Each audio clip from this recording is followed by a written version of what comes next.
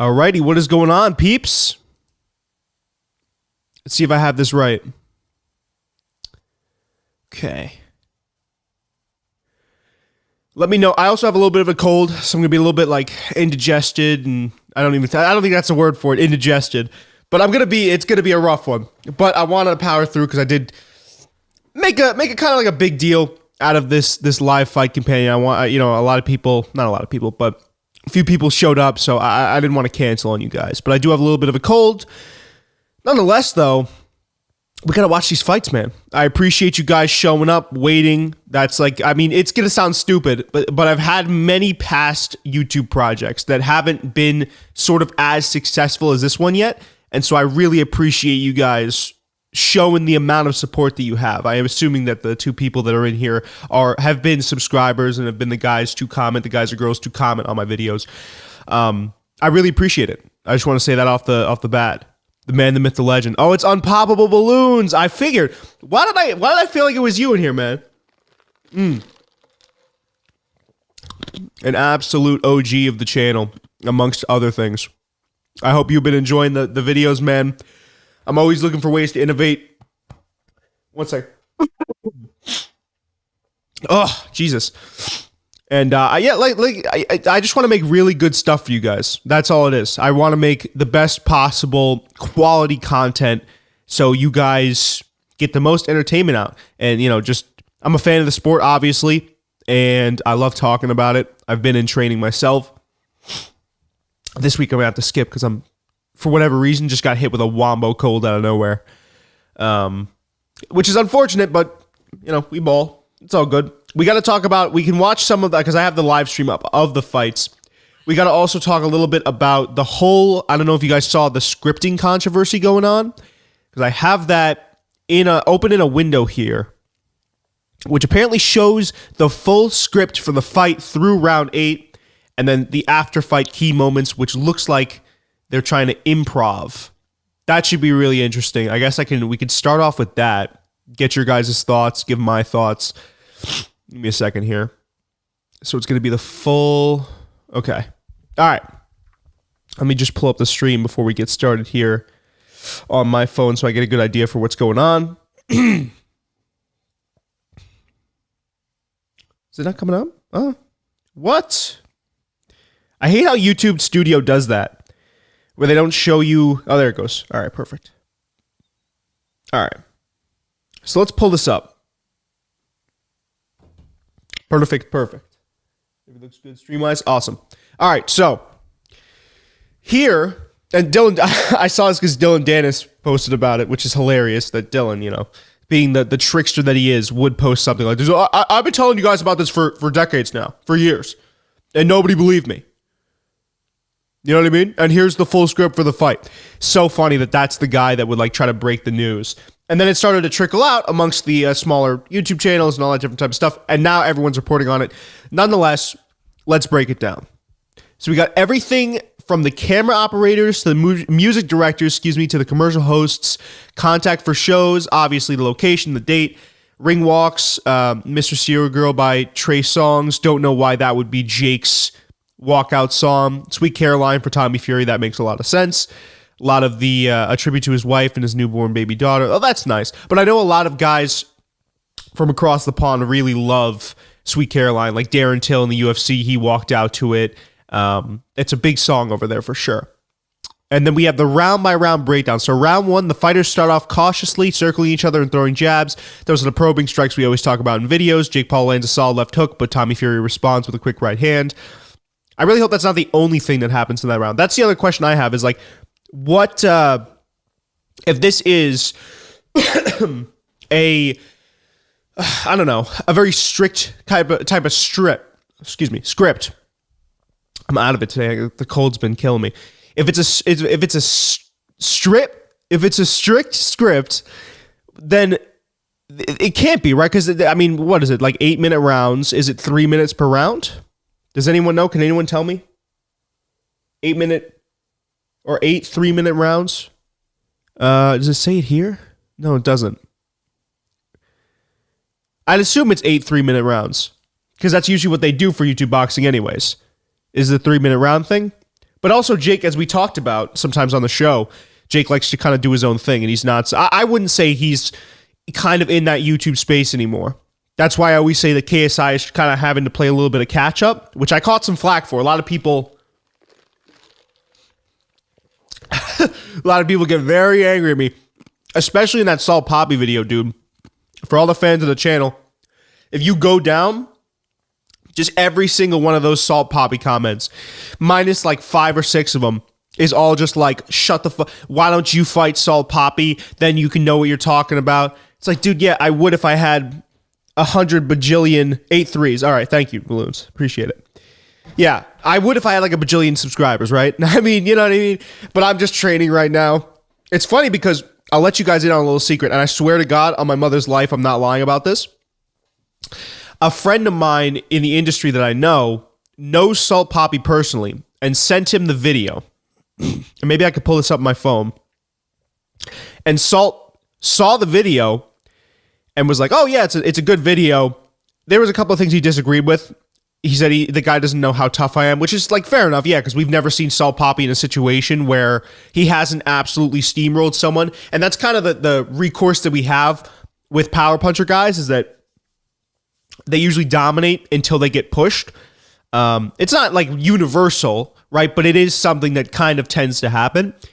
And so I don't know how tough really Salt Poppy is, but I'd say it was a fair analysis.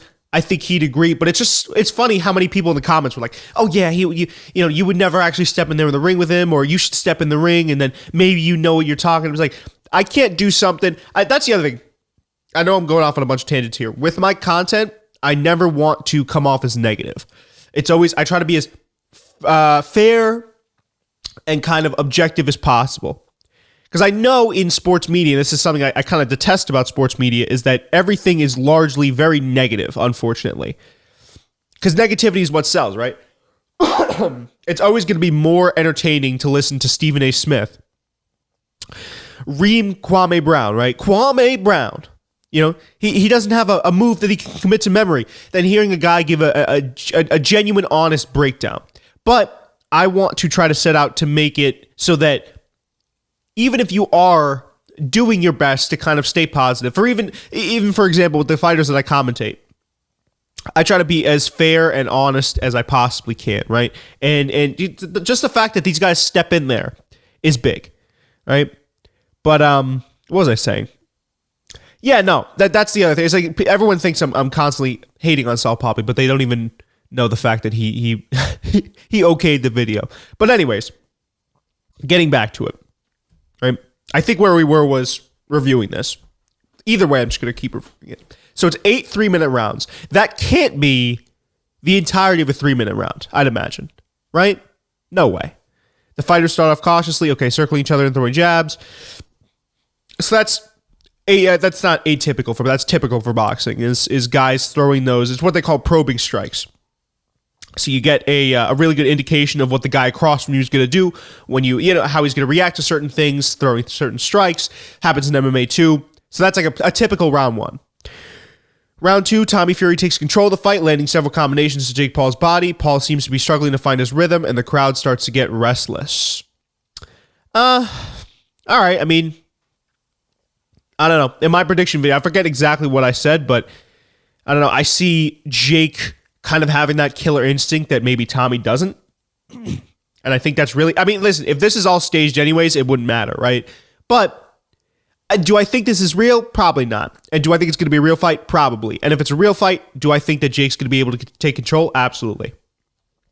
I think that's a lot more believable, right, than say, and sure, yeah, like Jake has mechanical issues. I don't want to, that's the other thing. That's what I was going to get at, is a lot of people think I'm slobbing Jake Paul's knob, which sometimes I could see how that would come across that way. But honestly, I mean, for what he's done for the scene and what guys like him and KSI have done for the scene, guys with, by the way, real talent, you know, I think it's pretty irrefutable to talk about their upsides, but you also have to talk about their downsides, right? So Jake Paul's footwork, not always the best. I think he's been tested really well in late fight situations and fights that were definitely difficult for him, right? So against tough, strong opposition. And I think that's really, really a vital experience for any young boxers coming up. That's also, and I'm going to reference videos that I made a bajillion times in this live stream here, but 2 videos ago where I did the slanderous Jake Paul article. I mean, that article was like, oh yeah, he's not a professional boxer. He's never faced real competition. Come on, man. Really? Are we going to do that? Yeah, he's never faced a professional boxer. But I think they even said he's never faced, I'll pull it up. Hold on. How to change the bit rate. Let me just change back to just talking. Okay. Uno momento, por favor. We're going to go over the article real quick. Not go over it, but we're going to I want to see what they said again. It was bad left hook. And if I'm blatantly slobbing Jake's knob, these guys are blatantly hating. Okay. Uno momento. Photo. Okay. Jake Paul or Tommy Fury will soon be... Okay. Where does the hating start here? Oh, so basically this is a publicity play by the WBC, and it is hilarious that the organization would use the word discrimination with regards to Jake Paul or Tommy Fury for that matter. At the end of the day, like I said before, it is what it is, but man, I bet whoever those guys are, or the aforementioned Sako, whoever those guys are going to be pissed about this news. By the way, I'm sorry I'm not more of a boxing purist. Maybe I'll have to look into these guys a little bit more, but I say in the video, I think that's one of the problems with boxing is like, it's kind of like Major League Baseball. It's like, I couldn't tell you anything because they don't really market their players the best. He demonstrated punching power and improved skills as well as a solid chin. Tommy Fury represents a clear challenge to Paul in a battle of 200. That's what I'm saying, dude. It's just because I'm trying to find where they say respect to the show, okay, discrimination. Basically, yeah. At some point in this article, they go on to talk about how he hasn't fought professional, and they sit there and try to downplay the fact that he's fought Tyron Woodley twice. Tyron Woodley, you say what you want, that's a dangerous dude. Anderson Silva, even his older age, really, really one of the best fighters, obviously, of all time, but still a really dangerous dude. So you can't take anything away from that. Nate Robinson, there's no excuse for Nate Robinson. It's Nate Robinson.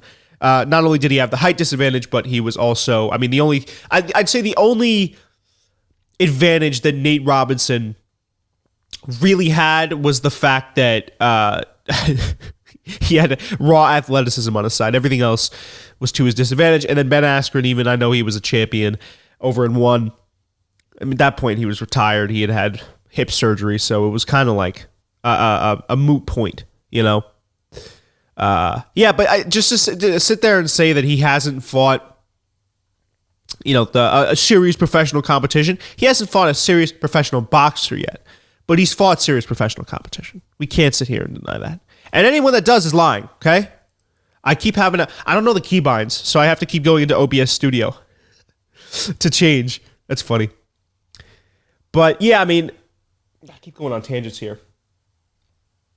I think you already answered this in one of your videos, but how do you see Silva versus Tommy going? Oh no, I didn't answer that at all. Is that something that's been announced? No way that's been announced.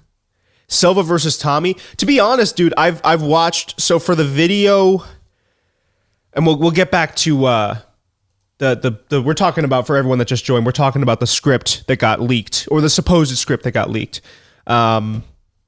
Silva versus Tommy. I mean, Silva looked good in that Jake fight. Can we watch? I don't know. We're not going to get hit with a big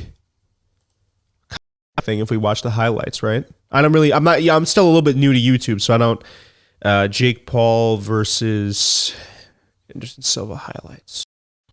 Because not like Silva didn't look good in that fight. He pushed Jake. And I've watched, again, some, obviously, for the preparation for my all the Tommy videos I've made the last couple days. I've watched a lot of his stuff, and I mean, maybe I'm being a hater, I don't know. But from my objective opinion, trying to be objective, trying to be fair, just who do you think would win? Yeah, I don't know, dude. Tommy, to me, the thing with Tommy is that there doesn't look to be a lot of, he doesn't look to have like a deep arsenal, It doesn't really look like, maybe I'll throw myself under the bus. So as I mentioned, I just started training. I'll see some of the stuff of him hitting pads, and it honestly looks like me sometimes hitting pads, where it's like, For anyone that's, I don't know if anyone like in this chat right now is training boxing. You'll start out, right, a typical kickboxing class is you'll start out repping combinations or ripping combinations, excuse me. Hold on. Just reset this thing real quick. My setup is failing me here. But you'll start off, I wouldn't risk showing it on stream. Yeah, that's what I was thinking. But I'll try to give my best analysis. I'm gonna watch the highlight just so I can get a better idea here. So you start out in a kickboxing class. Is usually you'll do, it's like Dutch style kickboxing. So it's 1-2 switch kick, 1-2 hook, back up, jab, and Tommy kind of looks like me when I do it. Like I always mess up with the combinations, and I watch Tommy hitting pads. I'm like, wow, that honestly looks a lot like when I do it. So that can't be a good thing, right? If I'm a guy that started training 3 weeks ago, and Tommy Fury is like, yeah, that looks like that looks like me training. And then when I watch him in the ring, amongst other things, he honestly, to me, you take into account the fact that he's probably fought some tomato cans in his day. And it looks like the only time that he's really had success against guys is when he's able to close in and they're not defending themselves. Because to his credit, he'll hit him with a good shot and the guy's backing up. And that's when you'll see Tommy start to boom, boom, boom, boom, boom, boom, you know what I'm saying? Unload. He's coming in with, yeah. But besides that, you'll see it's always like a jab, jab, step back, jab cross, boom. And it's like maybe a hook in there. He doesn't really have a deep arsenal, which Anderson Silva has. If you watch any of his MMA highlights, if you watch his fight with Jake, which I have up on the screen right now, Anderson's poised, even in his old age, he's poised. He throws very well. He cuts angles very well. I mean, I want to also see, maybe it's a little bit too early of a prediction because I want to see how the fight goes. I think Anderson gets that. Because if you give Jake Paul a really good run for his money, a guy that, again, has his mechanical issues, but a guy that's talented, young, Anderson Silva's still a big player. And he's still got speed. Like, I'm watching him right now. Fantastic defense. But I think one of Silva's best attributes is his footwork that allows him to set up those shots. And I don't see Tommy having the mobility to keep up with that. I got to be honest. So that's a very roundabout way, Balloons, of answering your question. I think that Anderson Silva gets that. But I want to see how Tommy looks this fight. Listen, I could be completely, wrong, dead wrong. I could be a silly salamander with my prediction here. It just looked like with the test that Anderson Silva gave Jake, where it's like that is, I think everyone unanimously agrees. Excuse me, that Anderson presented the biggest challenge. And we all thought before the fight, I'll speak for myself and my friends, we all thought before the fight that Anderson would present the biggest challenge. That Tommy, is he really giving Anderson a run for his money? I don't know. I don't think so. But what do you think? Let me know what you think in the chat there. Woo! See, this arm keeps, hold on guys, 1 second. Sorry. Production problems. This is not a $500 studio setup here. Hold on. Uno momento, por favor.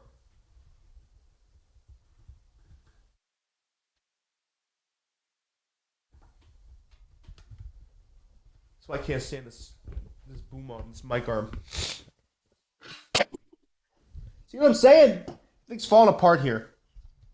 Technical issues on stream. 1 sec. Be back up and running in a second. There it is.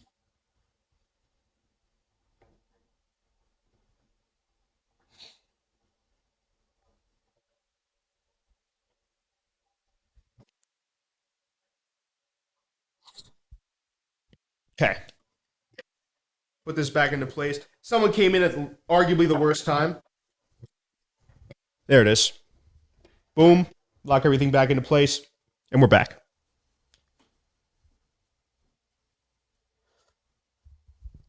Yeah, Jake has some undersung defense, I think. But you see, like, I'm watching the highlights too. It's like Silva was kind of...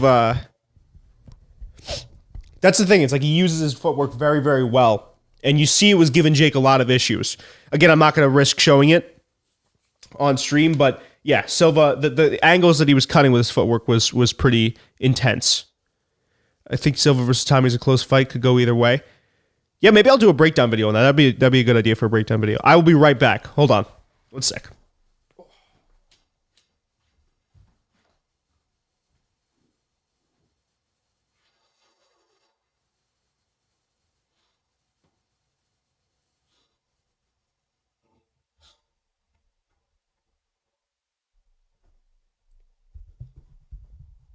I apologize about that. It's not easy doing this. And I'm competing with the GOAT. The Wade concept. Damn it. No. Can't be. That guy's awesome. I got a couple comparisons to him in the comments, and I was like, wow. To be compared to that guy, because he's one of the best. If not the best. I think he's arguably, I don't know, True Geordie's up there in the scene of combat sports YouTubers. Who do you got? You got Wade, you got Geordie, you got for MMA, you got the MMA Guru, you got, all of the boxing guys. Teddy Atlas's podcast, pretty good. Daniel Cormier in MMA, all that stuff. Wade probably gonna hit 300K this stream. Yeah, what is he at right now? What's Wade at? I thought he surpassed 300K already. Interesting. Oh, here, wait. Let's see. He's got 12K watching his stream right now. Oh, yeah, so he's at 296K. Yeah, what a GOAT. What an absolute legend. Would love to shoot a podcast or something with him soon. We should probably get back, though. Let's see. Okay. Roundhouse FM has head-to-head with the Wade at the start, 296K. Roundhouse FM was a pretty good one. Yeah, that's always a good show. There's a lot of quality combat sports stuff out there. I'm glad, because the scene was kind of, on YouTube, it was kind of small. I think it is still a little bit small, but it's growing. So let's get back to these, to this blatant, seems like a script for the fight. Where were we before? We were round 3. So round 4, and I guess the stuff that's highlighted is key. There's also a star here, a random star. I'm not sure what that is. But Fury seems to be having trouble with his left eye. Jake Paul rallies, throwing... Oh, excuse me. We were on Mount there. Jake Paul rallies, throwing jabs and hooks to catch Fury off guard. Fury starts to backpedal, trying to avoid Paul's punches. Right, so that is the kind of like the prototypical, Jake will land a big shot. Then the other guy's like, oh, and then he starts to step back. Fury seems to be having trouble with his left eye, which is starting to swell shut. Paul takes advantage of Fury's vulnerability, landing several hard shots to the head. Round 5, Fury's eye is now almost completely closed, and the ringside doctor is called in to take a look. The doctor, determines that Fury can continue, but warns him that he may have to stop the fight if his vision deteriorates any further. Damn, this is it's kind of weird that round 1's breakdown in this, and for everyone that's just joining now, we're breaking down the so-called kind of script for this fight. It's weird that round 1 is a lot less detailed than rounds 4 and 5, but I guess that kind of makes sense. If you're going to script out a fight, like a story, right? You'd want it to get more intricate over time. Let me know if you guys think this in the comments, if that lends to the authenticity of something like this, or takes away from it, that it's getting more kind of specific as the rounds go on, or as the rounds go on in the script. But warns, okay. Fury's eye is now okay. Determines that Fury can continue, but warns him that he may have to stop the fight if his vision deteriorates any further. Okay, round 6. Paul smells blood, and he starts to press the attack. Fury is having trouble seeing Paul's punches, and he starts to take more punishment. Round 7, Fury's corner is now starting to get worried as their fighter is clearly in trouble. He's going to stay in Abu Dhabi. They urge him to keep moving and avoid getting hit, but Paul is relentless. And that, again, is that kind of killer instinct. That's one thing. If they are going to script out a fight like this, that would make sense. Because Jake Paul, let's just say it like this. If his fights are real, which I believe they are, he does have a fantastic finishing instinct. Fantastic. So this would be true to real life. In the final round, Paul lands a huge right hand that sends Fury crashing to the canvas. Fury tries to get up.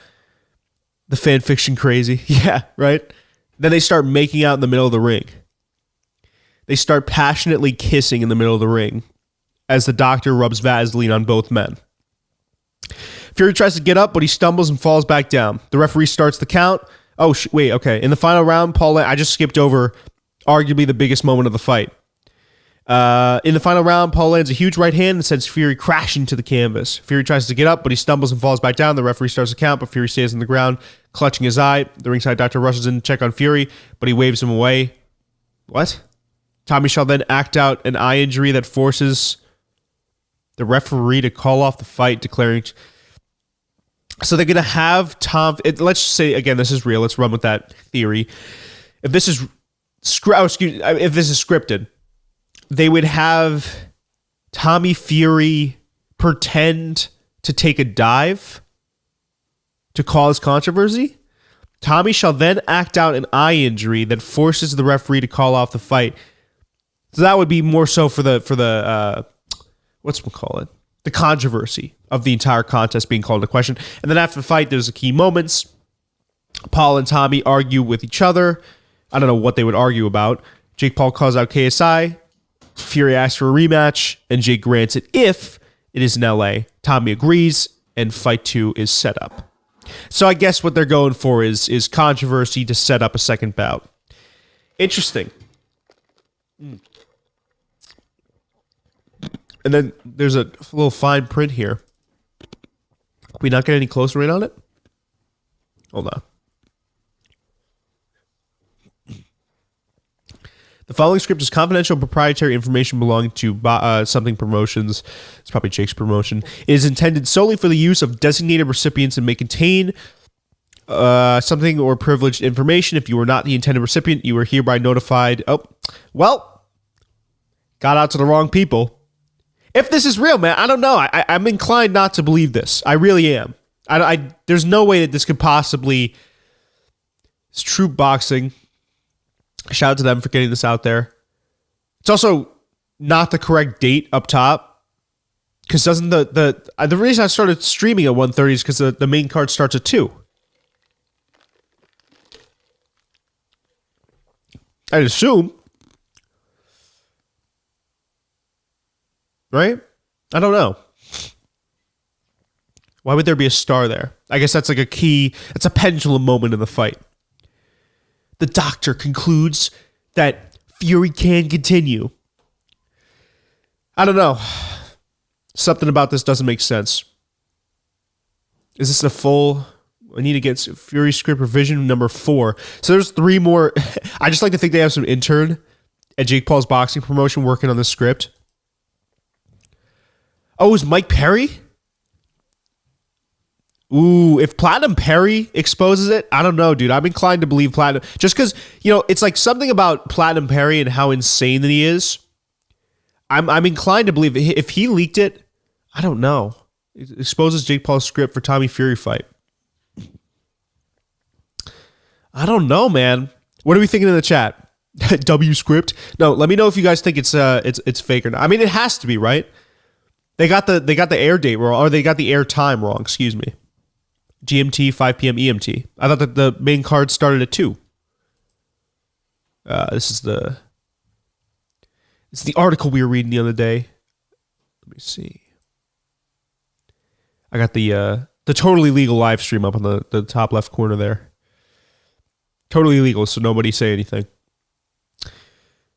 The Dira Arena in Dira, Saudi Arabia. Camera op, music director. I think there's multiple camera operators, so that could be another. I mean, obviously, there's not just going to be one guy operating the cameras in a gigantic event in Saudi Arabia. Excuse me, Saudi Arabia. I noticed I said that in my video. Who is your pick? It's a good question, Isaiah. You got Paul in 4? It's 8 3-minute rounds. I could see him getting it done in 6. We were talking about it before. I think Paul has a terrific finishing instinct. All right. We're gonna deny the existence of this script for a second. We're just gonna again roll with the theory now that this is a real fight and this is really gonna be sanctioned, and both these guys are really gonna be putting it all on the line and gonna be fighting. I see Paul probably getting it done within 6. I don't think, I mean, like, listen, Tommy is not a slouch. He has the base, bare bones essentials that you want out of a professional guy. But I think it's going to be, I think Jake Paul is going to, I think it really has to, for me, it's going to come down to that killer instinct. I don't think that Tommy has really faced that level of, the same level of competition that, who leaked the script. It was Platinum Mike Perry, excuse me. Is a former UFC fighter. And I think he fights for bare knuckle boxing now. My nose is so clogged, I apologize, guys. It's a cold stream today. But yeah, Platinum Mike Perry. KSI or Adrian Broner? Or KSI after or Adrian Broner? I don't think it would make any sense for Jake to fight Adrian Broner. I think it makes more sense for Jake to fight KSI, in my personal opinion. Because that's kind of like where we're leading to, right? Can we all agree? Mike Perry was meant to be the backup for Tommy if Tommy pulled out. No. Let's look it up. Mike Perry backup. Was he? Jake Paul was his backup. Oh, yeah. So he was the backup fighter. But then you have to ask the question, if Mike Perry leaked this, why would they send him the script? If this fight was a setup, why would they send him the script if he's the backup guy? You know? And realistically, I mean, how well can you script a boxing match? Because that's the common knock I see about Jake. That makes it seem more sketch. Which way? That Perry's lying or that it wouldn't make sense? Yeah. But the other guy that shared it was Dylan Dennis. But we know Dylan Dennis is kind of a trickster. Script defo fake. That's what I'm thinking. That's what I'm leaning towards. But yeah, I think to answer Isaiah's question, I think Paul gets it done, and I think he calls out KSI. Now it's up to KSI if KSI wants to accept that, because KSI can keep going with the zone, but the real money fight right now is Jake. And then what happens after that is going to be interesting. Like, that's left up to interpretation for sure.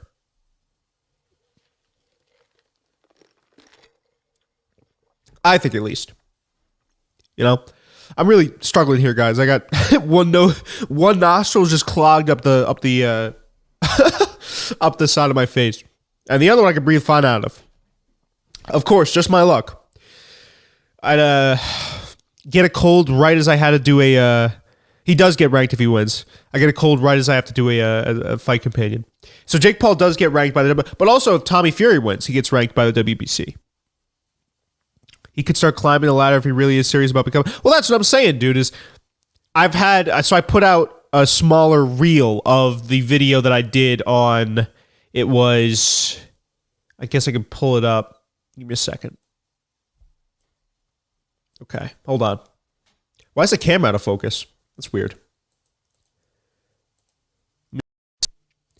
I put out a smaller reel of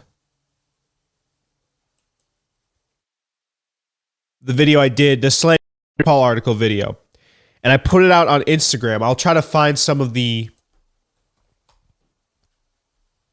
comments on this. A lot of people got pissed off at me, dude. A lot of people very angry. I'll read some of these for you guys. Got fantastic retention. It was a really good, well edited. Like, it was one of those things where it's like I edited it and I was like, oh yeah, that's nice. All right, here. So I'm going to switch back now. Okay, ready? So this is the I'm sure some of you guys saw it on YouTube. I'm just gonna let that play in the background. Can't stand Paul. There's some like positive comments, for clarity, neither should be ranked. Oh, all right. So this guy doesn't think they should be ranked. I personally, I don't mind it. And kind of the point that I was making in this video, in this reel as well, was that Jake hasn't had the prototypical amateur experience that a lot of guys have to go through, and I know that's a source of contention for a lot of people. What about Mayweather and Nate Diaz? Isaiah's going crazy.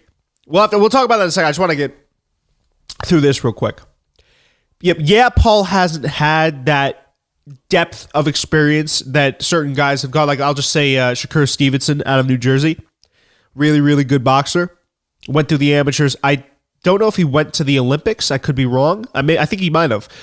But that's like usually, typically, how guys go through how they get to the pros is they'll go amateur and then Olympics, and then they'll usually after the Olympics they'll go pro, which is like a statement. Nate Diaz would have to be a one-on-one for MMA, one-for-one MMA and boxing. That'd be an interesting fight. But point is, Jake Paul is this guy that's one of these new breeds of influencer athletes. And I honestly, for me being a guy that hasn't boxed before, I don't see the problem with him making his own type of amateur experience. And I think now if he does get ranked after this fight, he now has that kind of, I don't know, it's almost, it's going to be interesting to see if he has the star power once he enters the WBC rankings to kind of start matching up. He has to start matching up with more official pro level talent. So I'm not sitting here saying that he doesn't have to fight pro talent, because I think he should, right? And I don't think Tommy's technically pro, but if he wants to get in there and fight a guy that's ranked in the WBC, I think that would do so much for his stock. But this is what I'm trying to say is this is the bridge fight. And this is the script that I always talk about with Jake. Not the script that got leaked by Mike Perry, but the script where it's like, okay, Jake is taking this alternate path, this route, where it's like you start with a basketball player, and it's like everyone's like, why are you boxing this basketball player? That's more of the celebrity type of freak show boxing event, right? Where two celebrities go at it. And then you have, I'm calling it now as if Jake is good, they will go Tommy is bad. Probably. Yeah, that's probably going to be the knock. And that's not because people want to discredit Jake. It's just that Jake strategically always leaves, and I'll get into this in a second. I just want to study it because it'll kind of chain into what I'm talking about with the script. Jake has a script where with everyone that he's fought, you notice that there's always a step up in competition. There's always a different type of factor that gets introduced. So with Anderson Silva is like the most mobile guy that Jake has ever fought, the guy with the most experience that Jake has ever fought. Tyron Woodley is the most power that Jake has ever fought, right? The guy with the most experience, and then Ben Askren was an MMA champion, and then before that, it was all these different things. Like Gibb was, all these things, right? Now he's fighting Tommy Fury, which is a pro boxer, and after that, and to your point, he'll probably go on to fight in the WBC rankings. But what Jake Paul does, another good thing with this path that he's been taking is, not only does he introduce more factors with every dude that he fights, he also introduces more, I'm going to switch this back to talking, he also introduces more questions that people can ask about him. So after, let's just say the Nate Robinson fight, it was like, okay, yeah, but let's see him fight an actual fighter, right? Then he fights Ben Askren. It's like, okay, let's see him fight a fighter that's not retired and has hip surgeries and is not 40 years old, super duper old. And he fights Tyron Woodley. And it's like, okay, let's see him fight a boxer now. Then he fights Anderson Silva, which is like arguably one of the greatest fighters of all time. And it's still like, all right, let's see him fight a boxer. And now he's going to fight a boxer, but it's like, all right, now let's see him fight someone that's ranked in the WBC. So you understand, like, for those guys, and I'm not saying I'm in on this. I'm not saying I know anyone or know anything more than anyone else. But if you look hard enough, you can kind of see that there is this common theme amongst Jake Paul's fights. They are carefully handpicked, but it's not to blatantly favor Jake in fights. I think it's more so to further Jake's career in a big way, if that makes any sense. And with that, I'll be right back. I gotta go blow my nose some more.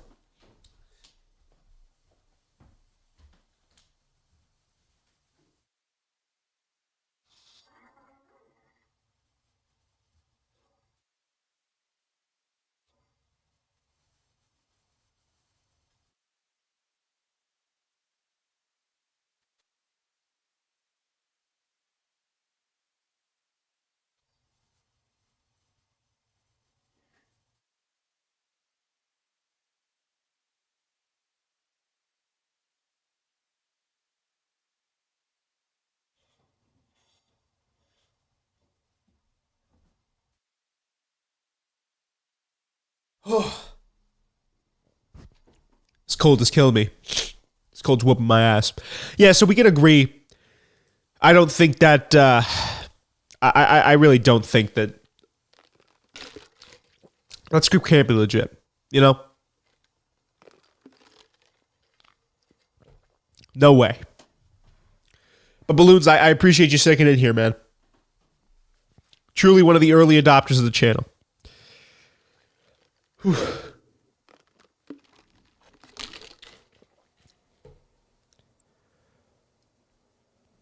Truly one of the early adopters. An absolute goat. An absolute legend.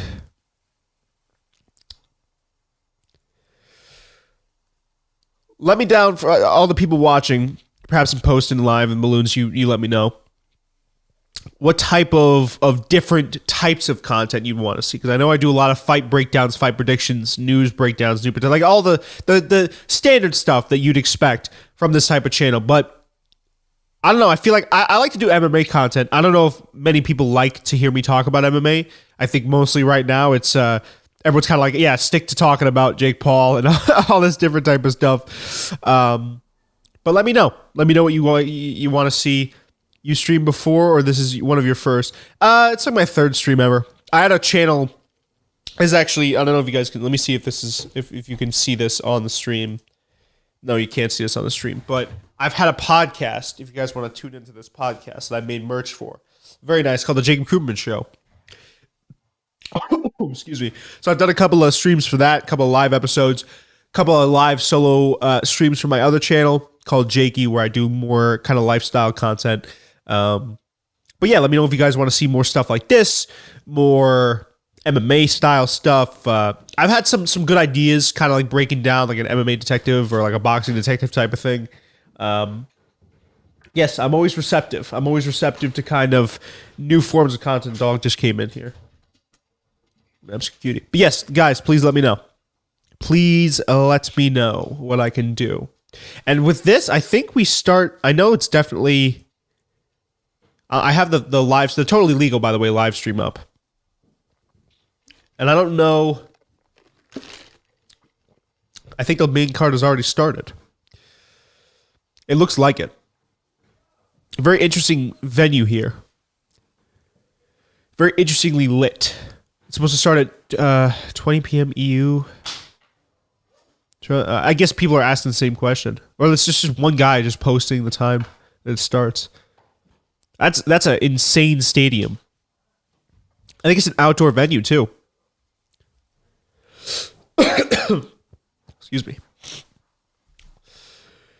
So it's an outdoor venue, which makes sense because Saudi Arabia is very. If there's anywhere that you can do an outdoor, I mean, I feel like honestly, well, it's at night, so the heat wouldn't be too bad.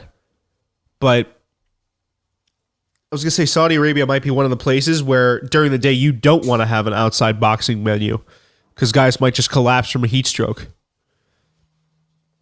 But at night, I mean, I'm sure it gets. Let me check the temperature actually. Temperature in Saudi Arabia right now. So even at night, get this, guys. Even wait, what? Wait a second. So right now, apparently it's 74 degrees. And over there, what's the time? Time in Saudi Arabia. So 74 degrees. It's obviously at nighttime. It's 10:17 p.m. and it's 74 degrees. That's how hot things are over there. That's like a nice, cool little breeze for the boxers, though. You know, that's how many pay-per-view do you think this sells? It's tough to tell. I know they release those numbers after the fact, right? I can't imagine now. Like I know so many people know about these. By the way, totally legal streams. Can't stress that enough. So many people probably legally stream it. If you catch my drift, that they're not really gonna pay for a pay-per-view. That's the big question in my mind. Is like how many? Because it would mostly be. I'd have to think it would mostly be.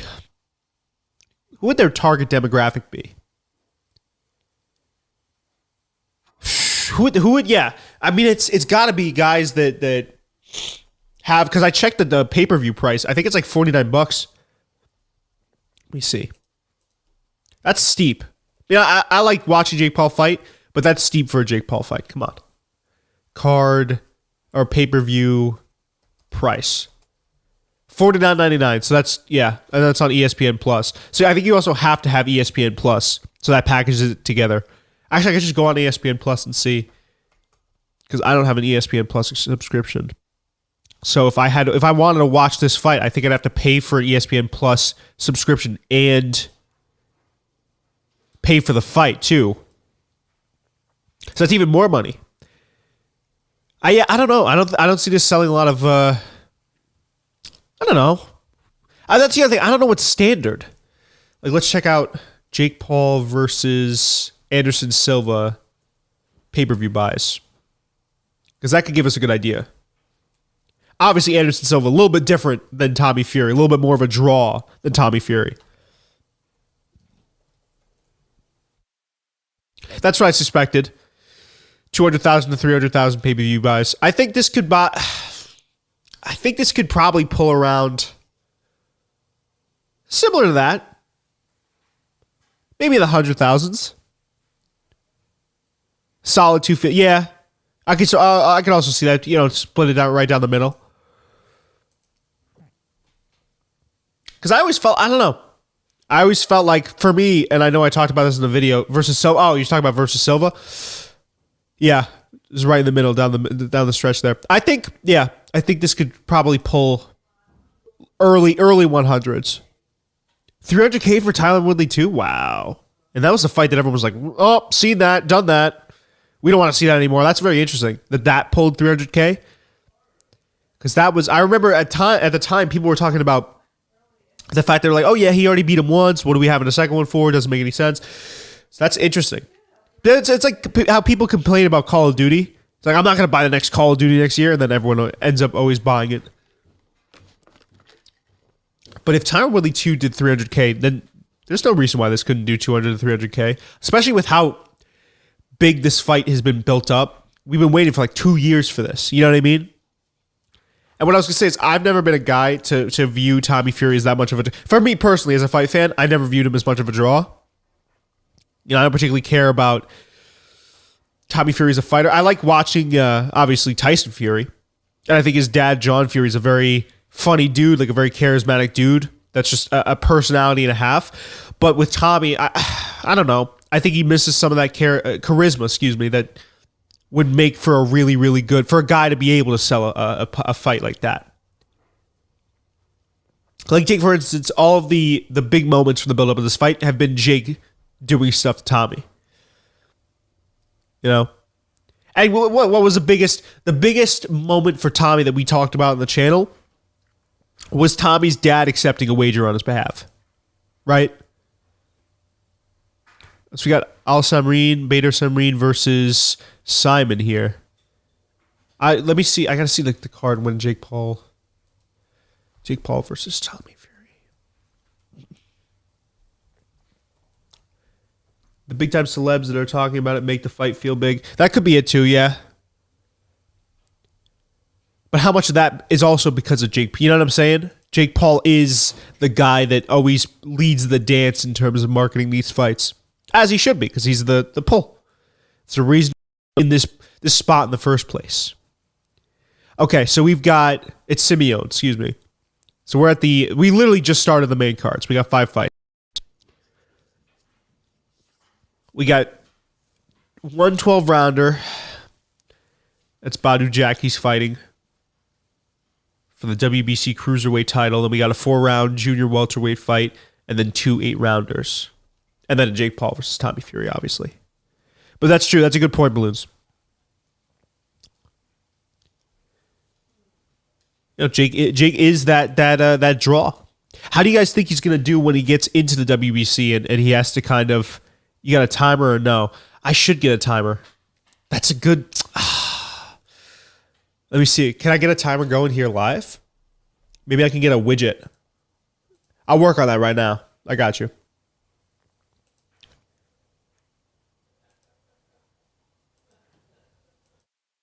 Now my totally legal stream is buffering. I gotta get this time before the fight starts. Okay, boxing timer. Let's just do like this, and I'll try to sync it up at the beginning of the rounds.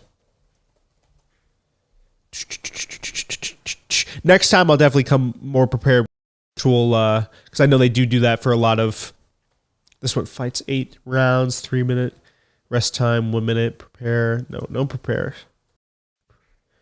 And round warning. Okay. It's gonna be so. That's funny. All right. So what we're gonna do is we're gonna minimize this window, and we're gonna try to do the best we can here with our limited production quality for now. For now. Okay. This might have to do. Let's see. Okay. And then pull this up. And then it's tough because I can't even show the totally legal stream for totally legal reasons. You know what I mean? Round 1 out of 8. Let's see. I don't know how to put in timers. Like I know they do for Rogan's stuff. He does those types of timers, but I don't know how to get those in there. It's something I got to learn for next time.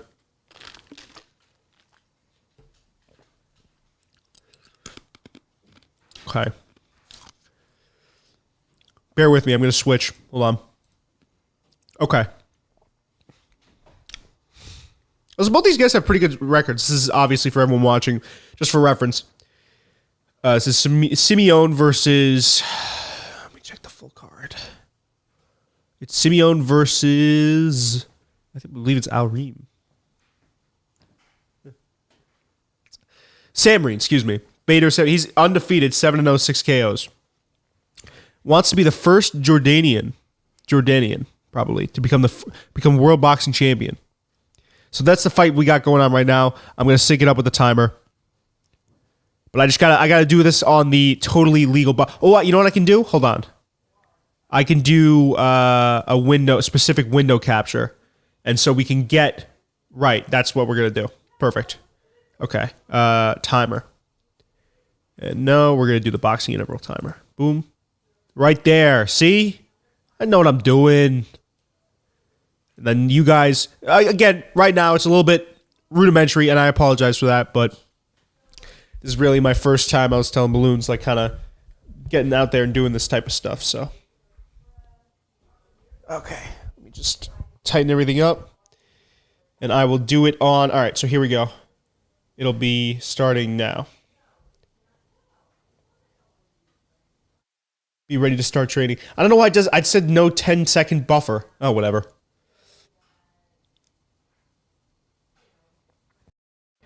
I hope that's good. You got a timer now, and it's down. What the heck? Why is it freezing now? Huh. All types of issues. All types of production. Oh, there it goes. Okay. So we begin with our first fight of the card. It's over already. Maybe you know what? I must be on the my totally legal stream must be lagging a little bit behind.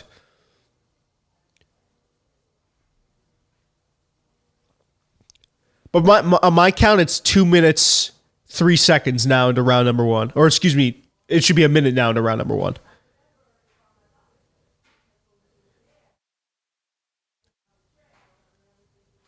But nice boxing there from Samreen. Very tight. Simeone's kind of coming in. Yeah. Oh, okay, that's must be okay. So you're really ahead. You are really ahead, Balloons. Simeone kind of came in with those buzzsaw type combinations, left his chin way too exposed. Totally legal stream. It is super duper behind for some reason. Do you have another totally legal stream that you're using? Turn this round timer off. Boop. I won't spoil fights then. No, but I need to get, if you have you didn't buy it, right? Or did you buy it? Because if there's again another wink wink totally legal stream that you could put us onto, Mams Taylor isn't going to be. Oh, you have the pay per view. That's why. So naturally, the stream's going to be a little bit behind. Well, for those watching, an absolutely fantastic performance there. Whew, by Sam Reen. Notice his man came in, got a little bit overly aggressive. He also had the height advantage, it looked like. And was able to kind of just. That's the thing, is like counter striking is such a good art. If you could really master counter striking, it's almost like a really effective jab, too. The one piece isn't real for me. What piece? What do you mean the one piece? Oh. All right, hold on. Uno momento. Gotta get this down.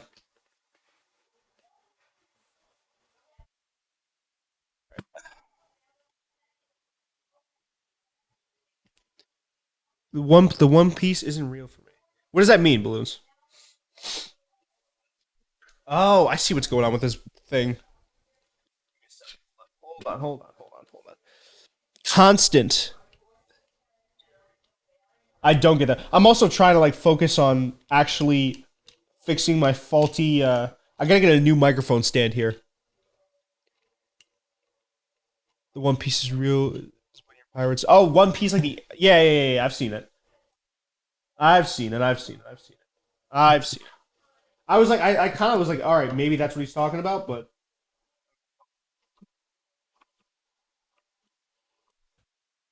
I apologize about this, guys.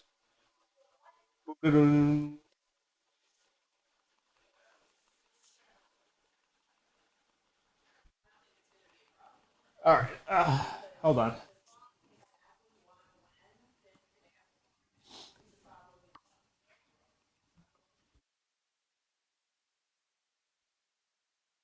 All right, get this hooked back in. I gotta. Maybe it's time I invest in a better microphone stand because this thing is failing me big time this stream. Big time. It's a no bueno microphone. Well, no, the microphone's fantastic, but this microphone stand, I have been using it a while. It just kind of is like wearing down. So fantastic first fight.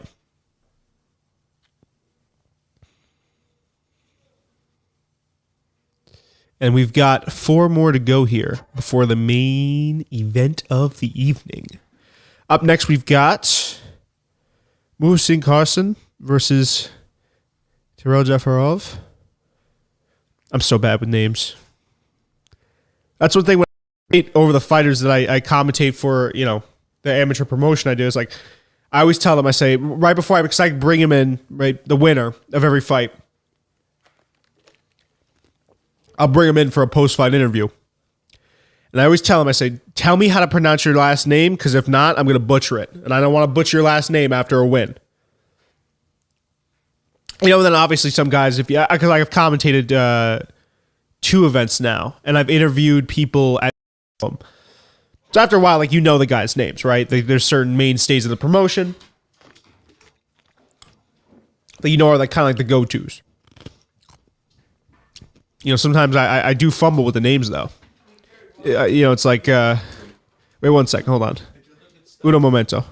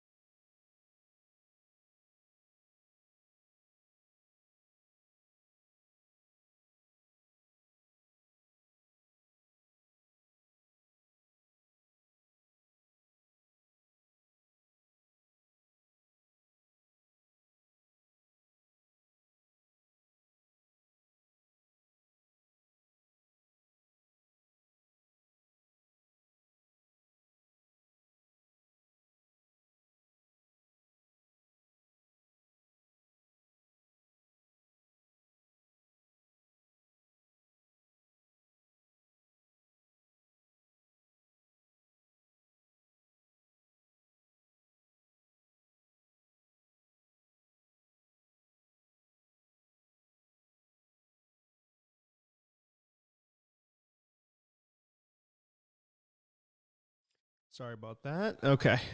Gotcha. All right. Just had to run to the restroom.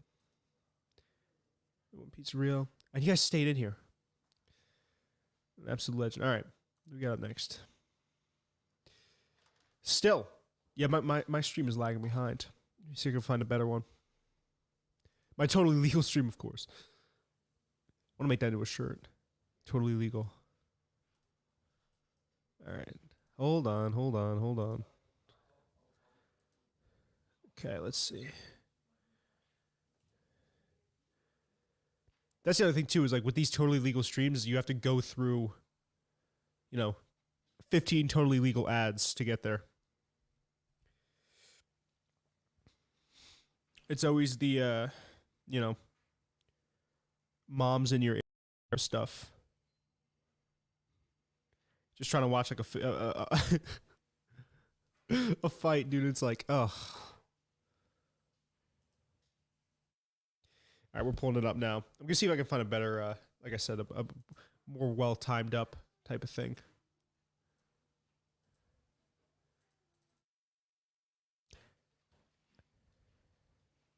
I know sometimes too when I'm like, okay, good. Stream sounds good. I notice too when I try to go on these streams, sometimes my computer will kind of lag. I guess with the amount of pop-ups it's trying to send up.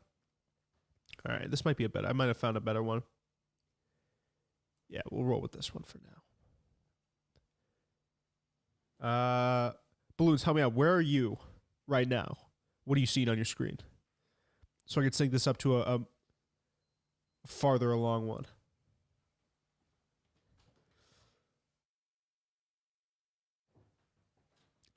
Got Logan Paul's handsome face right now in slow motion. Oh, that was just just a stream lagging.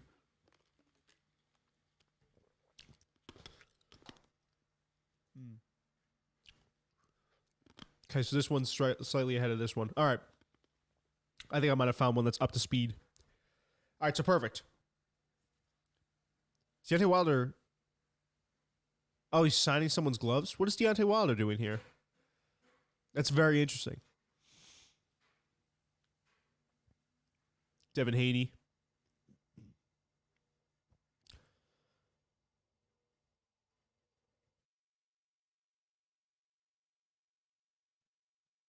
Look at Devin Haney there. Again, very interesting outdoor venue.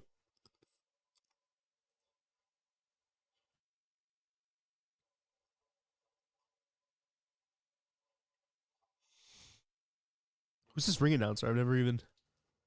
Looks somewhat familiar.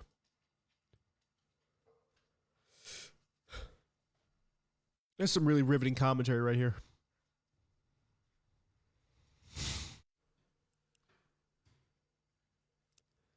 All right, here we go. We got our first fighter coming out for the second main event of... Or excuse me, second main card fight of the evening. I should say main event.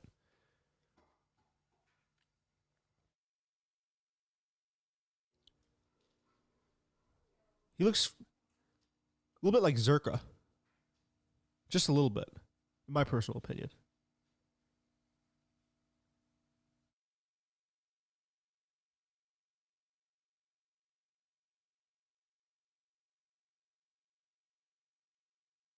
Making his way to the ring now.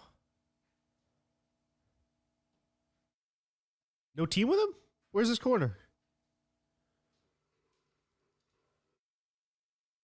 Is this corner already there? It's very odd. Man, these streams are so... They always like freeze up on you.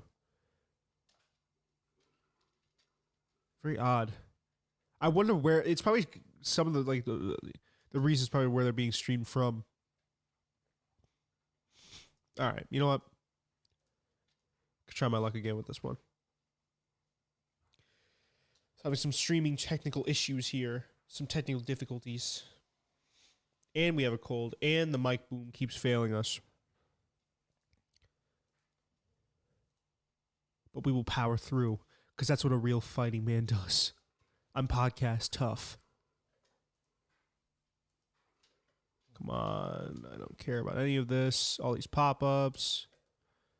I don't care about it. This is the furious clicking you hear is me, the sheer amount of pop-ups that are just hitting my computer screen right now. All right, you know what? We're just going to get out of there. This is the problem with these totally legal streams, man. It's a betting website, a blocked ad, or a swipe ad.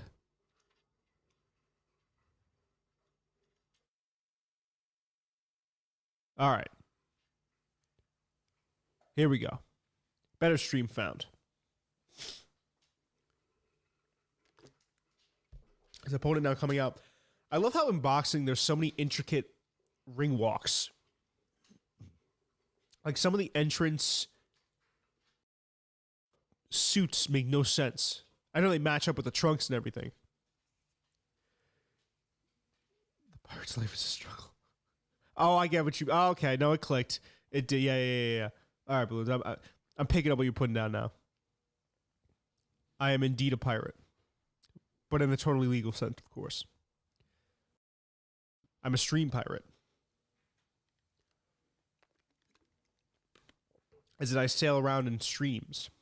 Okay, we've got Kazan, 10-0. So they put a lot of like high-level talent on this. Tariel, Hafarov. Taylor, dude, Hafarov's 36. Wow.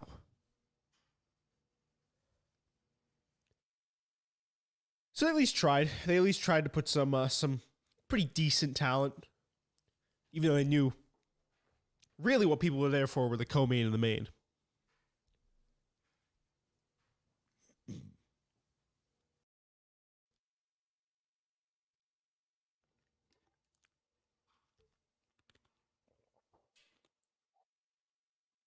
Got a scented candle.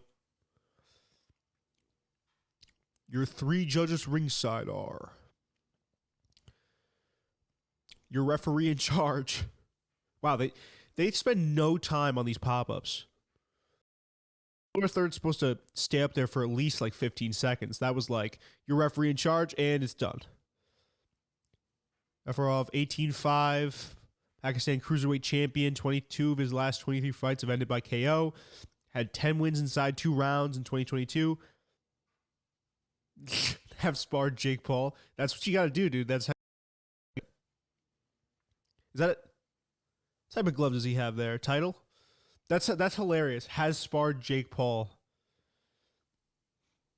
If Jake Paul beats Tommy Fury, this man could be looking at the next shot at the throne because he sparred him.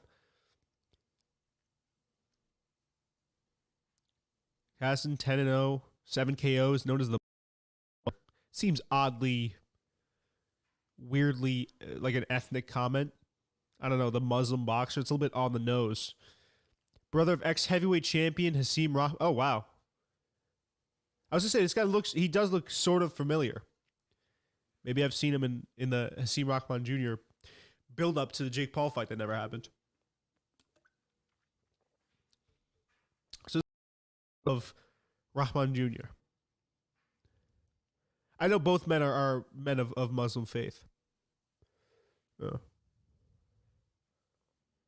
to call him the Muslim boxer just seems like, what? That'd be like if they called me the Jewish, I don't know, Jewish boxing analyst. It would be like, what does it matter if he's the Jewish guy that reviews fights? All right, here we go. Fight is just starting for me. Hassan's opening up. Ooh, nice. Oh, my goodness. Hassan scores a huge overhand, and that had Jafarov wobbled on skates. Ref's giving him the count. He's going to be able to answer it. But yeah, Jake is called the problem child. And some nice shots there. Now Jafarov returning fire a little bit. Hassan really using the jab well. And that jab backed up Jafarov a little bit. Not because it hurt him. It's his Twitter. He named himself. It's his Twitter handle. That's pretty... from what I've heard, you can't really, if you're in the fight game, you have to have other people come up with your nickname for you. You can't just, well, that's all nicknames.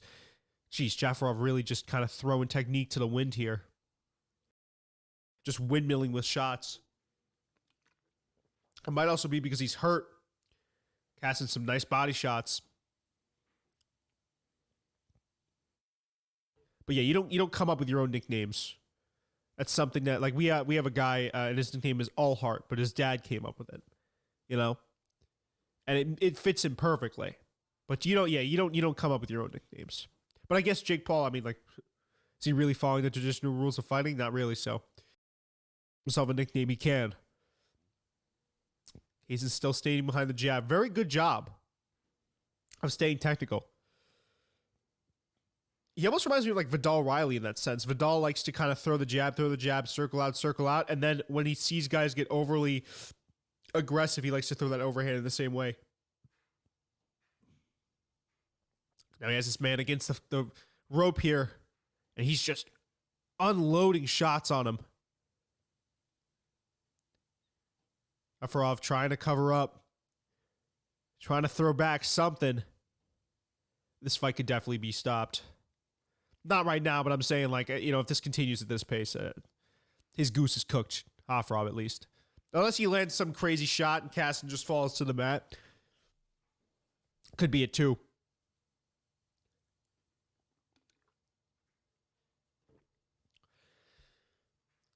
And if these fights continue, I mean, it just, dude, Jafarov is just, he's not even walking himself into shots, dude. He's just swinging. He's falling into shots. All Casey really needs to do is stay behind the jab and just look for his opportunities. 15 seconds left here, round number 1.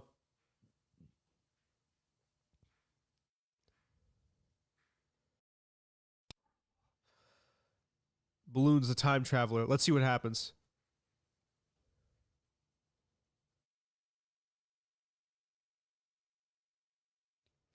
Which a balloon? You must be really ahead of this stream then.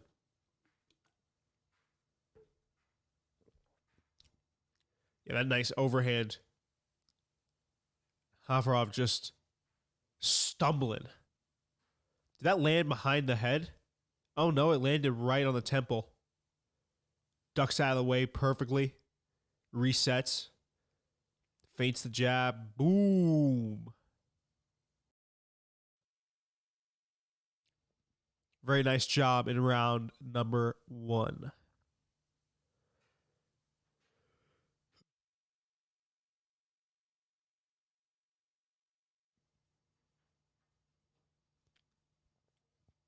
So Jafarov, do they stop the fight? Is that... No way they would stop the fight, but come on. What?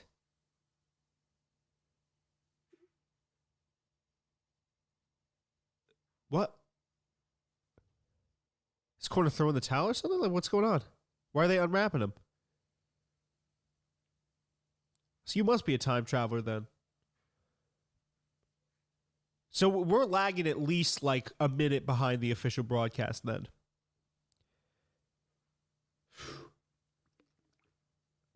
Not quite sure why they stopped it.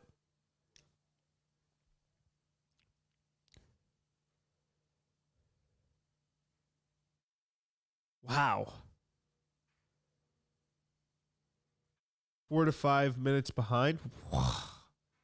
Jeez. The corner stopped the fight. I mean, I guess, yeah. I mean, it wasn't exactly competitive. I don't know. I think you give your man one more round. Self out. He's owed that at least, I feel like. Personally. You know what I mean?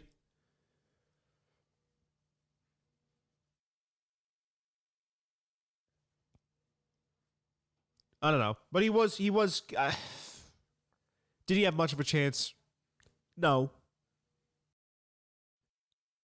Give him the benefit of the doubt. They gave him something that's so funny. What did they give him? A medal?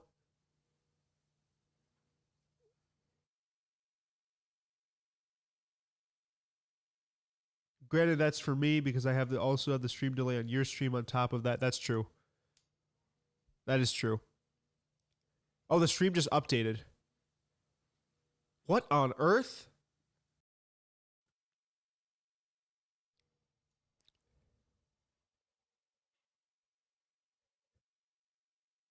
What? See, this stream is jumping all over the place.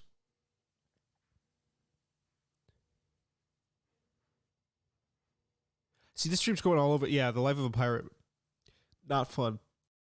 See if I can get the BT Sport.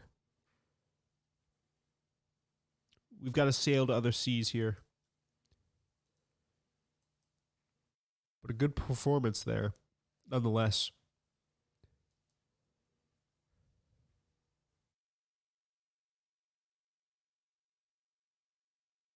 A fantastic performance by Kassan.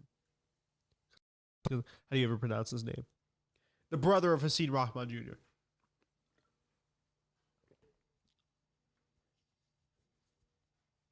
See if we get the stream going.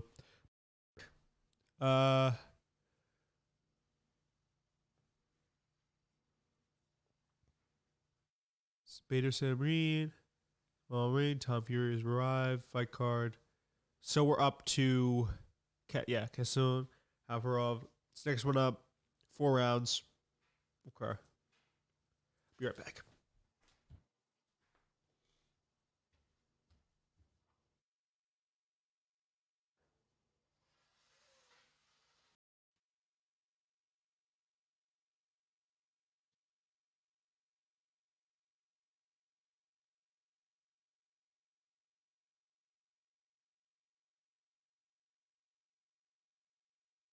Oh. This cold's really kicking my ass. This cold is demolishing me. If this were a fight with my cold, Joe Rogan would be screaming, he's hurt in regards to me. It's how much this cold is kicking my ass. Came out of nowhere, too. I think it was from where I was rolling around, because I roll jiu-jitsu as well as participate in kickboxing. I think one of those dudes gave me something, not like that, but gave me probably the cold. If I had to guess. All right. In the process of finding a much more updated, I just can't. I mean, credit to you, Balloons. You can get the pay-per-view. I'm not balling like that right now. Hopefully, I will be balling like that in a short time. But right now, I don't have Jake Paul pay-per-view money. I just don't. A little bit of a broke, just a little bit of a broke boy, just a tiny bit, little wee bit. You know what I mean? Okay, Pirate Life, super legal Pirate Life. Still have not been able to find. Does anyone know any good locations? If you know what I mean. All right, we got one here. Hold on, let me see. See, the pop-up I have right now is it's a 5-minute timer. It says looking for sex in your area tonight. I know. That's like, come on, man. Having to be subscribed to ESPN Plus and then also having to buy a pay-per-view is crazy.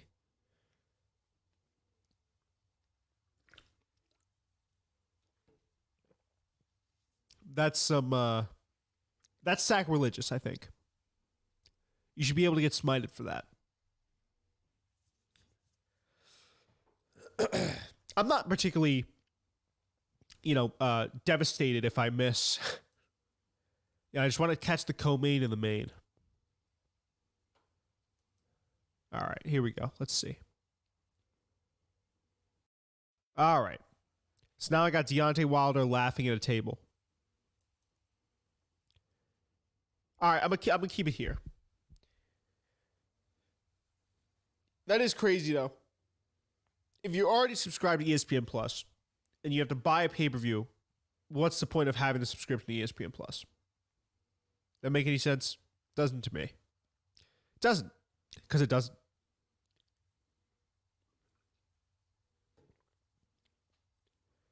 Is this Devin Haney and who arguing? Or they're not arguing, they're just... Is that Jake? Please tell me that's not Jake Paul wearing a ski mask. I think that might be Jake Paul wearing a ski mask and a hat. What a weird combination. That is Jake Paul. Ugh. Why would he be doing that? It's an odd combo.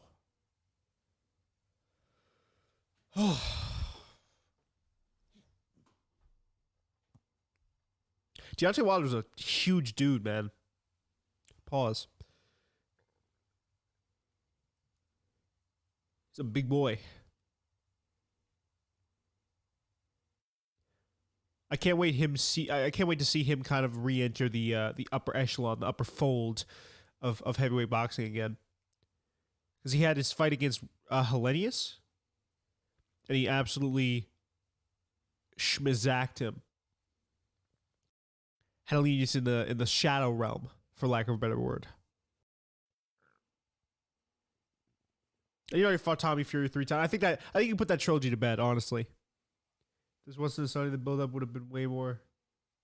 Yeah, for some, I mean, I know that in Saudi they try to keep everything nice and like kind of, they don't like the rowdiness, which I can respect.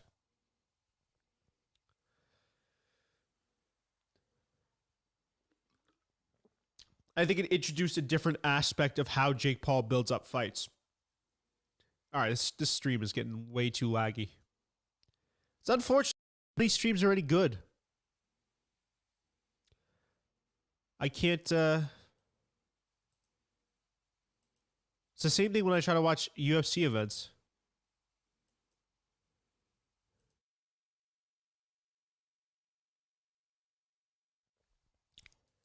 So you're forcing me to actually watch and pay for the pay-per-view.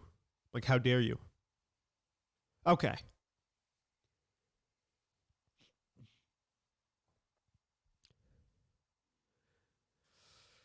Oh.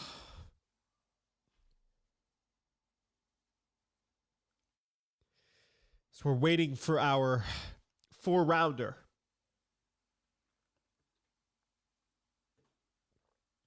For the junior cruiserweights. Tommy Fury has such an interesting body type. He's got like a huge upper body. And then he's built like a Dorito. Tommy Fury. That's no disrespect. I mean, he's a good-looking guy. He's in shape. It's a very interesting kind of concave he has.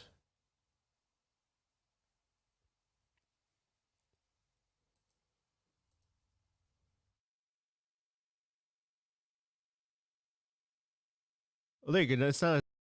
Yeah, it's like a. I think it is the prototypical combat sports body you want to have. It's like built like an anvil.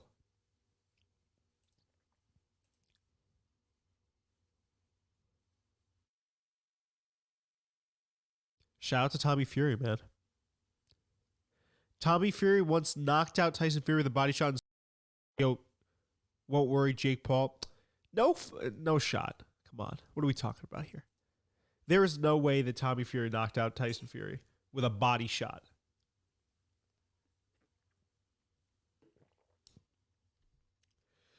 Tyson Fury is Tommy Fury if he ate another Tommy Fury. There's no way that Tommy Fury landed. And you see like the amount, like, listen, for what you want to say about his, yeah, he's out of shape. He doesn't really eat well. He doesn't. But that almost plays into his advantage. Sometimes guys, when they have that big gut, it even helps them a little bit. You know? It's all about resistance to body shots. It's what we do. We always do abs after class.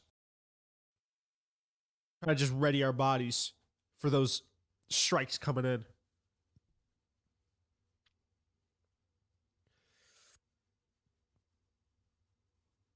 How does this fight affect LeBron's legacy? I'm watching the live chat here. G just said we can eat pork. Oh my god. Vince McMahon in the live chat. 60 minutes from now, come back in 60 minutes for Jake Paul. I just want to see the fights, man. All right, so we got Ronald Martinez versus Ziad Amayuf. And then the co-main and the main. So we're coming along greatly. We're coming along quickly. I might, you know what I might do? I might grab I'm gonna grab the tissues. Hold on.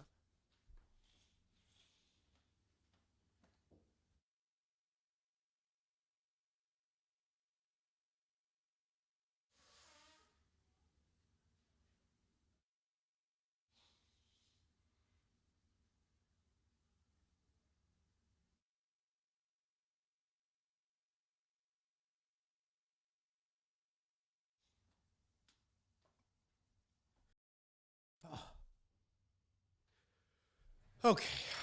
I don't understand why they're commercial. Like, why are we building up the fights? You know, we know what we're here to see. We don't want to see Joe Schmo fighting. We want to see Tommy Fury, Jake Paul, and that's it. What are we getting the build up for these other fights for, huh? Pal? What's that, pal? What is that about?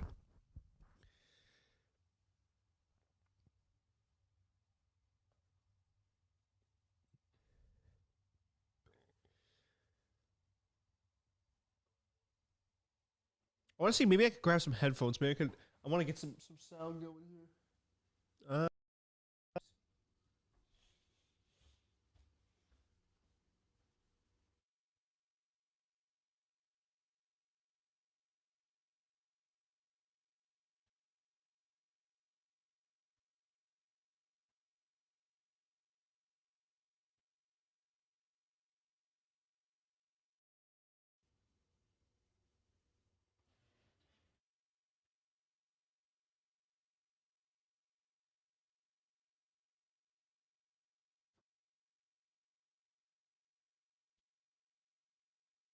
All right.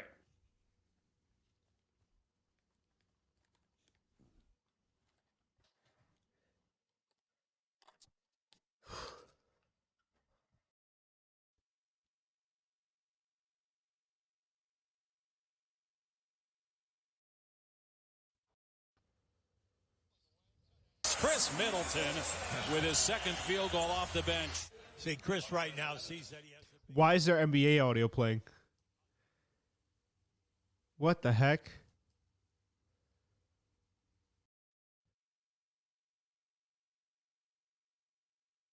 Oh, that's ESPN.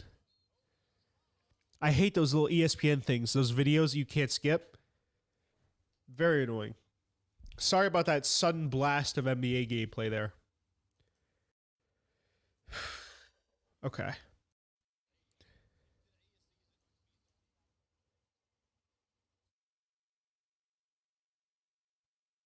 All right. So now I got sound.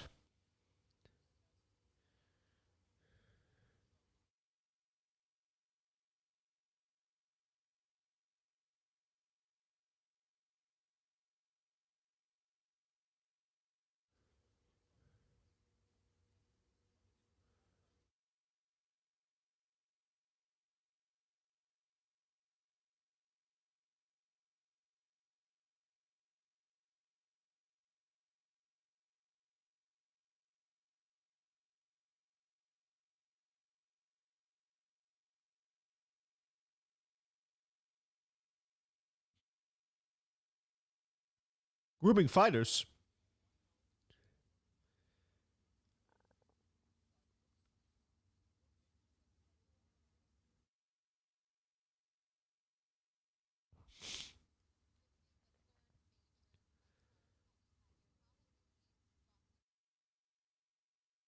Yeah, it's a good. They're talking about right now how boxing has grown in Saudi Arabia. That's a good point, man. It's combat sports starting to become big there. Yeah, big MMA cards too.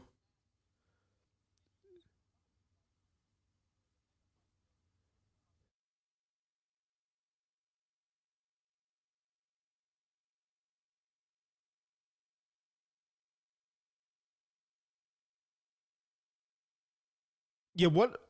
Maybe this makes me sound uncultured, but I wonder what is popular or like what the equivalent to America's football is over in Saudi Arabia. Would it be? would probably be soccer, right? Or football. I'd imagine.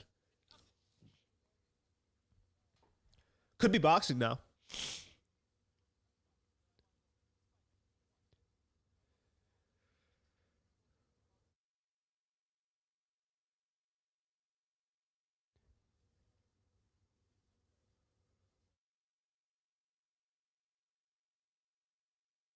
I really don't like. Why are we hearing these people talk? I just want to watch the fights.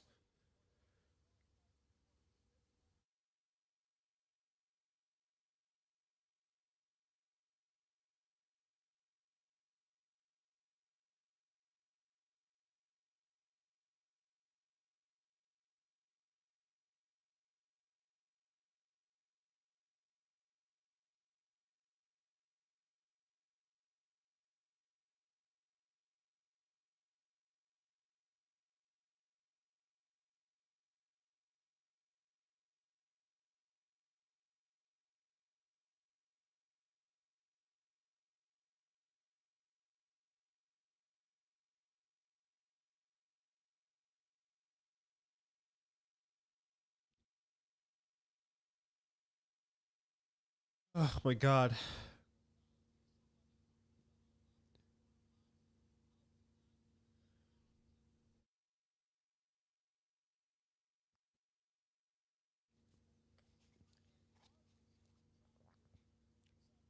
So is it confirmed that KSI is fighting Joe Fournier? You can let me know, balloons, in the chat.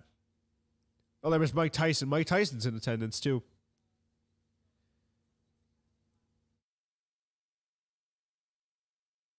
I just think that fight makes no sense. KSI and Joe Fournier.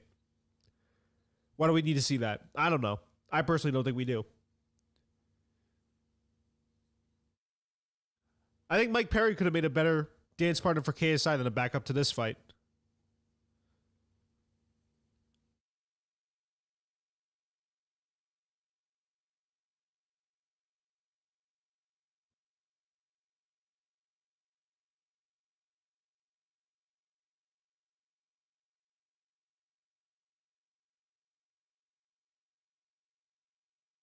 Oh, there's Cristiano Ronaldo. Suey.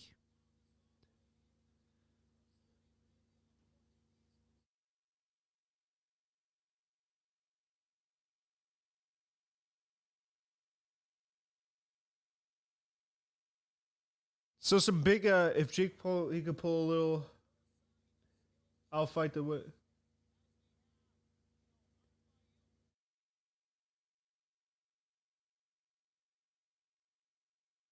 me see what you mean. If Jake wins, he can pull a I'll fight the winner of Tommy and KSI. Well, that was part of the the alleged script. It said I'll fight KSI or I'll fight. But yeah, if Tommy goes and that would actually kind of make sense because KSI has been, in my personal opinion, been trying to play catch up to Jake. So if they offer Tommy the KSI fight, and KSI gets through, then it's Jake next, and then if Tommy gets through, then that warrants a rematch. That's not a bad idea. It's not a bad idea at all.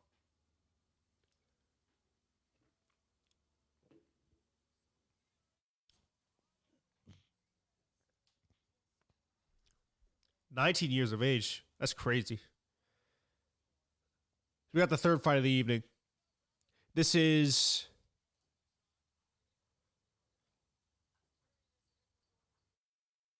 Ronald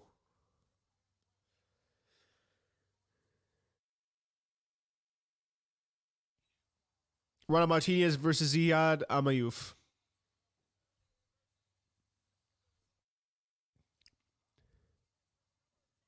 I appreciate what KSI has done with Misfits and all that, but I think it's clear who's the king of the scene, and it's Jake. But honestly, again, though, I don't know. Do you even call him a YouTube boxer anymore? I don't know. I don't even know if I would necessarily link him to that scene. Not anymore, at least.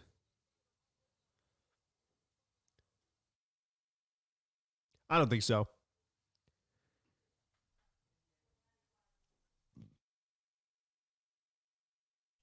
I do think Jake is the trailblazer that influencer combat sports needs. And I'm super duper. I'm going to be excited to see what he does when he steps in the cage.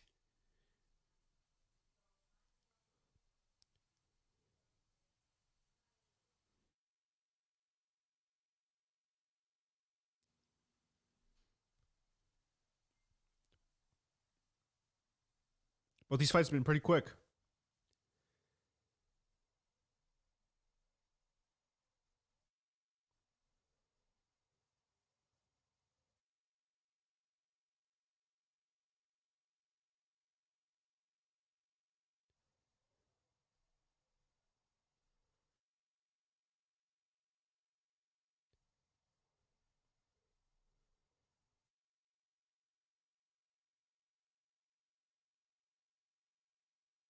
Production quality's nice.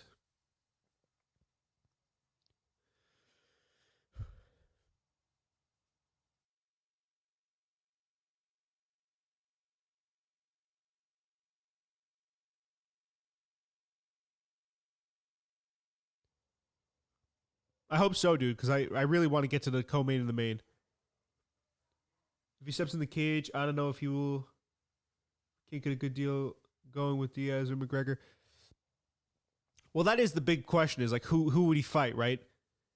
And it would have to be someone within the PFL's talent pool, or another celebrity they sign, to the super fight division. So there would be like a Nate Diaz, and there maybe Mike Perry's fought MMA before. That's another good one. That's another plausible possibility. By the way, for those that are just tuning in, we have our third fight of the main card.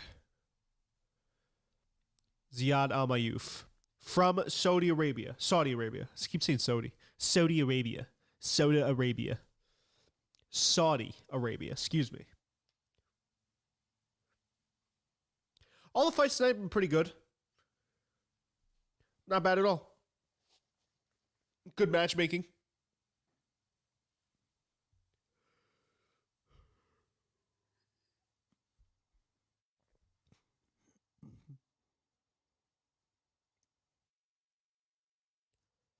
Seems charismatic too. Seems like he knows how to talk on a mic.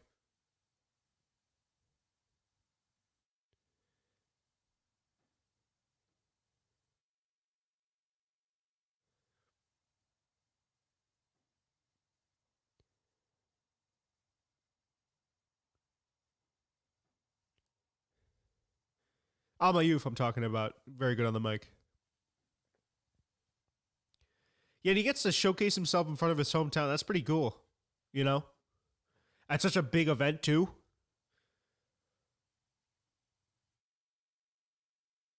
There's Deji. Deji's in the crowd. A lot of celebrities here. But either way, getting back to Jake Paul, either way he steps in there, I'm going to watch. Take a look at the tail of the tape.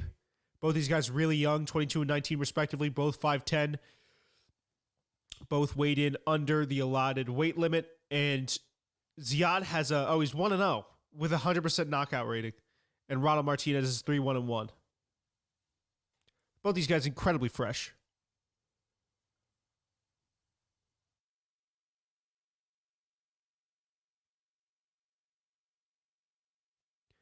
This cold is messing me up right now.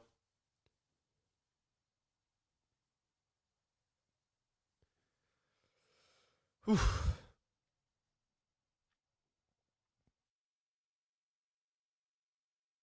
So I guess it would be it's a junior welterweight contest. That's why there's 4 rounds. Gary Kitanowski, Mike Hale, and Brad Williams. I know Brad Williams. Hector Afu of Panama. All right. Dude, there's so much. This is the one thing I can say about boxing, amongst other things, is that there's always such a build-up to these fights. UFC, it's a little bit more streamlined. Ronald Martinez turned pro in 2021, won his first 3 pro fights, ranked number 3 in Ecuador. Wow. Okay. 1 draw.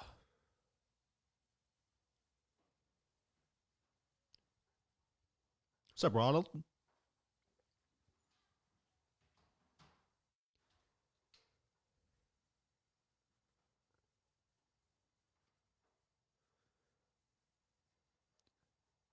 Ziad Amayuf started boxing age 11 in Egypt.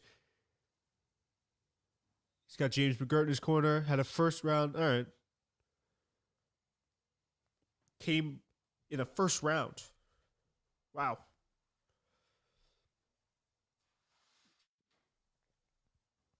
Both guys came in pretty good shape.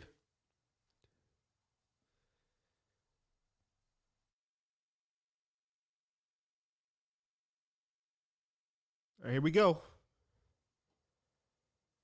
It's not the main event. Why are we doing this thing? I don't know why we do that. Gentlemen, you've heard my instructions in the locker room. If you like to touch hands now, or you like to touch gloves now, touch gloves. It's like, bro, it's like the third fight on the card. Just get it going. Let's streamline this process. All right, round one. Here we go.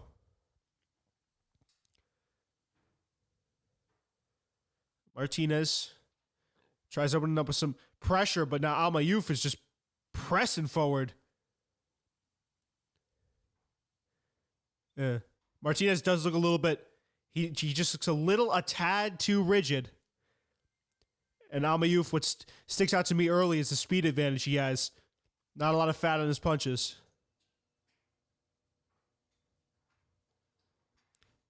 Yeah, it was a nice one too.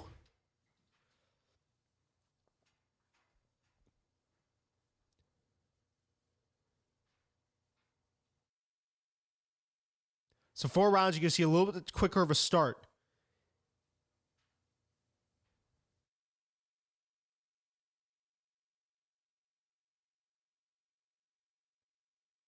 Martinez is starting to kind of just slow down, calm down a little bit now. It can be intimidating when you get in there, I'm sure, with a much faster guy. You have to worry about your own defense as well as your own offense. But Amayuf is just outlanding Martinez flushly, and that cross has just been pretty much landing at will. It's been his best shot so far, albeit we are about halfway into the first round.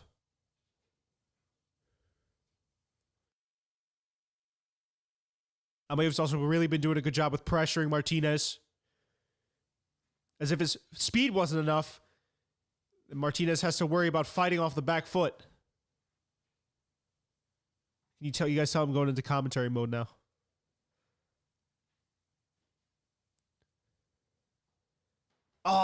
Oh my goodness, the Pirates' life for me.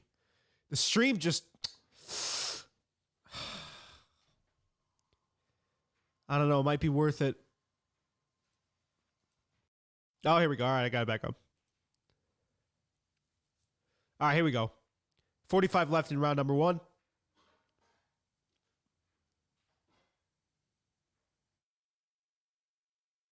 Martinez complaining about something. Not bad head movement by Martinez either.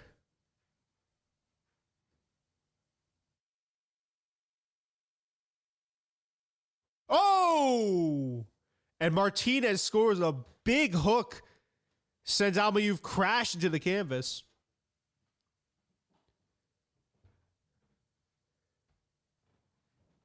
Balloon, I gotta stop watching chat, bro. You're spoiling the entire thing. I gotta keep out of chat now. But Amayuf's could be able to survive to the second round. And a great return there from Martinez, who earlier on in that fight was getting crowded. Was getting outstruck.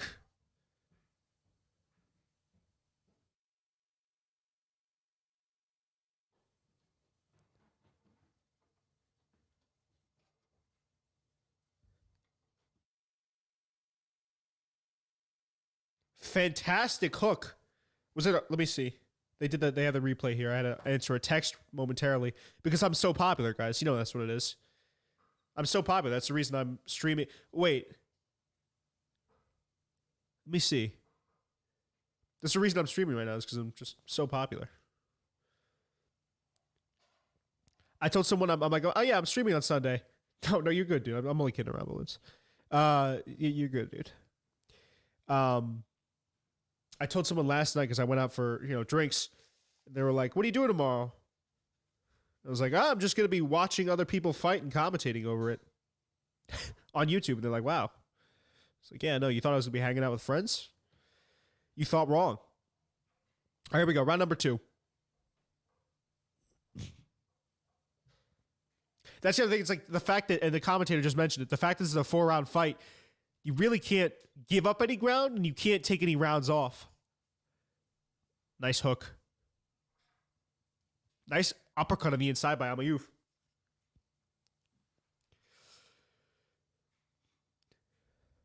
Amayuf starting to land. But a nice connection there by Martinez, too.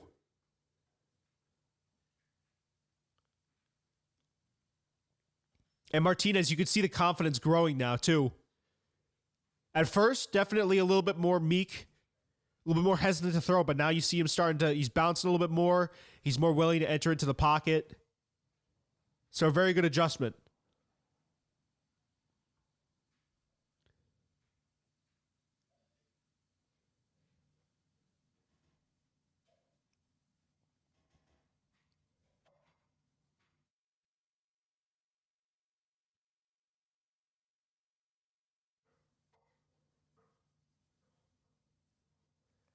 Yeah, I agree. I mean, if I'm listening to the commentary that you guys can't hear, but commentators mentioned Almayuf kind of has to slow it down a little bit. I think if he shifts it into second gear, it would almost not benefit him.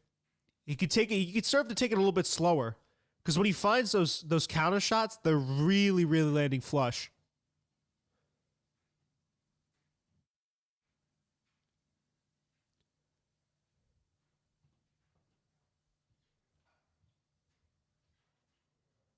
Nice double jab there from Almayuf. Minute left. Ooh! Couple of nice crosses there.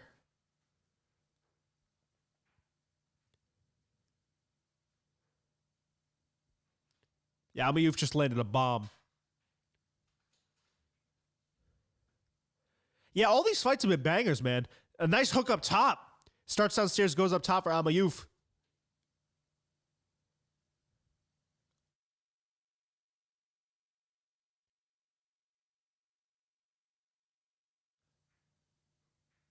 Good job defensively by Martinez, though.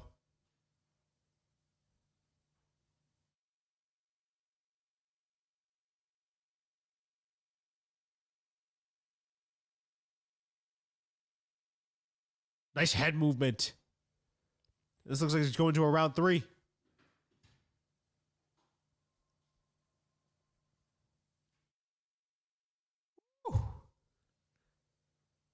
Hard one to judge. I will be right back.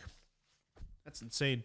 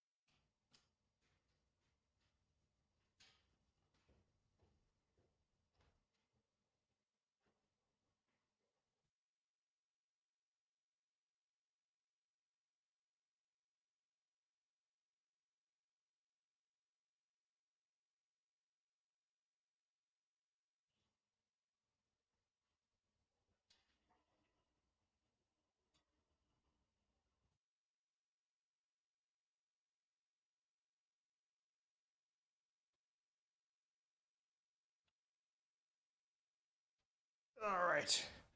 Okay, so I come back. We're about 30 seconds into round number 3. This is on my time, of course. Amayuf's really been finding his range with that jab. And you can tell he's working a lot of stuff off of it, too.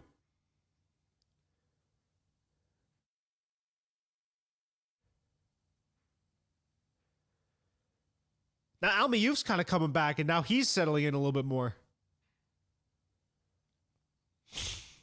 What a back and forth fight. A nice cross over the top there. Ducked down perfectly. Found his shot. Another double jab.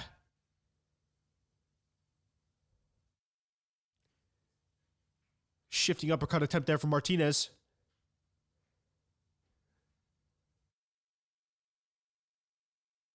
Ooh. Couple of overhands. Another overhand.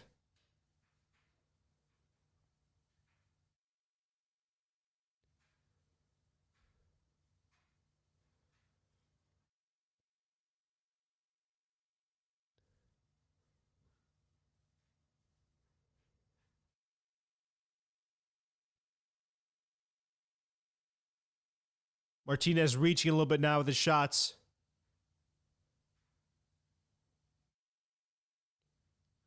Good job by Almayuf, kind of just reining in with his aggression. Taking it a little bit slower. That's what we said we needed to do, or he needed to do. Especially after getting knocked down.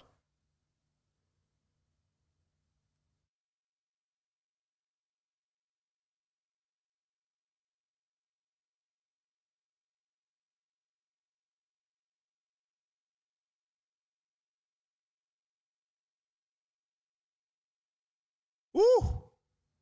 Another crisp cross there.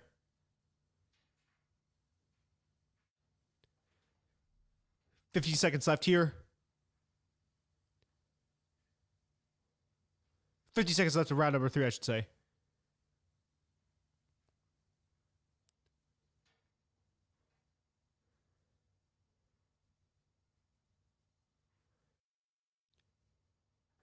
Going into the 4th here.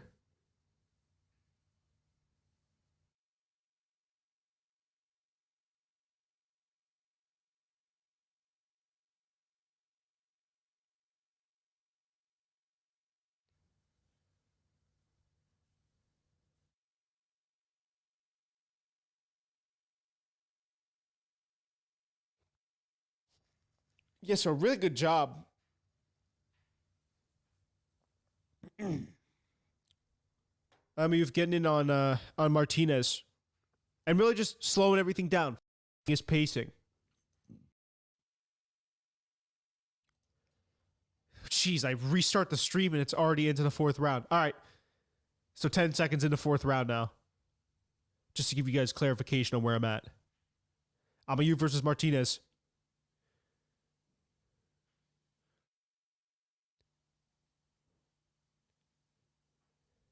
Oh, nice combination there. This fight has been good. It's been very, very back and forth. Ooh. You know, early stoppages are fine, but you got to have one of these types of fights, I feel like, every card.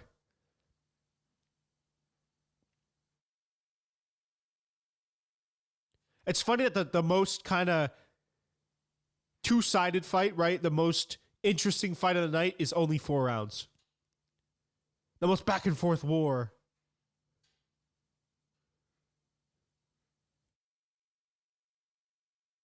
Another nice cross there. Back of the head. Referee gives him a warning. Gives Almayuf a warning, I should say.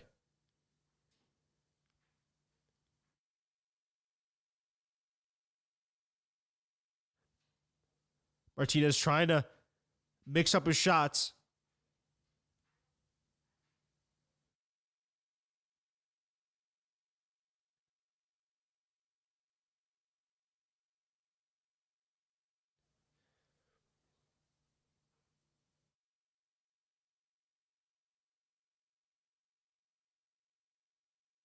Ooh! And that jab hurt Martinez. That had him. It didn't hurt him, but that had him froze.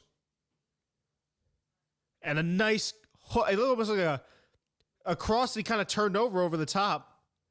Minute left here. Oh! And another huge shot by Almayuf.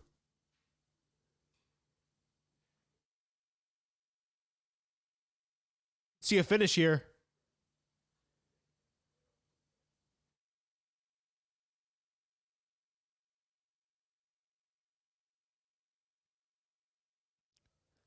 Woo! 35 seconds left. Oh, and a big hook up top for Amayuf. This could be so close. I mean, you get the feeling that Martinez could drop at any second. Oh, yeah.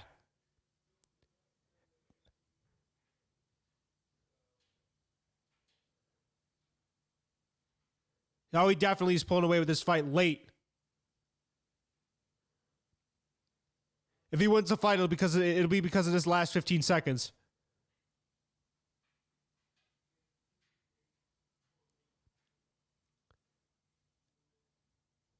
Woo! Fantastic job.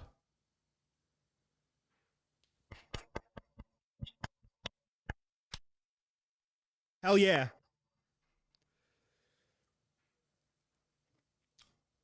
A couple of those snoozers. Well, I guess not in the main card, right?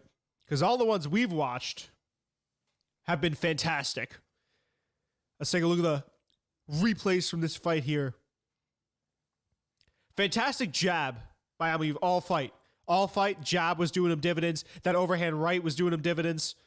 He was chaining them together. And he slowed it down.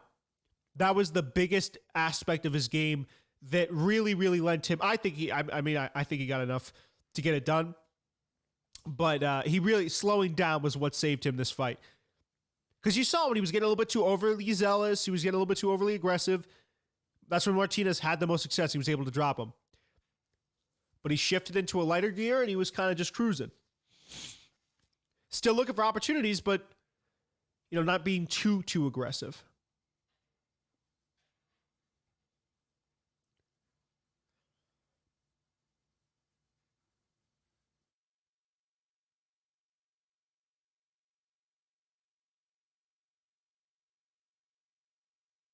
Fantastic job by both men. I mean, Martinez had his moments too. I don't want to take anything away from him.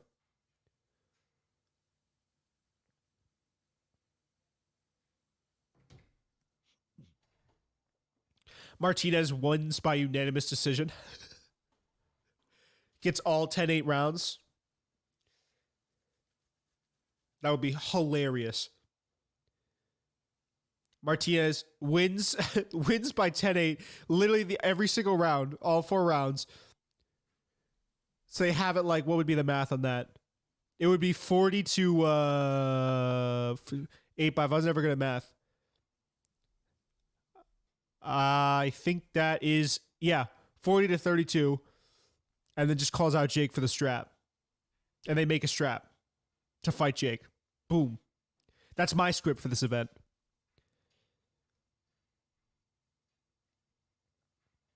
That's my script. And then I'll call out Jake Paul on this live stream. I'll fight Jake Paul. I won't. I got to get some training. Got to get some, you know what I mean? Got to stick and move, you know what I mean? All right, let's see who gets this. The official decision.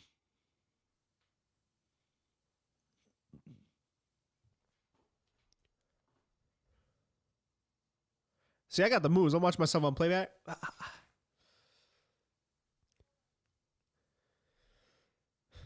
UD.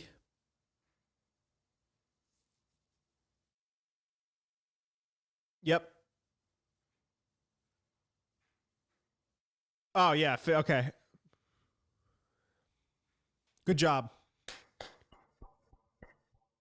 Amayuf advances to 2-0 undefeated. And now we've got the co-main and main coming up. Heck yeah, dude. How you guys enjoying the stream? I appreciate you guys sticking around. I know it's been a little bit janky for sure, but I appreciate you guys hanging in here.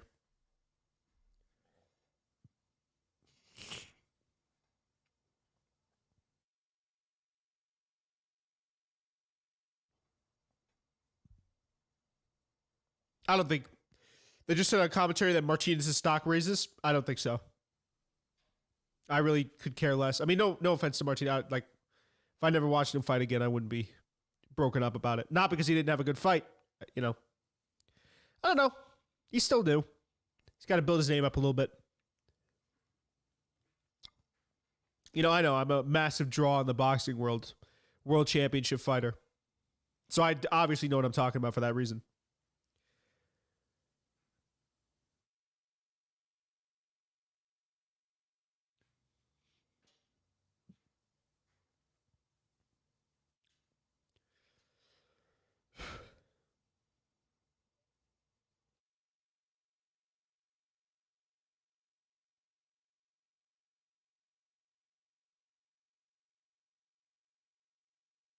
Nice.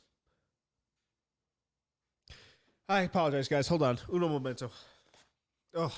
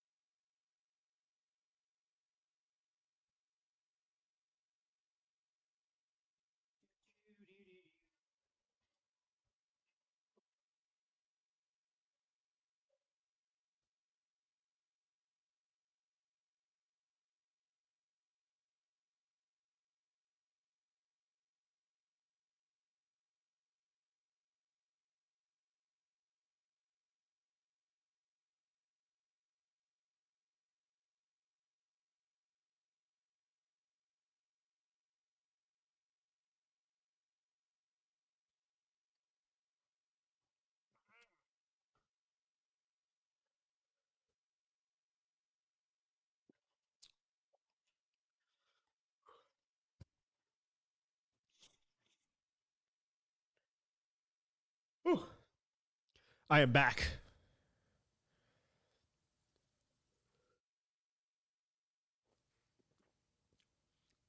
Again, let me know down in the comments what new type of content you might want to see. I was thinking about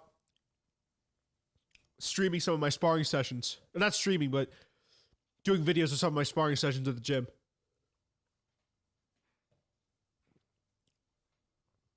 But let me know. Got the co-main coming up. I'm so ready. I'm so ready. He's 22. He's my age. That guy is my age. That's crazy. Talk about an interesting moment for my self-esteem.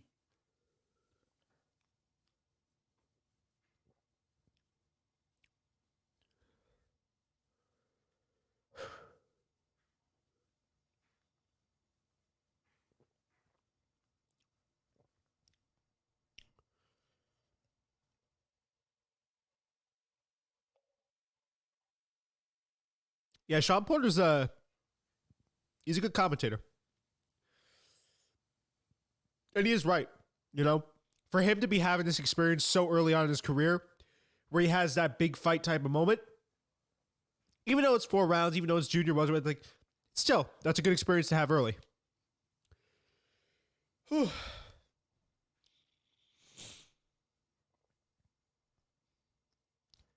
Who they joined by? Devin Haney.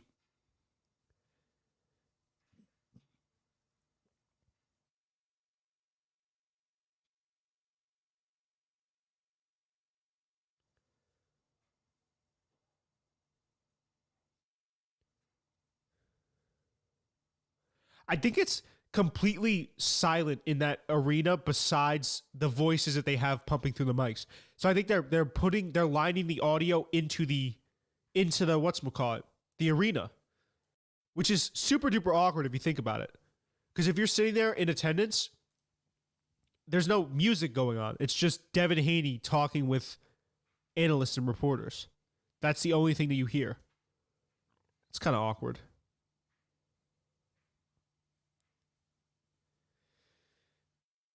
A lot of people thinking in the live chat for the totally legal stream that I have that Tommy Fury's going to get turned into Jake Paul's girlfriend. Bold prediction. I was thinking more of his Gumar. I don't think Jake Paul will be ready to settle down with Tommy like that. Isn't Jake is Jake Paul married? Does he have a wife? Or is he getting married, right? Yeah, maybe I can look it up. Jake Paul married? Jake married? That's what I typed in. Jake Paul married. Jake Paul beginning dating fellow American YouTuber personality Tana Mojo. No, that's not Tana Mojo. I thought he's dating someone new. He faked his first marriage. That's crazy. That's pretty hardcore. Do anything for clout. And now the stream has been shut off. So annoying. My nose is clogged. That's right. No offense to the commentary team there. Not the commentary, but the analyst desk they got sitting over there. But I mean, Devin Haney's only the really only person that I would find over there to be interesting to listen to. The rest of them kind of snooze fests. Which is not their fault. I mean, it's kind of like really not a fun situation to be in if you're them. You have to kind of like talk about fighters that are on the up and coming circuit of that professional scene, and you have to talk about people that let's keep it a beat, nobody really knows about. It's hard to make that interesting. That's rule number one that they teach you in mass comm school is. So they always said at college. I used to do a basketball podcast. And they always said, Coop, why are you talking about the Utah Jazz in your podcast? I was like, oh no, I thought it would be an interesting story. They're like, nobody wants to hear about the Utah Jazz. Everyone wants to hear about LeBron and the top guys. Doesn't matter how interesting you are. You might be able to get away with it a little bit, but if you're not talking about Jake Paul, Tommy, if you're not talking about LeBron in NFL, if you're not talking about Tom Brady, nobody cares. It's the biggest stories that sell the biggest amount of books, obviously. All right. What is going on now? All right.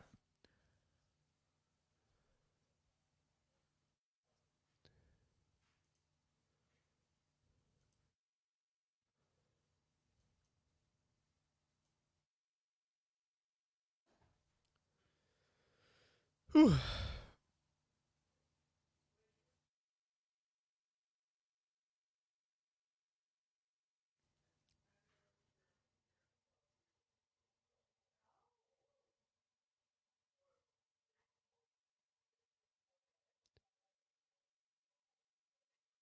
Do we actually think that Tommy Fury trains hard? Yes or no in the chat.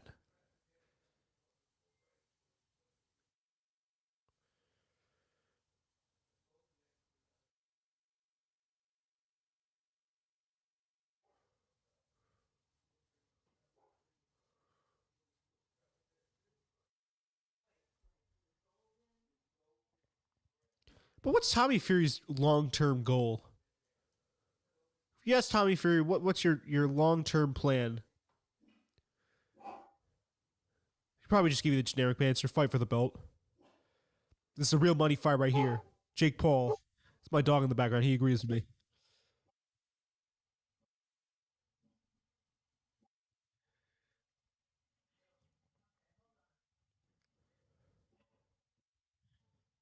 It's not a 50-50 contest. Jake can also fight.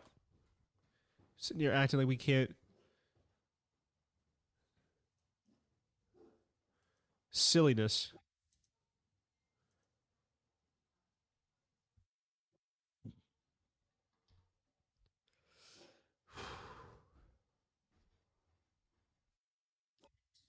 The reason you keep hearing me breathe through my mouth is because my schnoz feels like cement right now. Cement.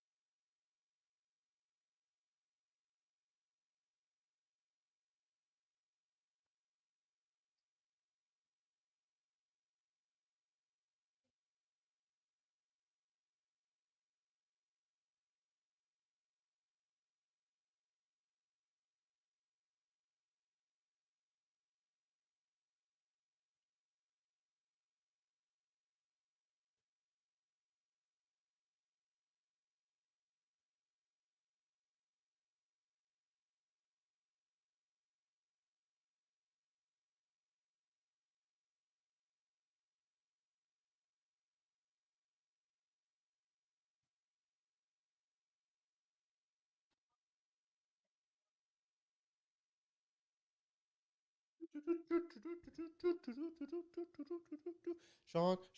All right.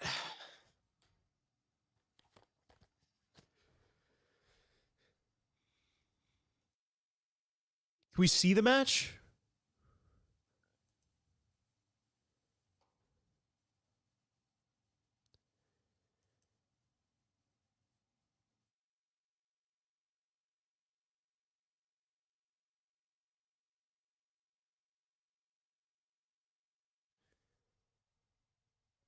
Look at all those papers.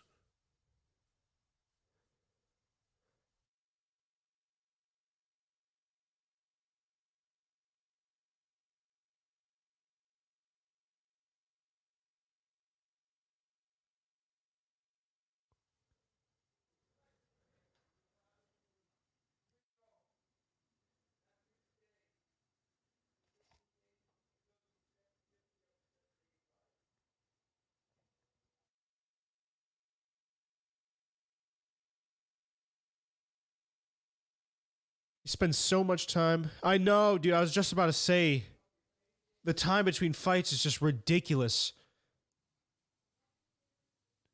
It's honestly just terrible. It's like, let's come on, keep it going. Now again, no disrespect to these guys, but I don't care, you know?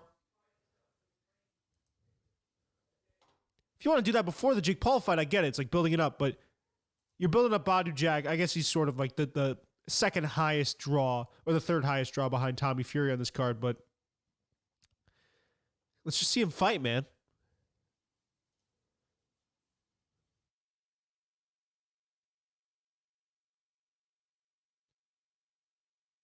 I think it's going now. Yeah, here we go. Oh my god, it's an intro cinematic.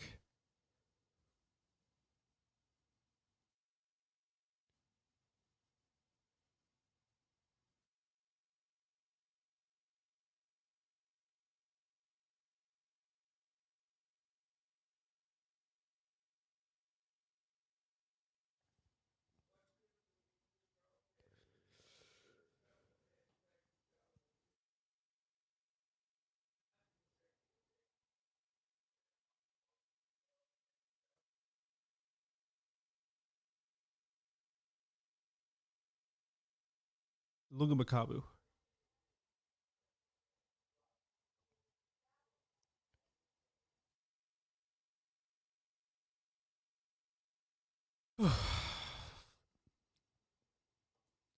The one. This fight is the one.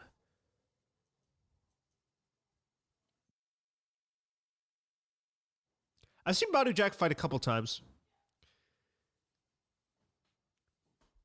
Fun to watch.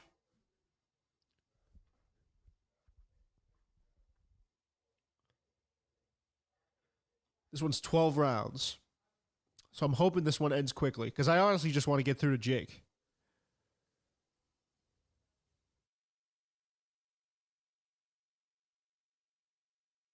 That's me. It doesn't sound very confident.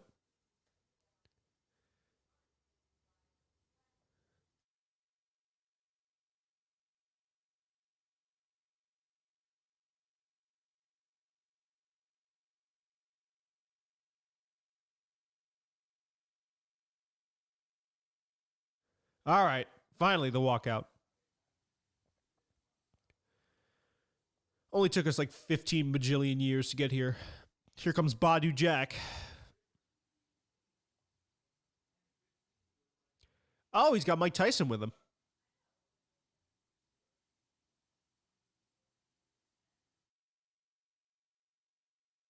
I'm looking at myself on the screen. I just look cracked.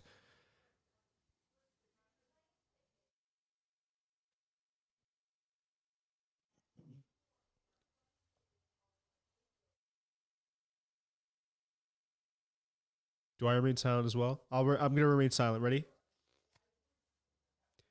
This is the host nation, Saudi Arabia's national anthem.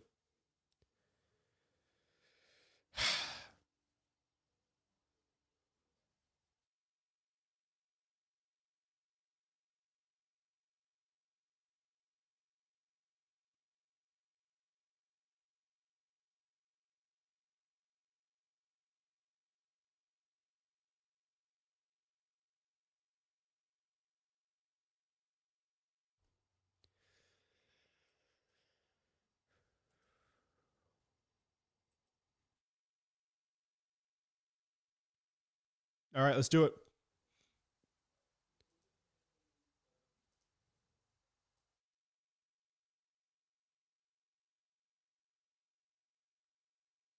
Why do we have to acknowledge some celebrities in the world of entertainment?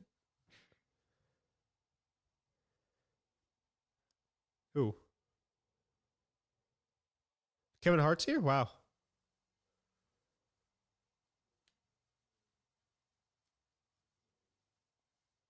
Cristiano Ronaldo.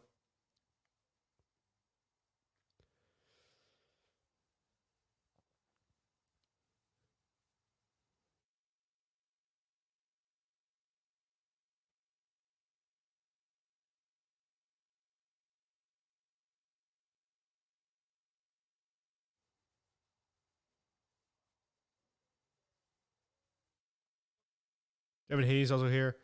They did have a surprising amount of celebrities.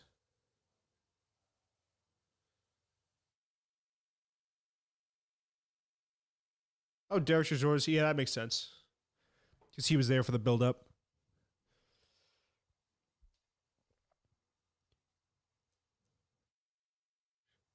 Oh, Joseph Parker's here too.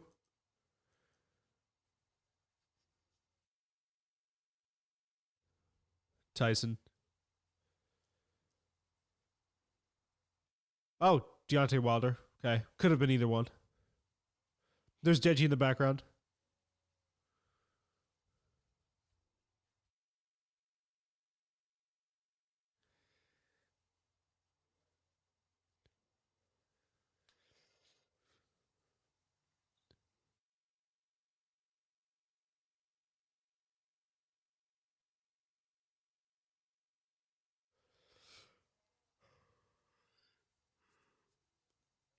Tyson Fury.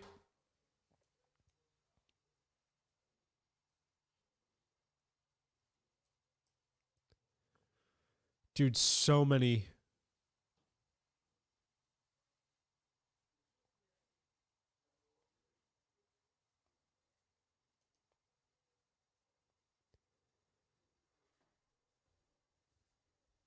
Mike Tyson.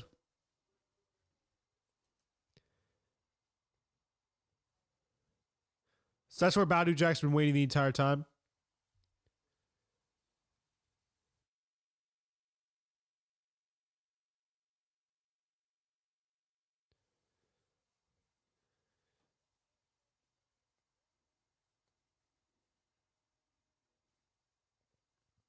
Yikes. He said, let's get this party started. And like two people clapped. Why is the atmosphere so dead?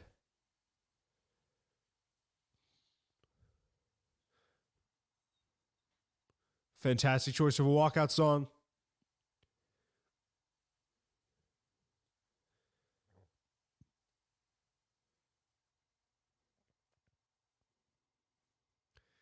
Badu Jack makes his way to the ring now.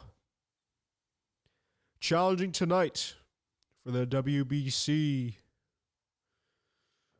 Cruiserweight belt.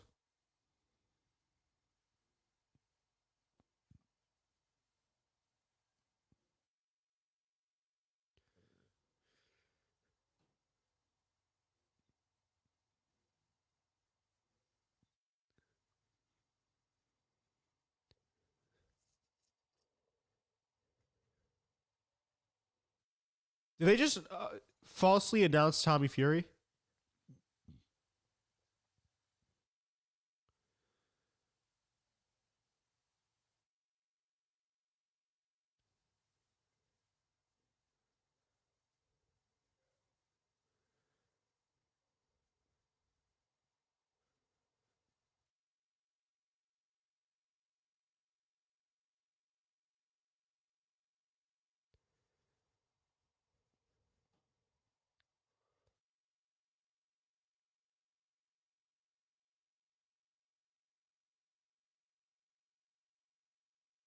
Yeah, I just wish we could see the fight already.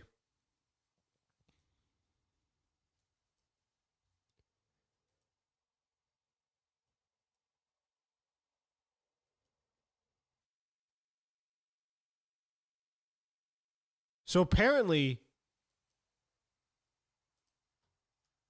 Makabu was asking for Badu Jack's picture. So Badu Jack clearly a hero of his.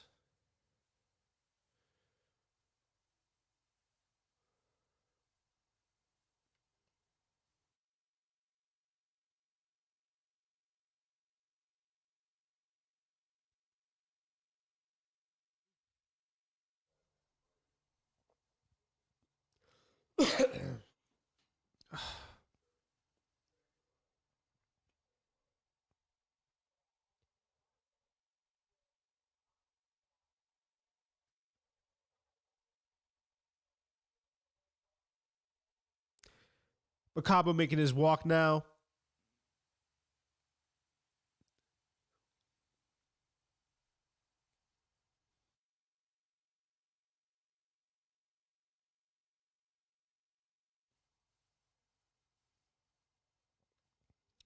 It's all of these YouTube events. The time between fights always feels so extreme.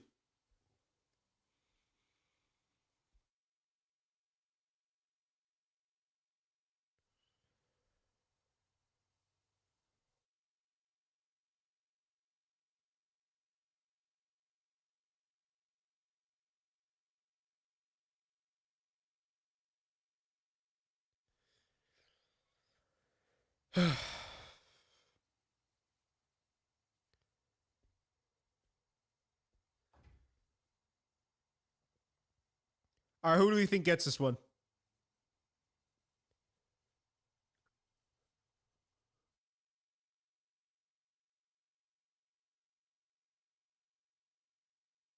How long is the walk to the ring?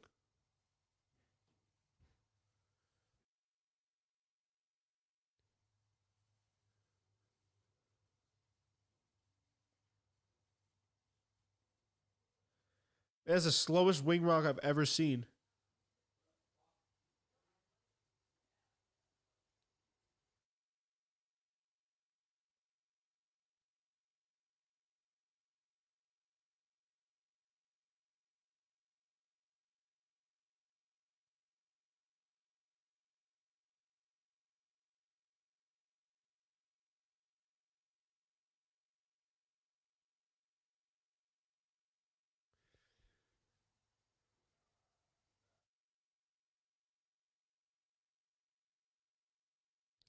Tail of the tape. Both these guys definitely getting up there in age. Makabu has a 1 inch reach advantage as well as an 80% knockout advantage over Badu Jack's 48%. Weight, both these guys essentially the same, and Badu Jack has a 1 inch height advantage. All right. Oh, Michael Buffer they got too with the co-main and the main.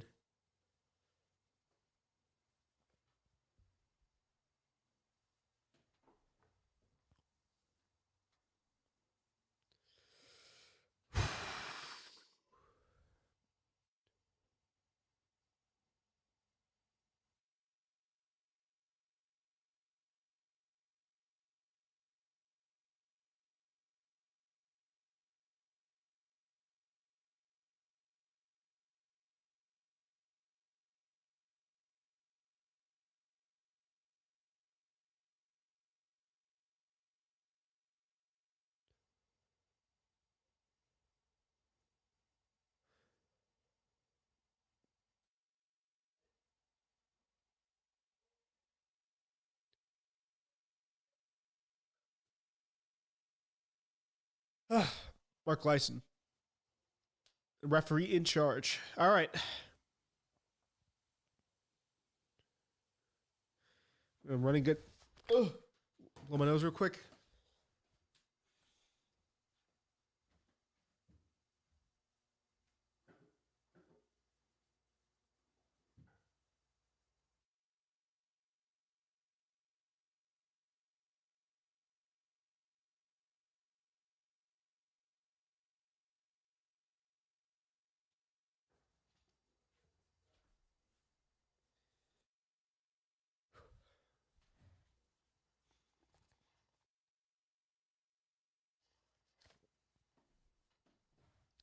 Here we go.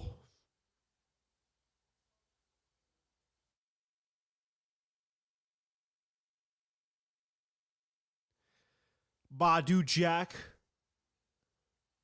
Co-main event of the evening. For the person that just joined in, to give you a little bit of context to what's going on. You've been here the entire time. I appreciate you.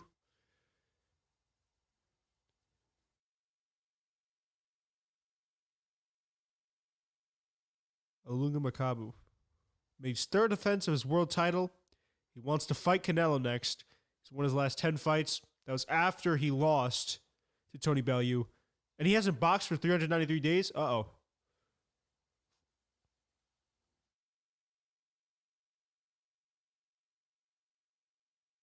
That's not good. That is rude.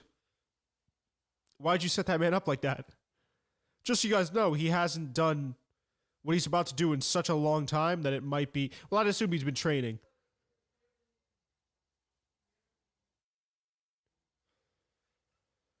All right, here we go. Finally.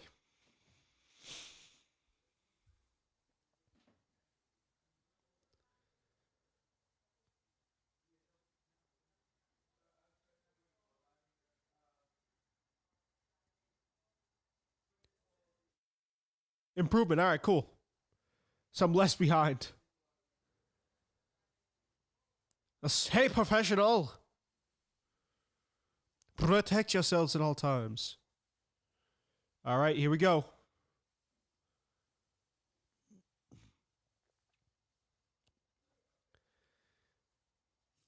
Imagine if Badou Jack comes out, one punch, just smokes him.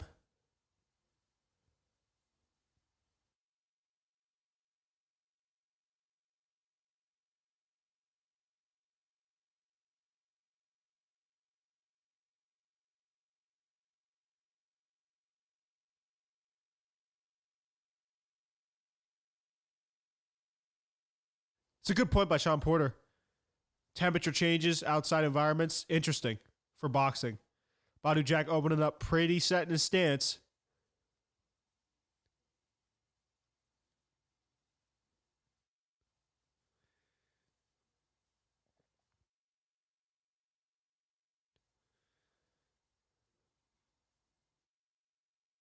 Nice jab.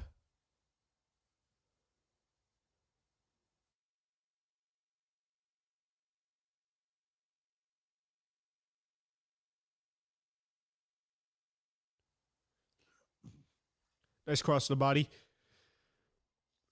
Woo! Lead overhand.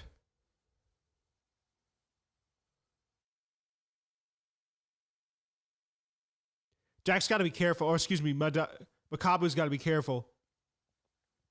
Because he's lunging in like that, but he's also leaving his... He's leaving his head open when he does that. He's leaving his chin exposed.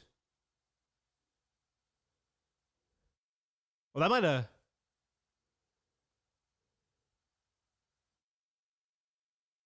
No, they're not. His feet aren't as stable as they should be.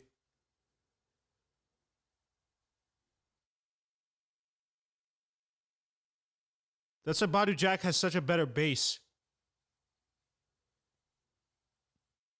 It's going to make him be able to throw much more cleaner shots.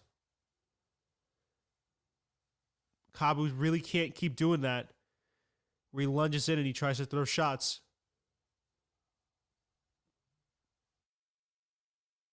Makabu, whenever he ducks down to throw those shots, and he's kind of, like a pendulum. He's moving his head like that. Jack can hook downstairs.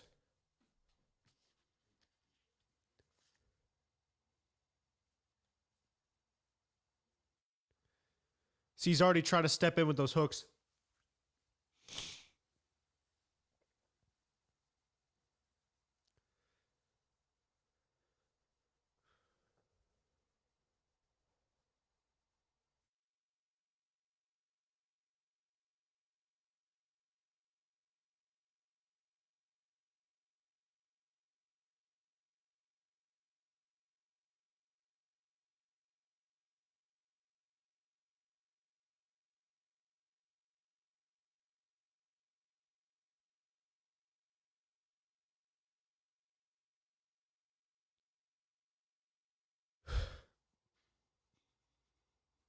Cobb trying to stay long. Seems to be working to some effect.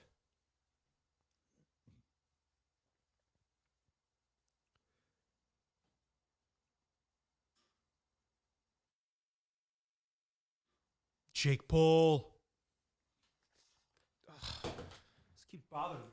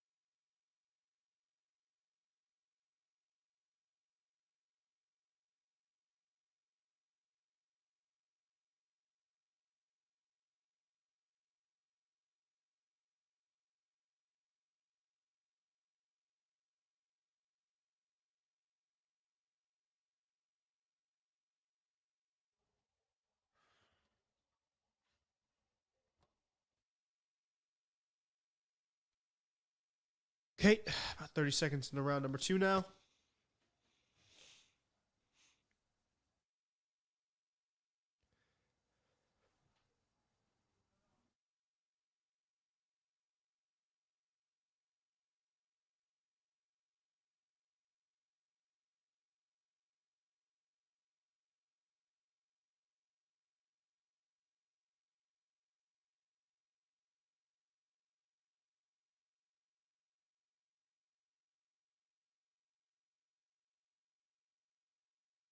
Job by Makabu going downstairs. Again, still has to. Can't stay down there too long. Oh! No, that didn't. I thought that might have hurt him for a second.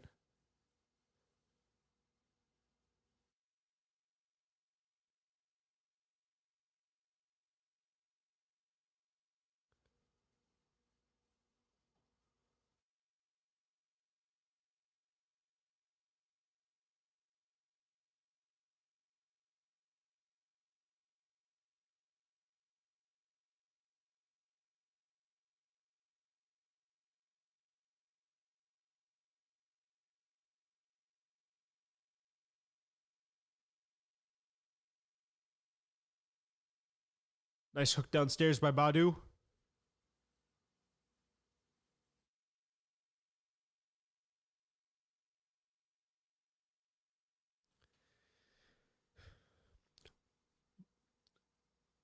Yeah, Badu Jack's doing a good job of sticking and moving and staying long.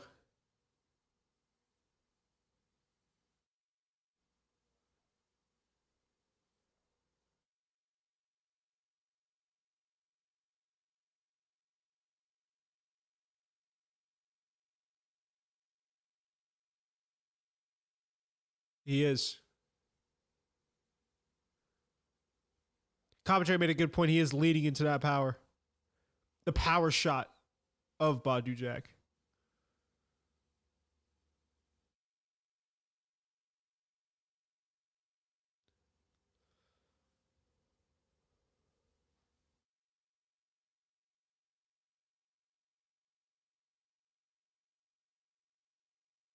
Ten seconds left. Pressure by Makabu late.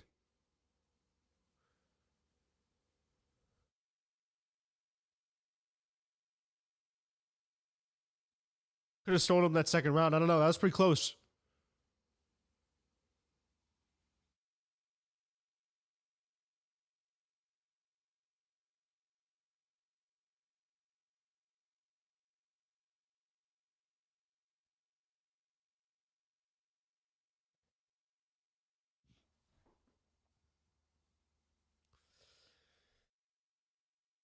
I don't want to say it's a snoozer, but this one is kind of prototypically more of a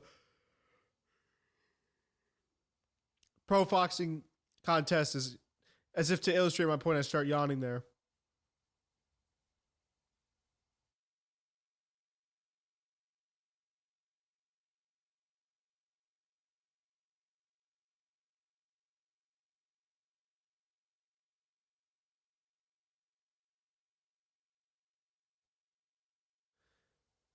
Yeah, not a lot of offensive production from either guy.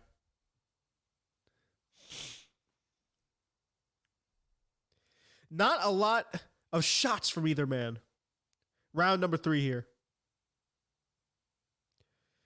Of a potential 12. I hope this gets finished, dude, because I'm not trying to sit through 12 rounds of this. I'm going to be honest.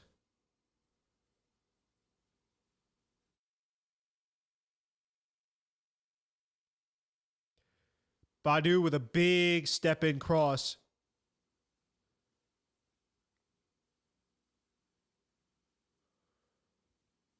Kabu pressuring. Nice hook over the top.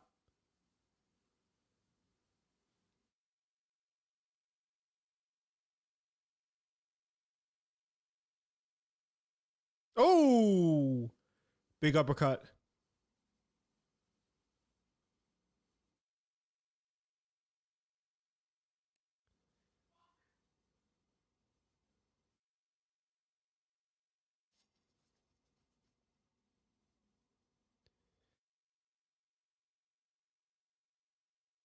Nice flow there from Makabu.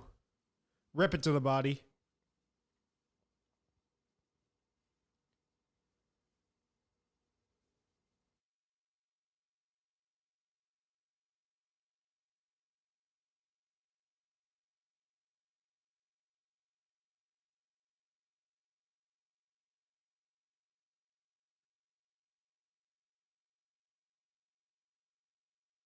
It's weird because I feel like if I didn't know who held the belt here, I'd think that Badu Jack had the belt and Makabu. That's the type of fight that I'm seeing from both these guys right now. Personally. Oh! Nice shot over the top there from Makabu. Makabu now pressuring. Badu Jack on the back foot.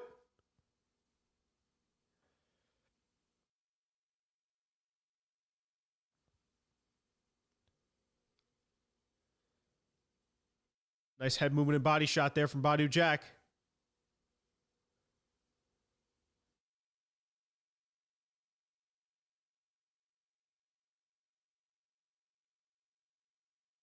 Makabu really scoring with those body shots.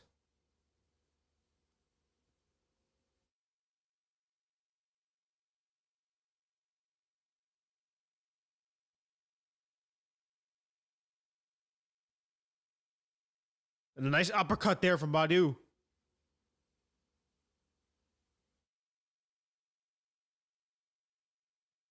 So that the pace has picked up a little bit.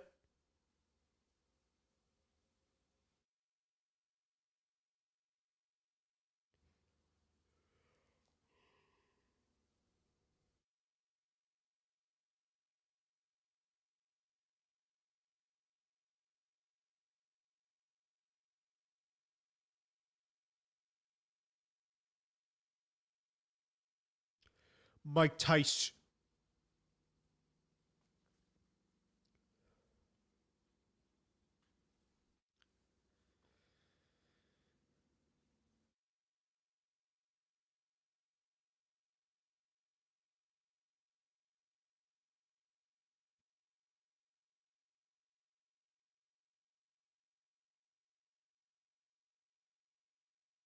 I can imagine that.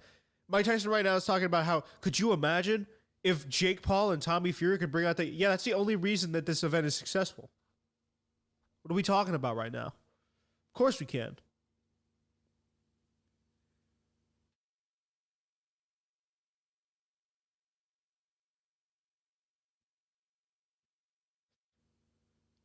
We got to stop thinking like these guys are fringe, you know, like YouTube boxing is on the come up. It's not that unbelievable that we would get Jake Paul versus Tommy Fury to sell this type of crowd. I don't think so.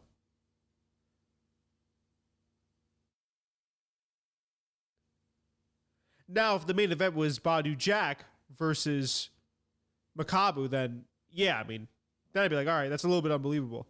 No offense to either man, but it's a lot more popularity in influencer boxing than there is in regular boxing.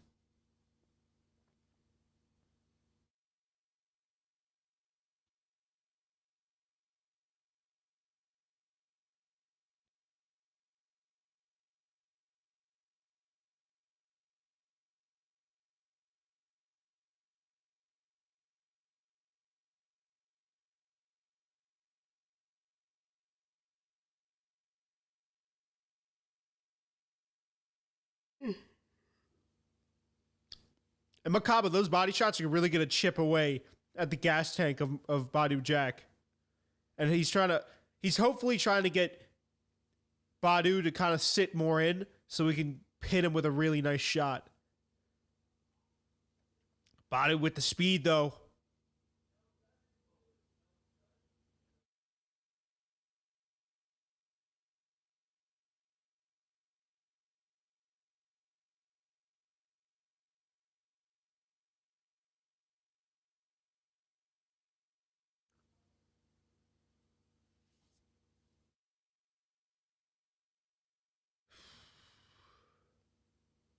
It is pretty. Oh! Big hook by Badu Jack. Literally makes Makabu do a backflip. Almost like a backwards roll. Not even a backflip. Could you imagine if he did a backflip off of that shot? That'd be hilarious.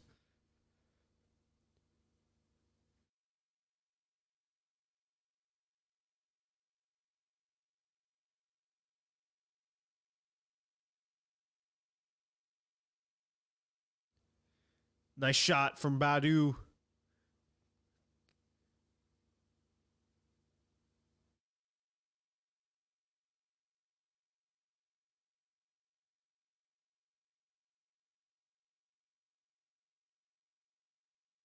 Oh, yep.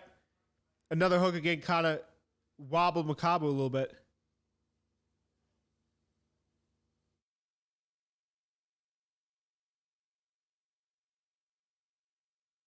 We go into round, I believe, number 4.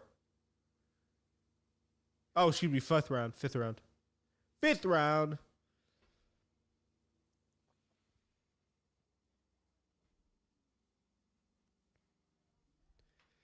See again, was it a hook that dropped him?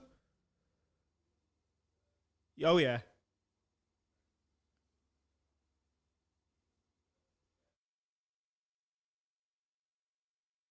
Super good angle. Boom.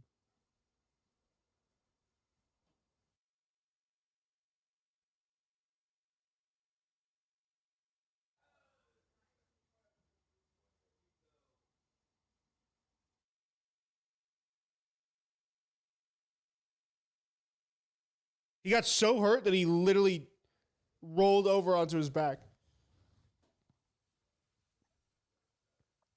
Never have I been hit so hard that I went flying like that.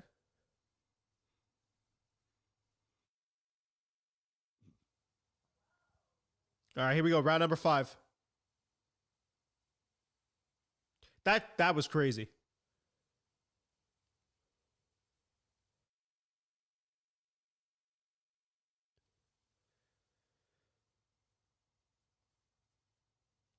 Round number 5 of Makabu versus Badu Jack.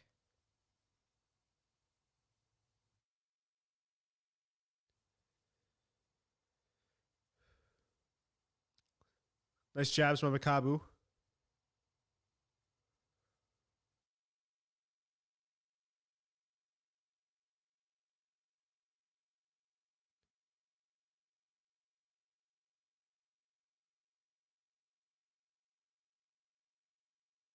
Now, Badu's just staying planted, waiting.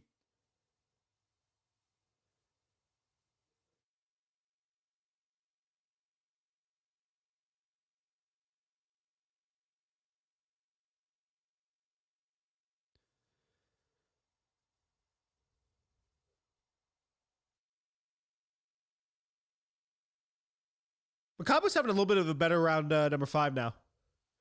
Had a good recovery. Ooh. That same right hand.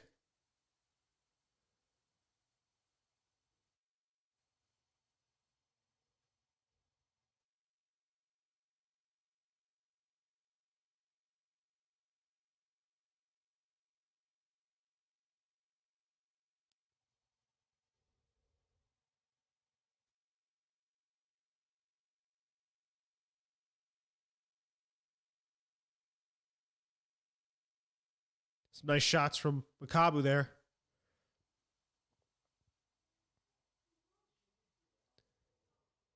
Ooh. Ooh. Some nice return shots from Badu Jack. Makabu still pushing the issue.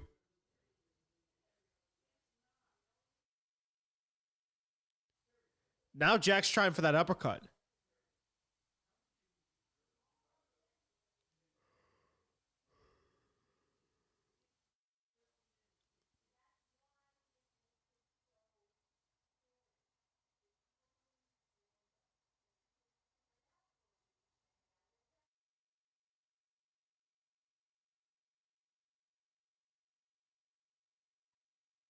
Another pretty razor thin round here.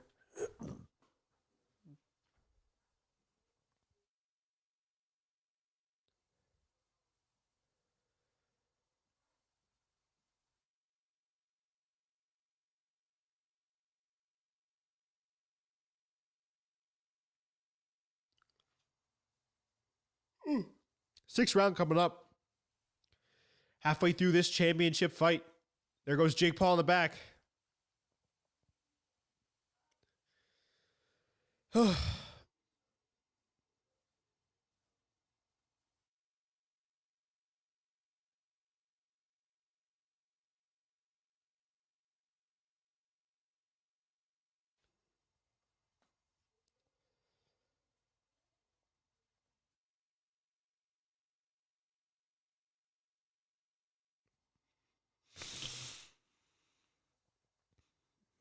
Tommy Fury is definitely in better shape.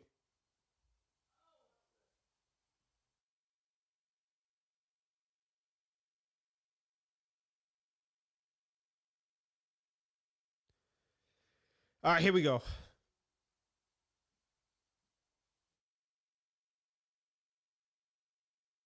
Round number 6.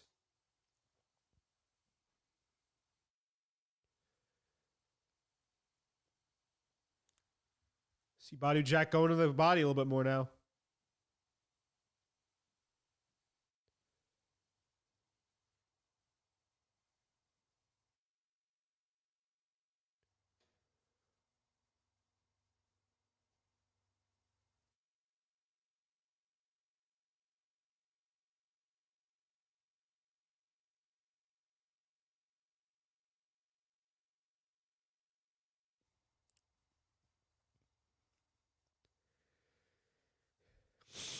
Yeah, Makaba looks just kind of like a step behind here of Badu Jack.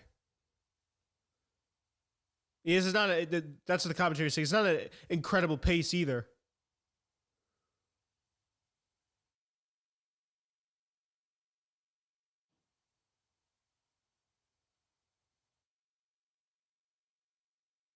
Swatting uppercut by Badu Jack there.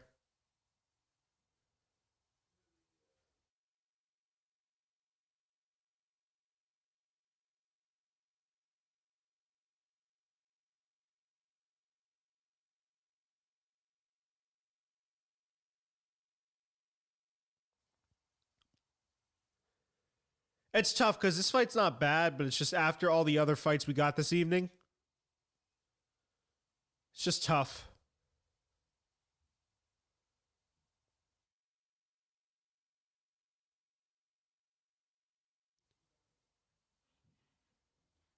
Kaba's really cutting down on that mobility. Get the sense that he's tired.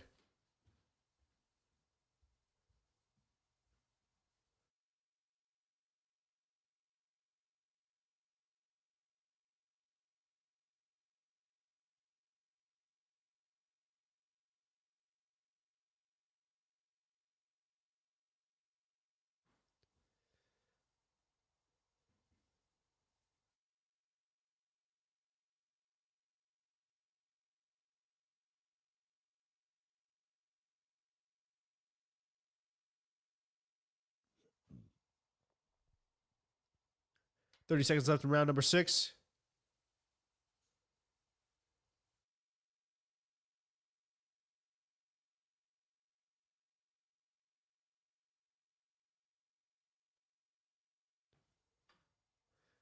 Yeah, some really, really good footwork by Badu Jack.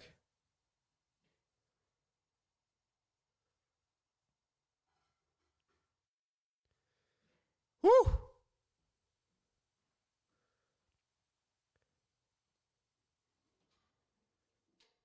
Badu smiling over it. Yeah, it's been a clinical breakdown.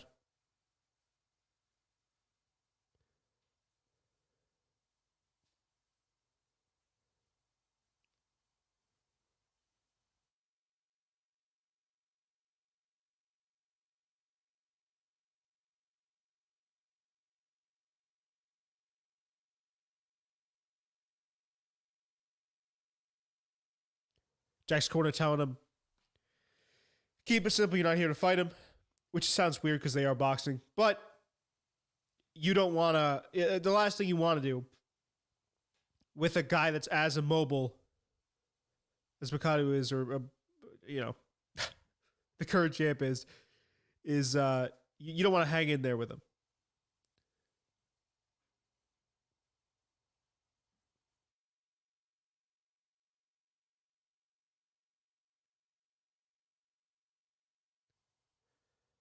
Yeah, the last thing you want to do is hang in there with Makabu and let him pick you apart. Ooh. Quick start, though, for round number 7 for Makabu.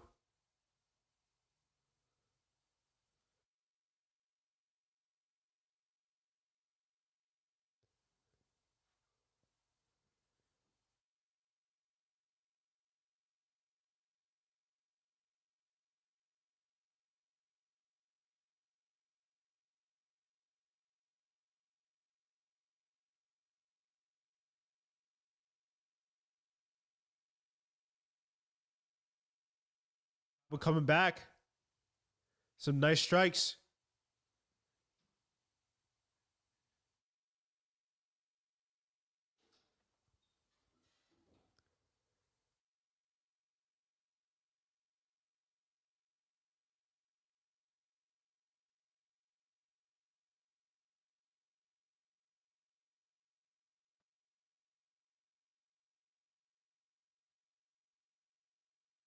Oh. Oh. Makabu's might be hurt a little bit. It looked like he was. That might just be so tired.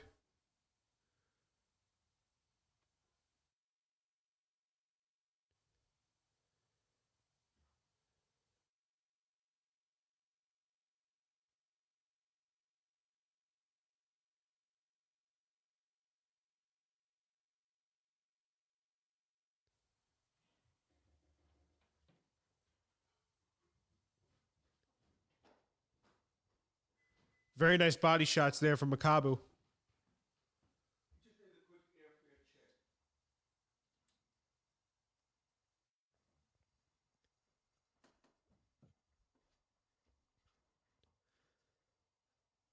Jack doing a good job of using his shoulder to kind of just roll with some of those strikes.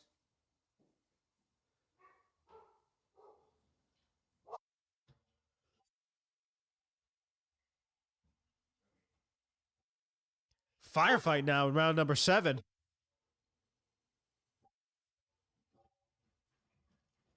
Oh.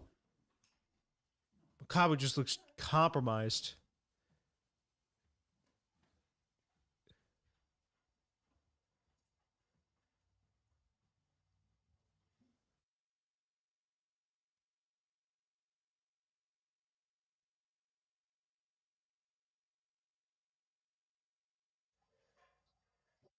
Makabu's just in cruise control right now.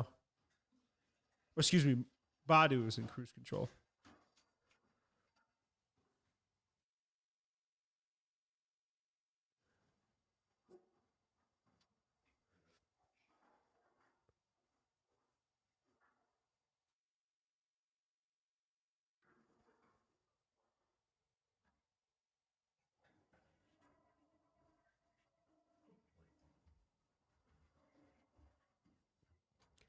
Watching the Jake Paul promo, he's very good at getting guys into weird pits with his trash talk.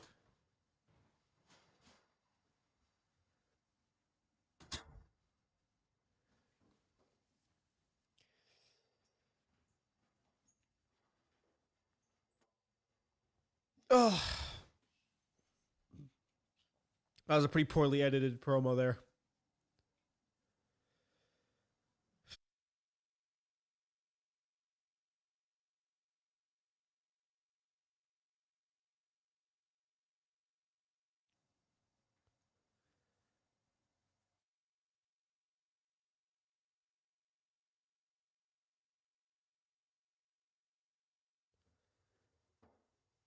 Yeah, Makabu's trying to come. I just.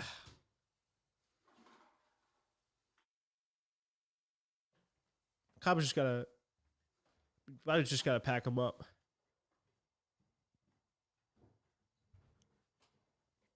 Yeah, the body language of Makabu does not look good at all.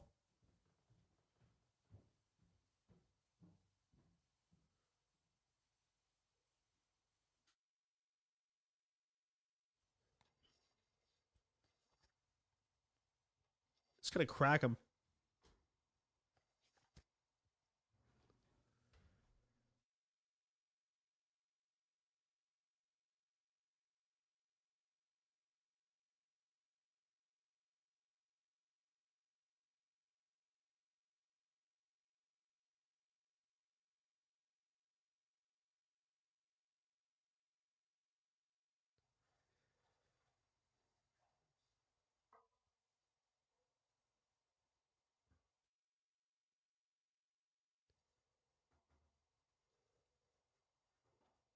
Oof.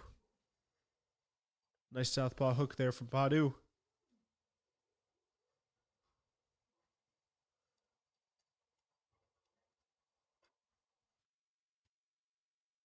Jeez, Makabu just looks tired.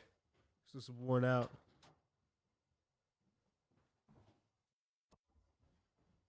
Oh!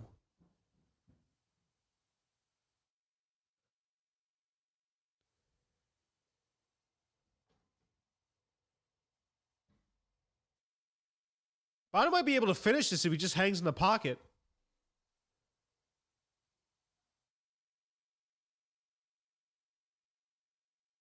Like, I know it's been really working for him to kind of keep moving around, but Badu could honestly land one of those nice flush hooks. He just times it up right.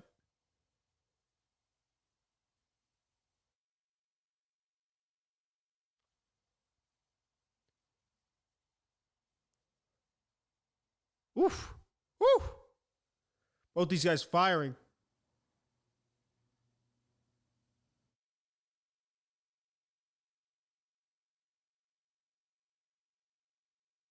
To the ninth we go.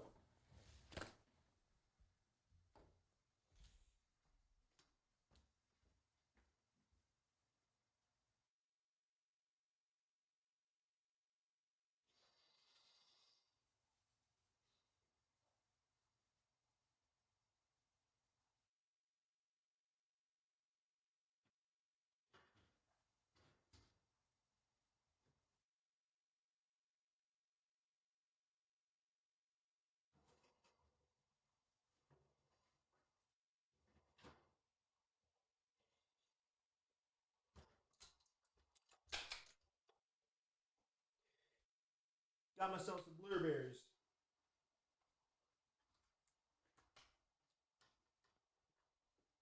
All right, we go to round number 9.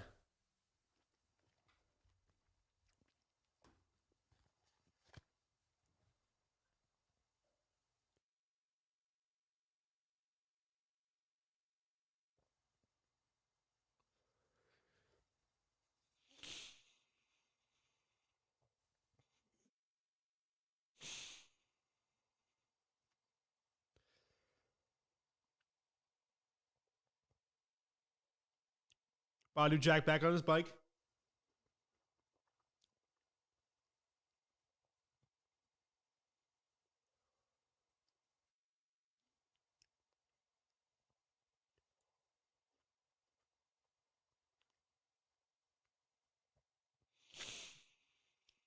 Boy, Makabu's just really getting wild with his strikes now.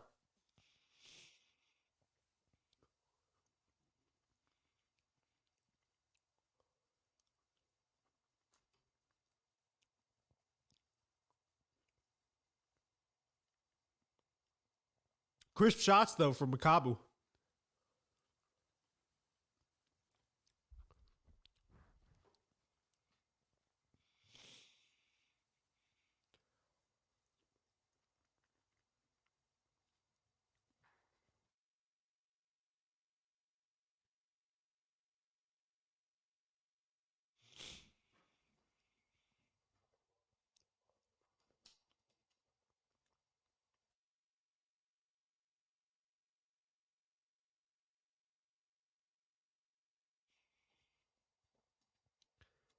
And Badou Jack's just got to get him out of there, man.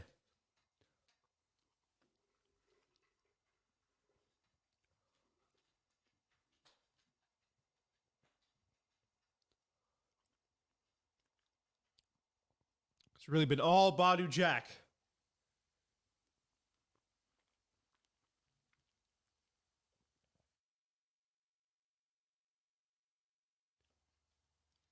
Oh.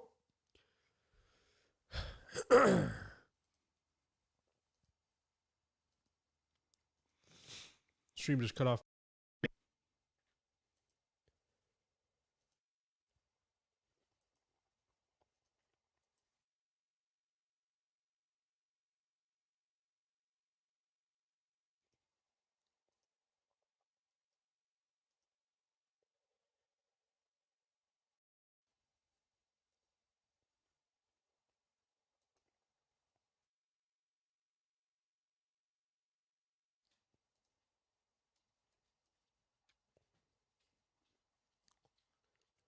Here we go.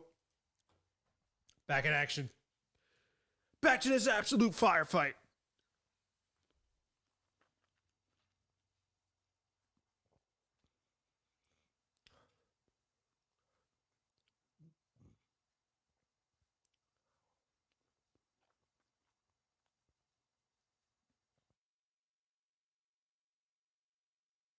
Oh! Makabu got rocked at the end there.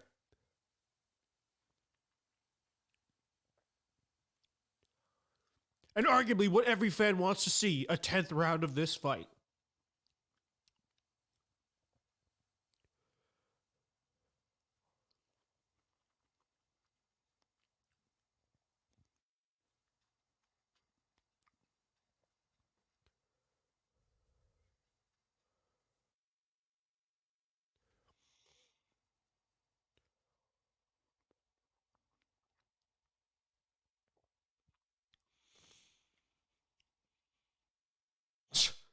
Sean Boyer's like, what are you talking about, man?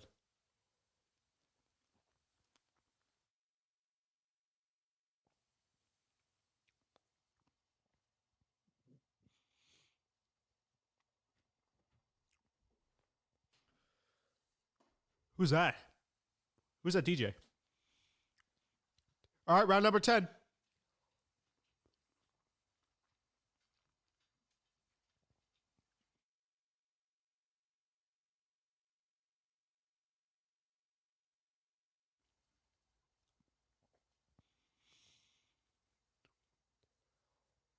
Woo.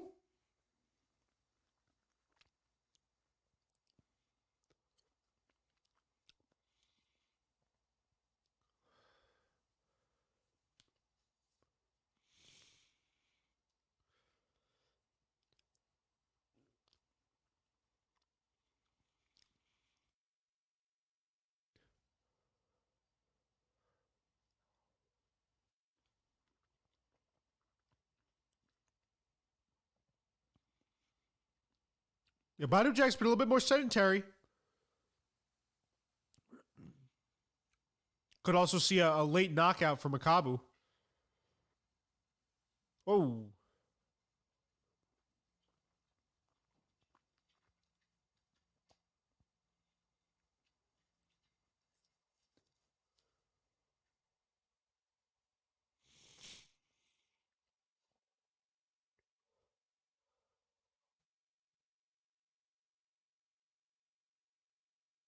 Eating some blueberries.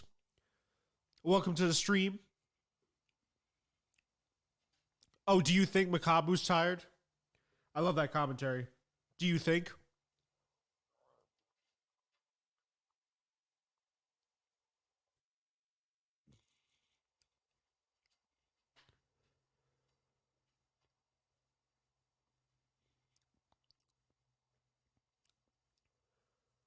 Ooh! Makabu lighting Jack up now.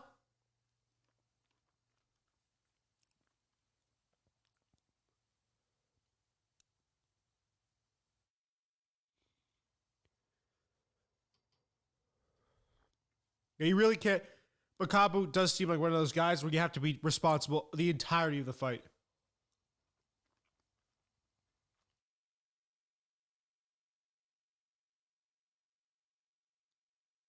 Streaming for about 3 hours now.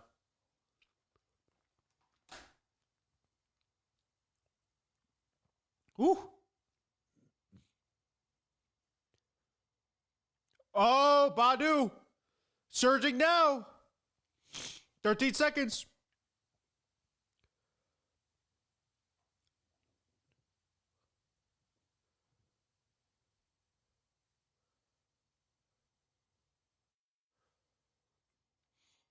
Last 2 rounds.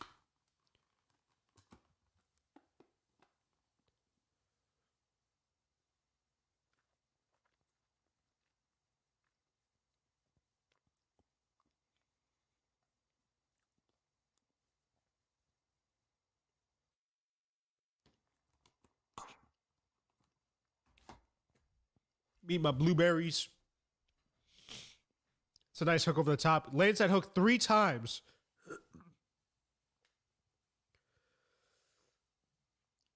May have had Makabu a little bit hurt, a little bit dazed.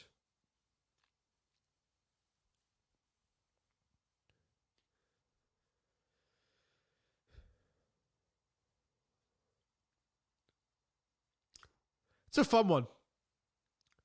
Again, as I said, it's like, you know, compared to the other fights this evening, I think a lot of people we got spoiled early, right? With like a really good back and forth 4-round war and then a couple of first round finish. But this one's, you know, this one's good.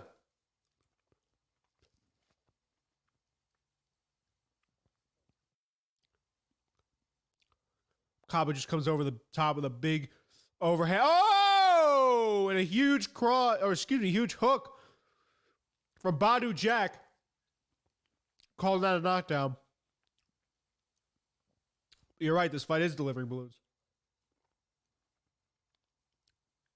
I was about to say, what if Makabu came over the top with a big shot? Uh-oh. Jack's searching for his. You got to be careful, though.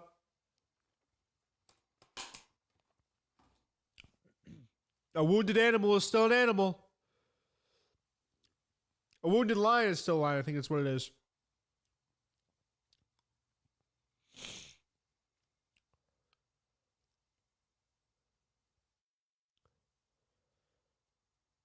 Oh! And that hurt him to the body. Now Badu Jack just slowly closing in. Fantastic champion's heart, though. From Makabu. Trying to stay upright. This might be over soon.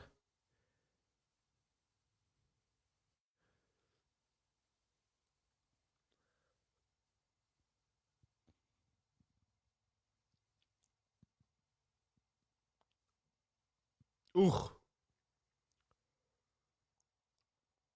He's going to make Makabu wear his weight a little bit. Minute 15 left here.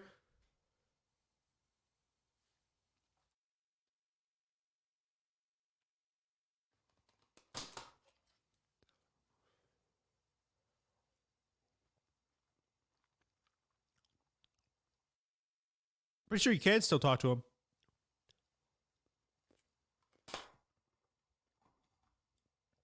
He said if Badu Jack could talk to Makabu.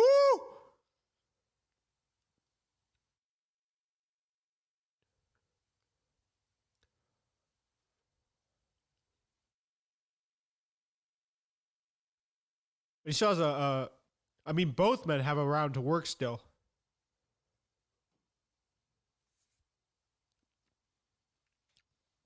$25 seconds left.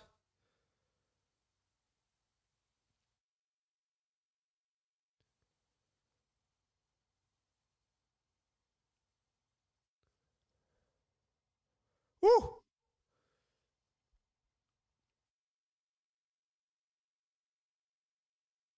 Nice uppercut there by Makabu, though.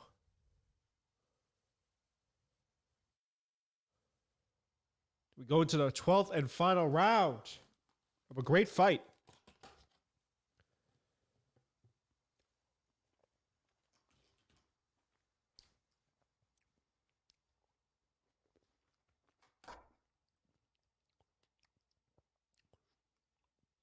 Oh, yeah, that right hook.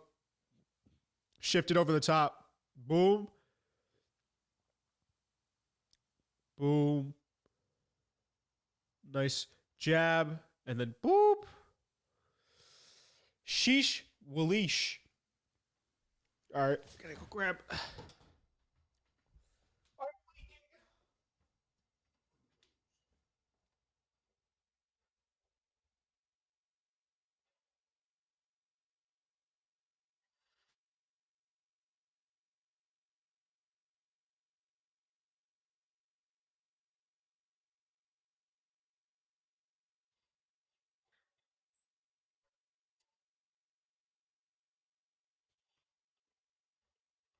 Okay. Go 12th and final round.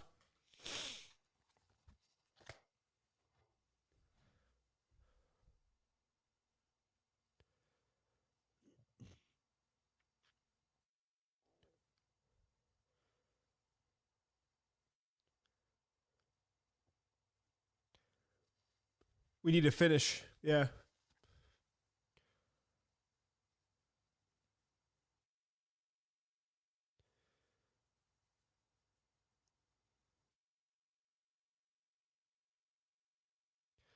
If you're Maccabi, you have to take those risks. Oh! Again, that big hook. And that's over.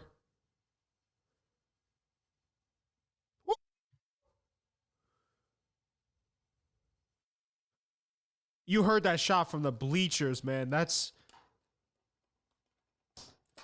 Oh. What a nasty shot. What a nasty shot.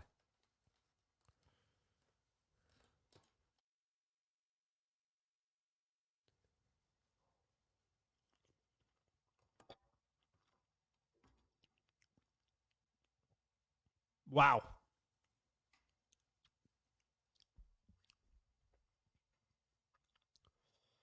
All right, now all we need to do is wait 30 minutes until the Jake Paul and Tommy Fury fight.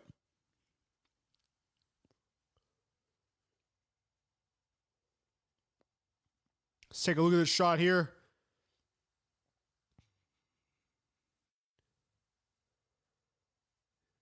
Ducks under the shot nicely. Oh! And just unloads on him.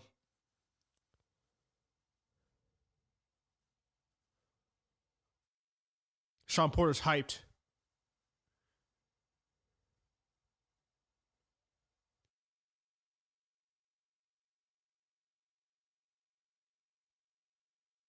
Just peppering him with shots.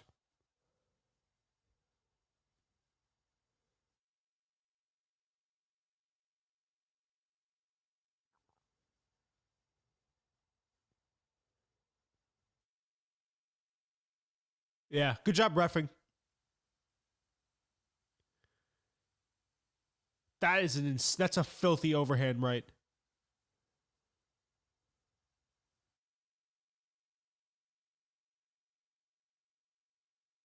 It did take him a long way, that championship heart. He just didn't have enough. I mean, it wasn't. I hate to sound rude, but just seems that Badu Jack was on another level.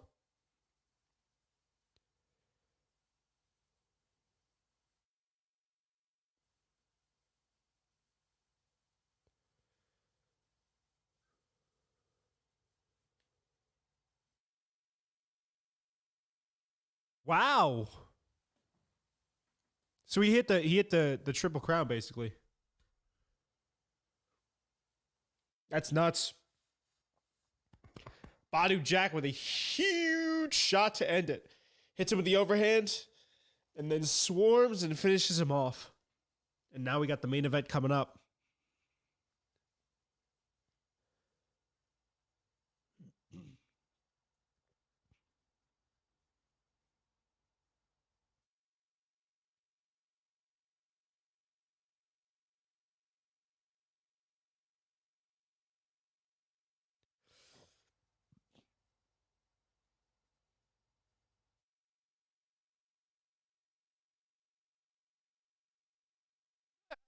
I mean, they just said on commentary that Maccabi has to go back to the drawing board. I don't know how much of that is the drawing board. You just understand that you got outboxed tonight. There's nothing you can do about it. You know, I mean, the only thing you can do is get better, right? That's just progression that comes with time.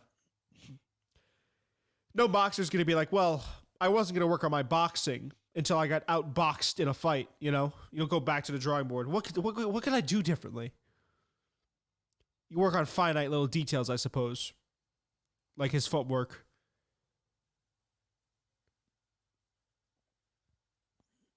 Didn't seem like he was relying too heavily on his power, but still. Just didn't seem like he had the facilities to keep up with Badu.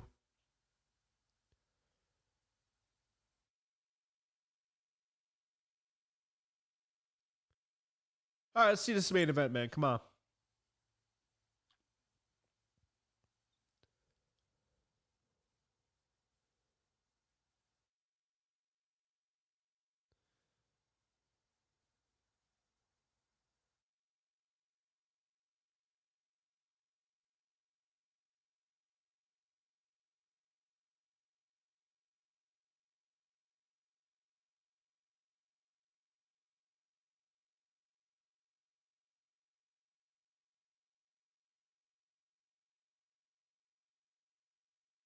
I'm happy for him, man.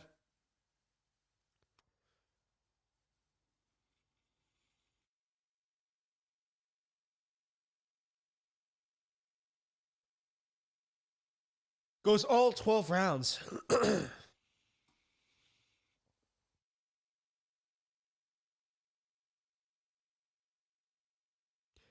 Also, just the perfect way. It's like the icing on top. 12 rounds of clinical boxing with a finish. Main event time. You are correct. Unpoppable balloons.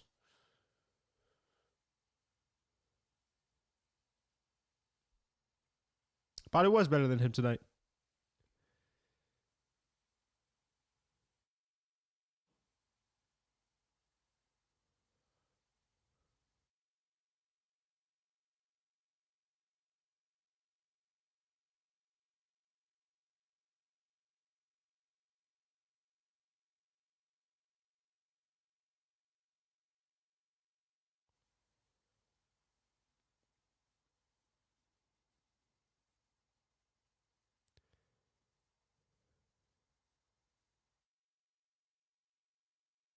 Fair enough.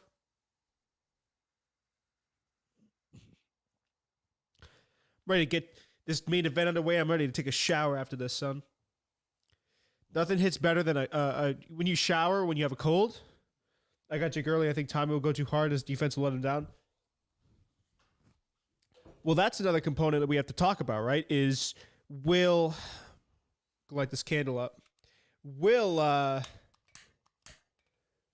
how will Tommy's mentality affect this? Because I thought personally that Tommy was a little bit nervous coming into this. A big, if you think about all the pressure that he has coming into a fight like this, can't lose to a YouTuber because he's supposedly the professional. He can't. What else is there? His family says essentially that they'll disown him and leave him in Saudi Arabia if he loses. That's another big one. And then if he loses, they already shook on the deal that well, his dad shook on it on his behalf, but if he loses, he doesn't get any of his purse. So big pressure. There could be something to that, Balloons. A lot of pressure. And that might affect the way he fights in a big way. How's the stream so far? The Fury family don't play. They don't. This is my first time really going an extended period of time streaming, so I never know when to kind of fill up the air with. Tommy fumbles as well. Yeah, I never know when to kind of leave. Sorry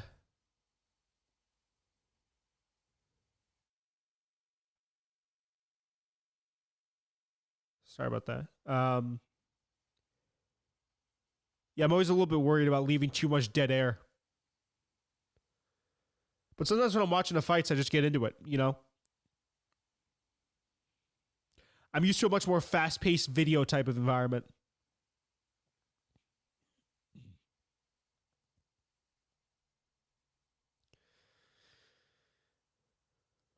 But here we go.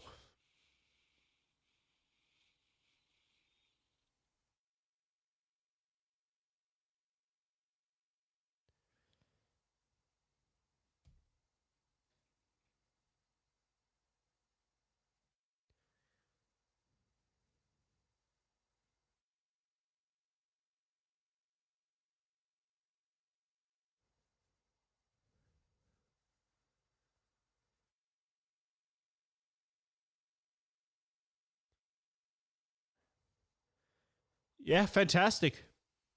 This is the tough part, though. Now we're going to have to sit through 20 minutes of pre-fight build-up. 3 cinematic trailers, 2 different segments of these people talking.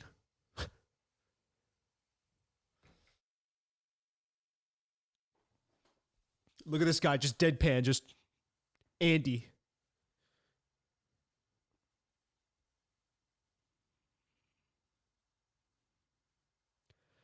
Oh, yeah, I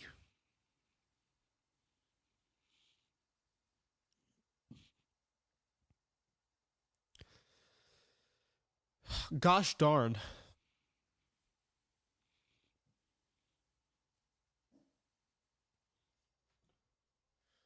don't know if you guys can see my dog in the background there.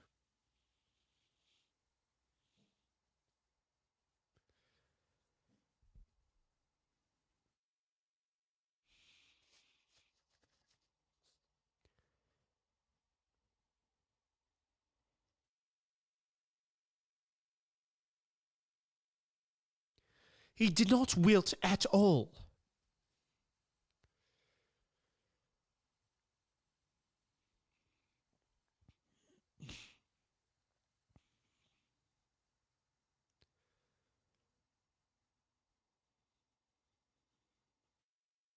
Here we go, here we go, here we go, here we go.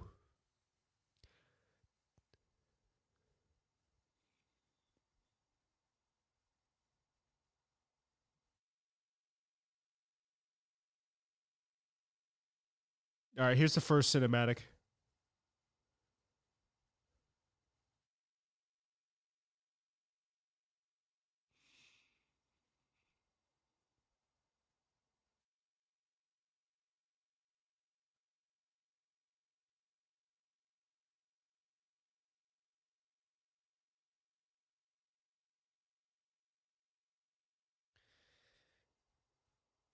I do kind of feel bad for Tommy Fury because so many people have put so much pressure on his back.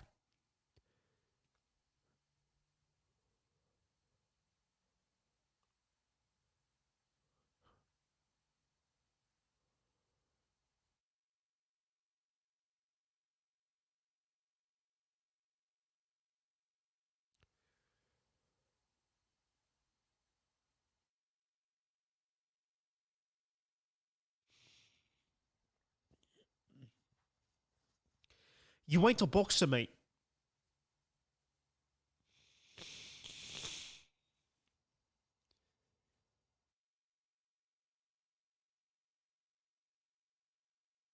All right. Go grab something real quick. I know I've been dipping in and out a lot.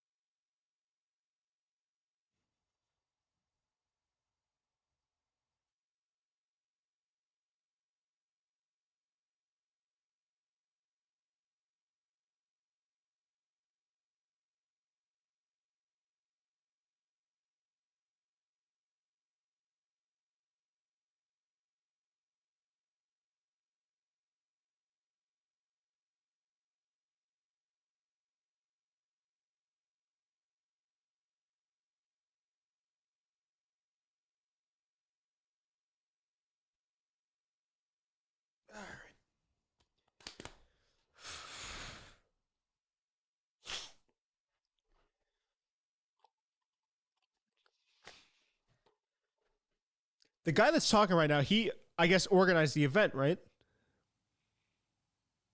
Is that Mams Taylor?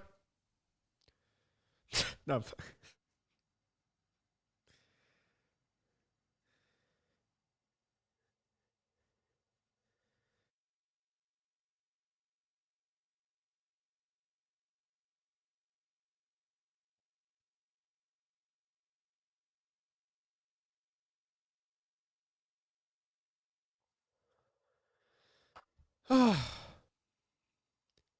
Well, just have the fighters come out and fight, dude.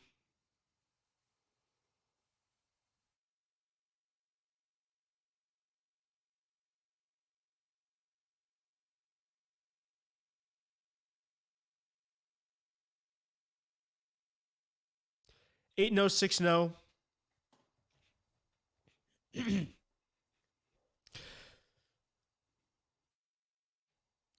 I love the music selection going on in the background too. All my ladies. Let's get some predictions in the chat.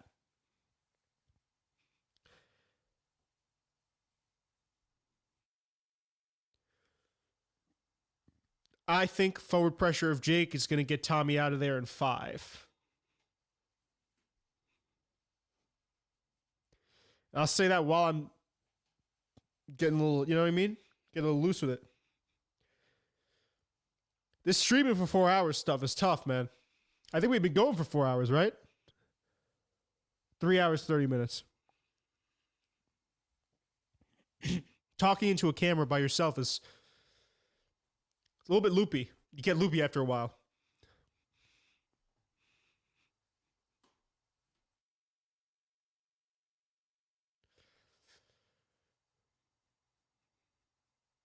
Jake Paul. Let's see what Jake Paul has to say.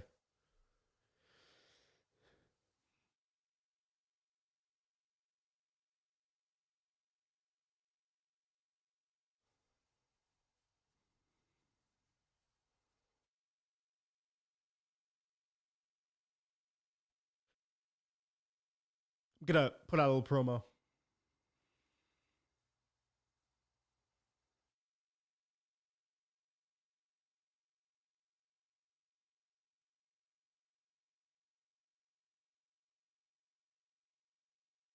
Rob the bank, catch a body, and go home. What if Jake just gets absolutely flatlined? Tommy Fury one punch. Okay, I'm going to put out the link to this.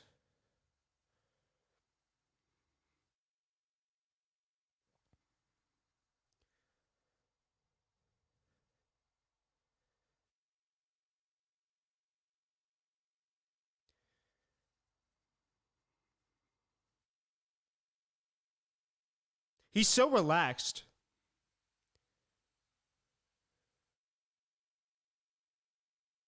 He's so cringe, dude.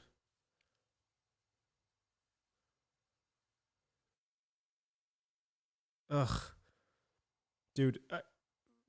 So why it's like it's hard sometimes to really like Jake Paul, but I appreciate him. All right, don't do that, Sean Porter. Stop it.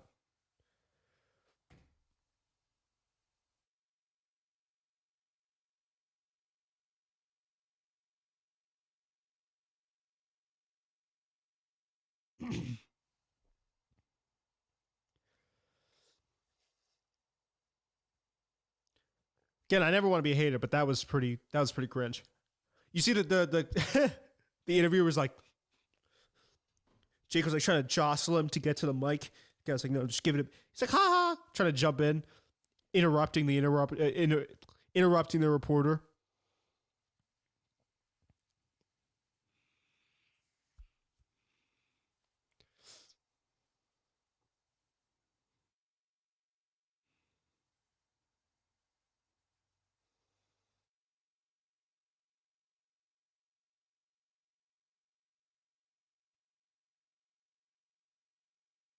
It's wild that he is obviously the brother of Tyson Fury, and yet he's demonstrated not a lot of the same attributes that we know and love Tyson for. It's very odd.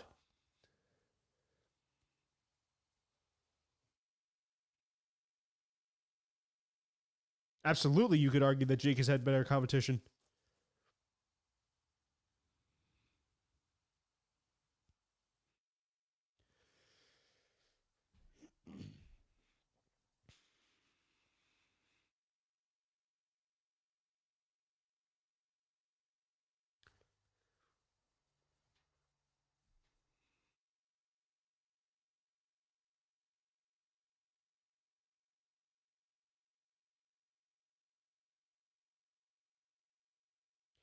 No, boxing skills aren't genetic, but what I'm saying is, listen, if you're a guy in Tommy Fury that spends as much time as your brothers with your brothers as it looks like you do on camera, and your brother is one of the greatest heavyweight boxers, if not the greatest boxers of all time, you could have an argument or a conversation about that another time, then you'd figure if he's in that same field, he does want to be world champion, you got one of the greatest athletes in the world on tap.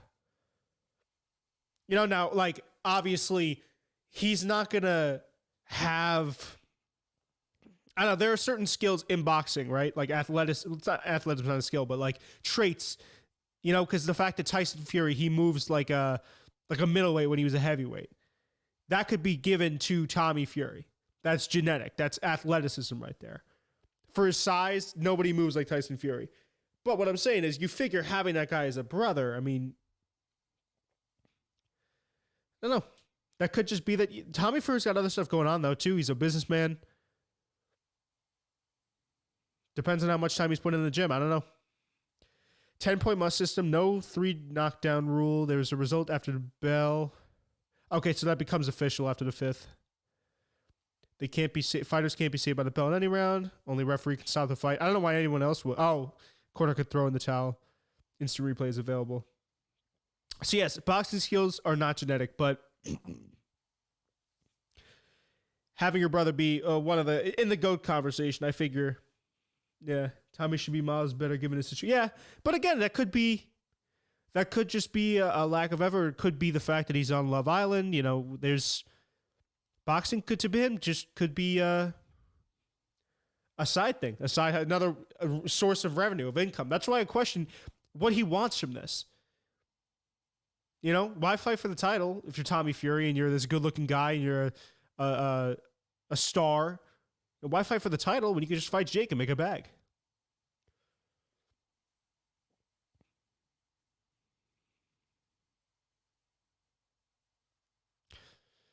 All right, let's do it. Let's get this party started. I agree.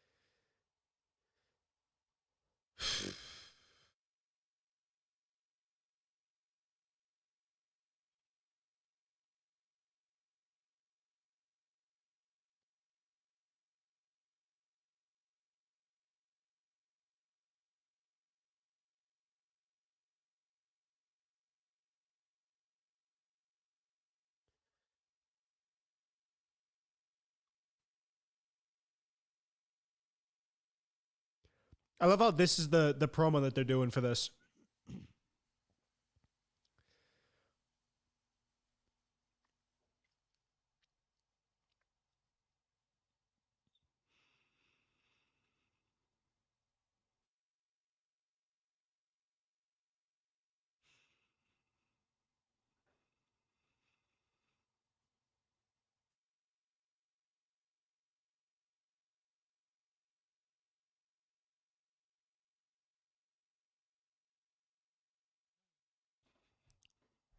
Over under on how many introduction cinematics we get. We're sitting at 2 right now. I say this is it. I say we get 2.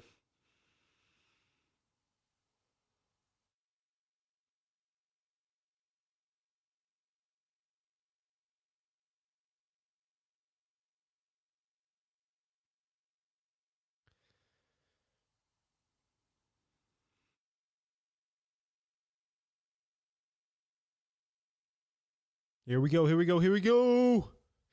Main event time, baby. Here comes the problem child. Oh, that's Tommy Fury. Never mind. I thought that Jake would come out first. But honestly, it makes more sense that Tommy comes out first. What a handsome man. Tommy is legitimately a very handsome fellow.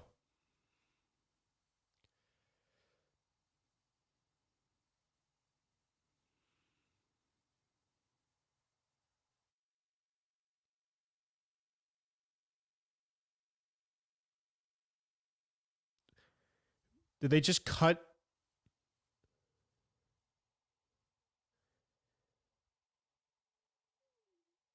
They just cut him off in the middle of his ring walk? That's weird. Here he comes. Tommy Love Island Fury. That's unnecessary. That's an unnecessary shot at him.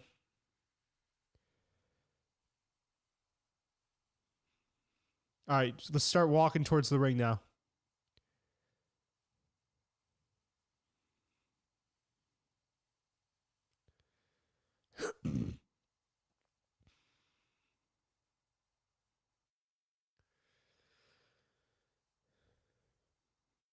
He's just kind of standing there awkwardly.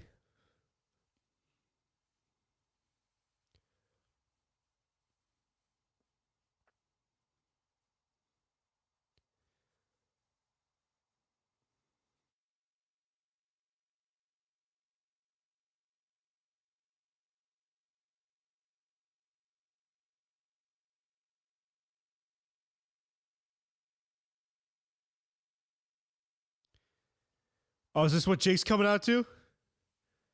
Yes! Jake coming out to Fortunate Son. What? Huh?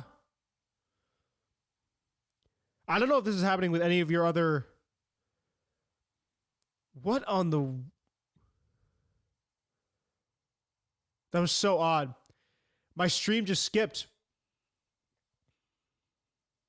That's weird. It looked like Tommy Fury was just waiting there. And I guess there was like 2 fake ring walks to throw you off. But respect to Tommy Fury for coming out to Fortunate Son. And so obviously that script is proved false because it was said that Tommy Fury was supposed to come out to Sweet Caroline and he didn't. So that script is obviously patently false.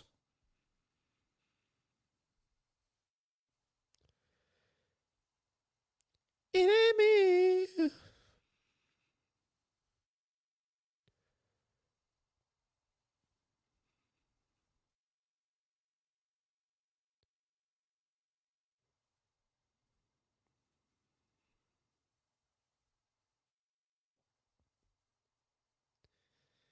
Here we go.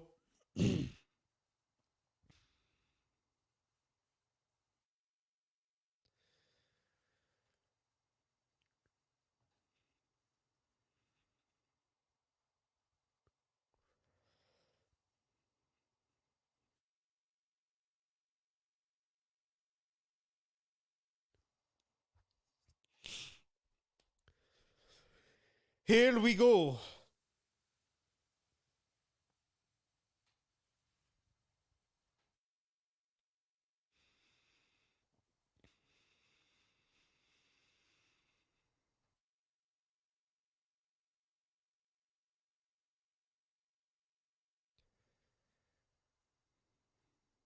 Look at that wide back that Tommy Fury has.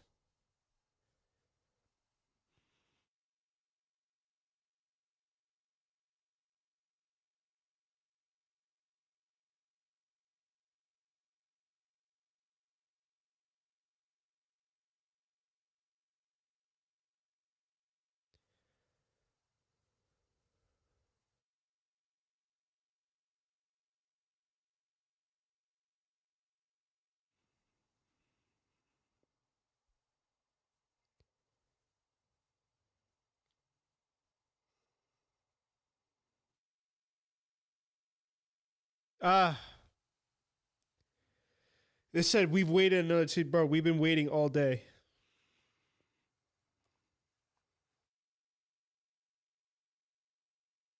No, it isn't. Who is this commentator? High level prize fighting theatrics. Nobody else does this.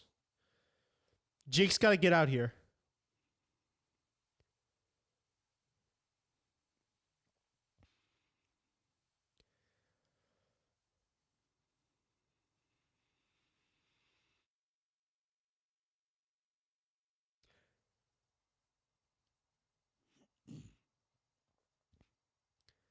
So interesting. The fans are starting to boo.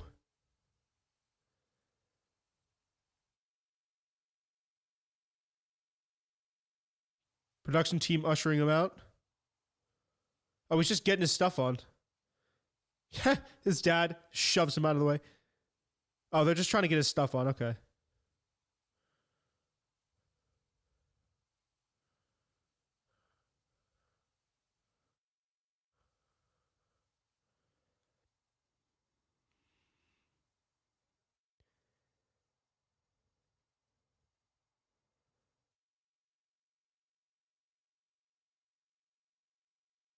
This is really inconsiderate, actually. Let's go. Make the walkout. I'm not like a fuck Jake Paul type of guy, but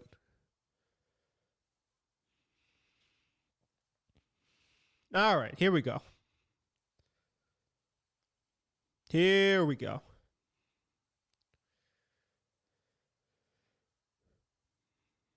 I'm saying finally, bro.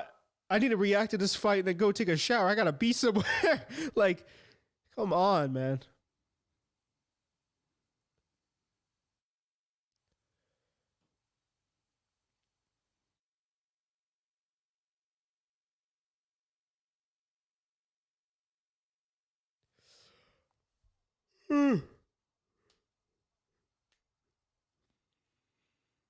Here we go, man. All right, so Jake finally making his way out now. I don't know if that was mind games or that was just general lack of preparation. Hometown crowd not liking Jake at all. Lot of boos. Lot of boos.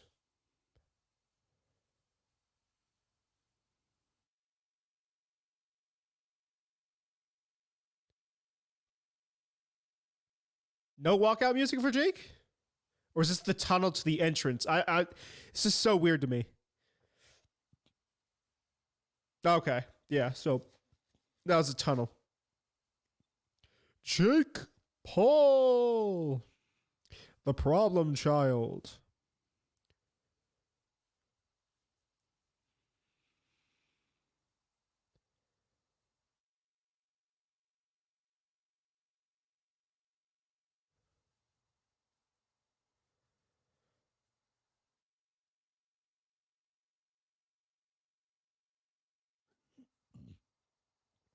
We go Jake Paul hyped up now. It's giving the people at home seizures with all of this lighting.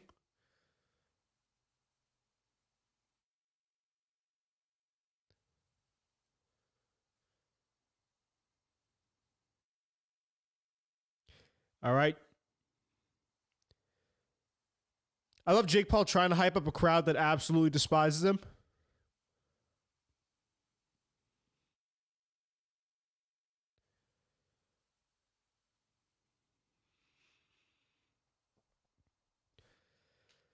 I'm trying to reset this stream real quick.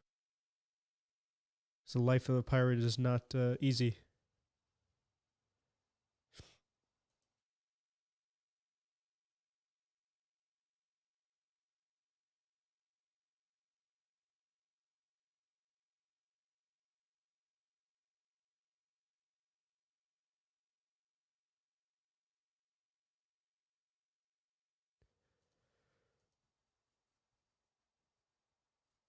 Okay.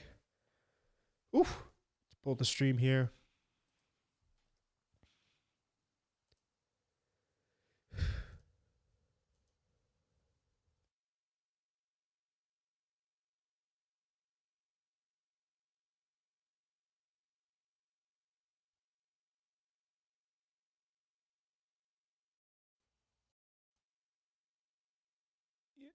I have to refresh this stream. Go through 15 different pages to get to one that I desire, which is the fight. Okay, let me check the zone. But Jake coming out to a very hostile crowd here.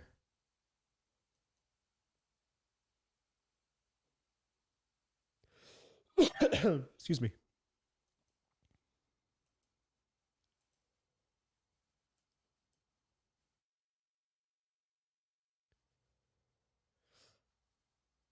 Okay. All right, here we go. Here we go. Come on, come on, come on, come on, come on. Refresh, refresh. Everyone's having the same problem. Jesus Christ.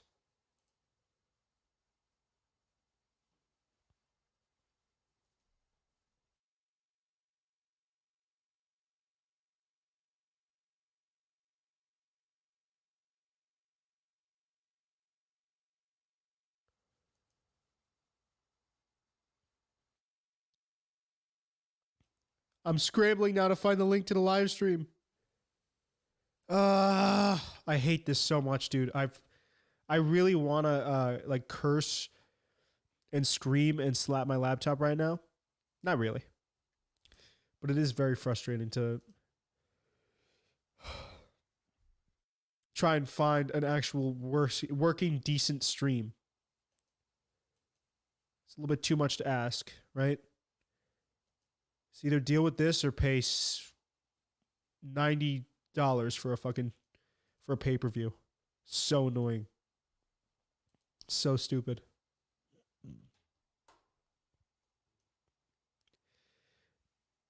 What the Okay. Oh, here we go. Here we go. Here we go.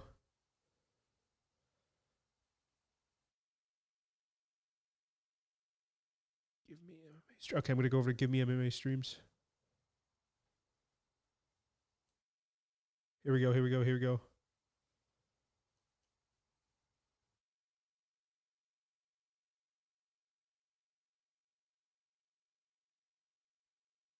I'm trying to find the fight. Shit, bro. Is the fight starting?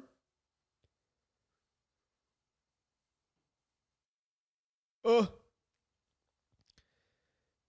Refresh stream. Uh-oh. Did someone nuke the stream? We got to figure something out here. Oh, here we go. Wait, maybe. Just maybe.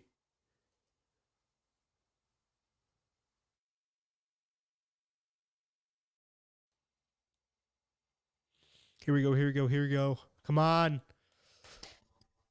The one I was just using was working. Oh, there it goes. Okay, cool. All right, we're back. All right, so we got halfway through the or excuse me, to the end of the national anthem. Okay. So we're back. Whew. That's a common thing when you're trying to pirate streams. I mean, trying to use totally legal streams. When you're totally legally watching streams on YouTube or you're streaming, it just happens when you don't pay for the fight, but you also don't do anything illegal.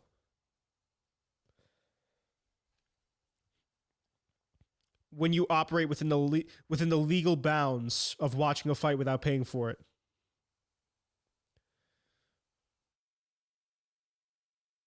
Let me turn up the lights a little bit.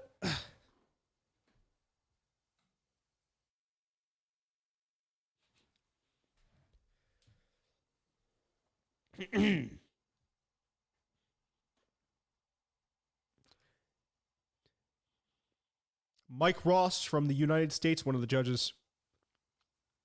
Here we go, baby. Here we go.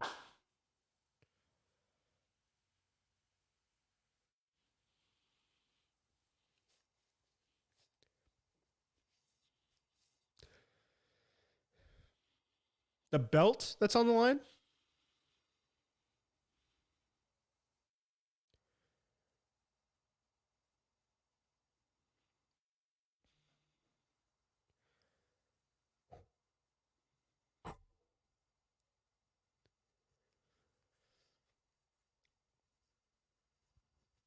Tommy Fury. What are the stats? You're right, Papa Balloons. Like what are the stats? Is he's just the brother of heavyweight champion Tyson Fury. Father, brothers, cousins, and uncles were all pro boxers. Ha! That's not a stat.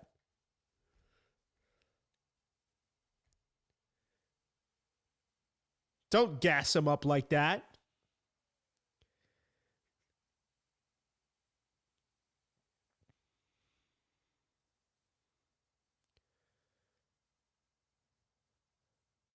Yeah, Jake is not getting a warm reception here.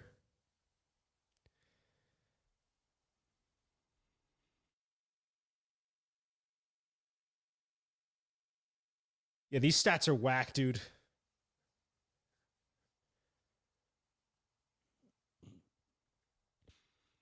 ESPN got to up their under their widgets, their broadcast packages.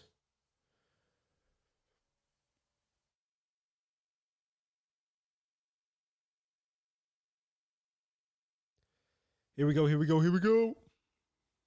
I'm so ready for this, dude.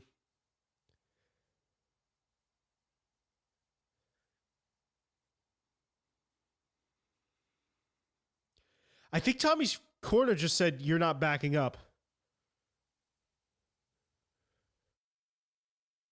Yep.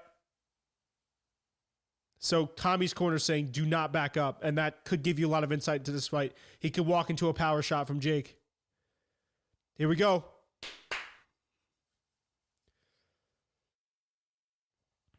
Here we go, baby. Round number 1. I'm a little bit nervous, man. Gotta be honest. Gotta tell you the truth. Here we go. Okay. Both men looking real stiff, though. Tommy's starting out early with offense. Was that, yeah, who? Which corner was that? Someone's corner said, "Do not take a step back."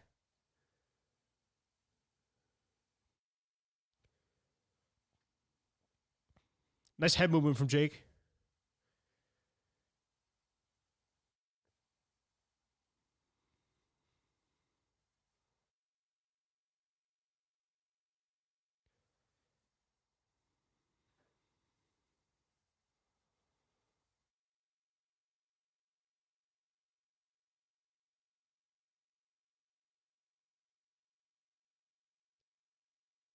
Referee called time.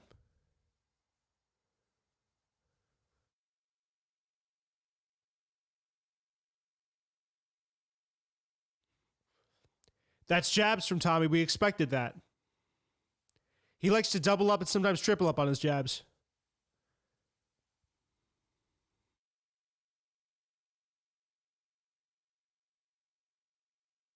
Again, nice head movement from Jake.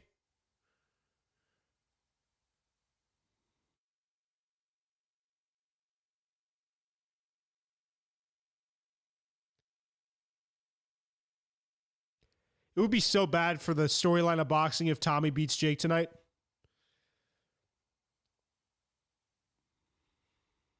Nice 1-2 by Tommy.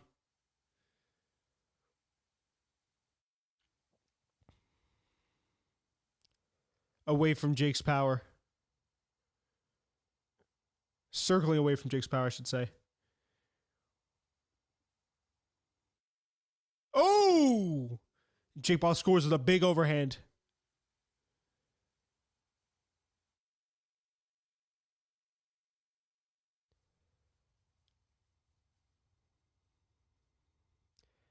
Jake's really dipping his head low. Not keeping his hands up, really.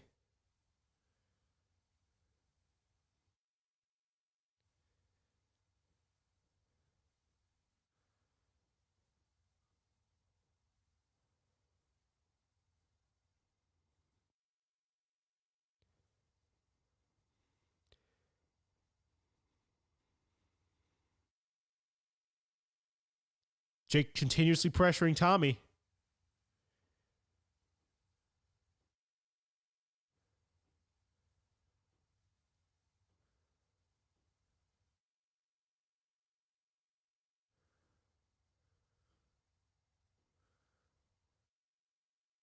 Nice jab there by Tommy. Keeping Jake Paul off of him. Woo! And Jake getting a little bit wild. That first round, I feel like, could go to Tommy for sure.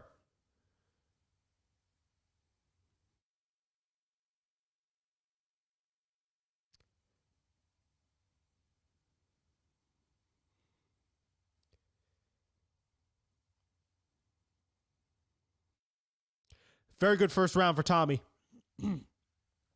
And had Jake even get a little bit frantic. Nice hook, and then just swarms him. It's smart by Tommy. Good ring IQ. You know you have short time left. You know, if you get tagged, you get about a minute to reclaim, get your feet back under you. At the very least, or the very best, this happens, right? Which is where you could potentially even steal that round.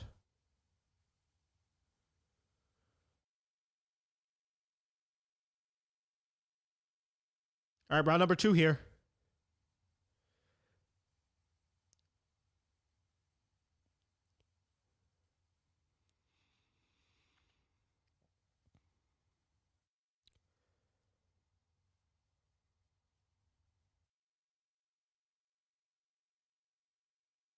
I feel like we're starting to see a little bit of the lack of polish on Jake. Not to say that he doesn't have talent again, but some of the stuff we talked about, the mechanical issues, coming to light a little bit.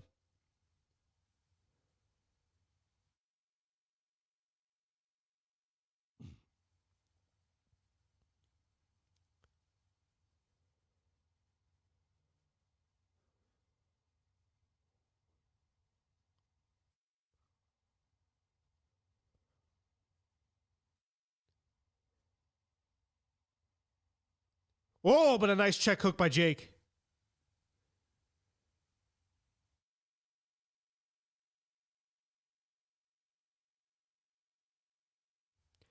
Tommy's keeping his hands a little bit low. Nice jab again.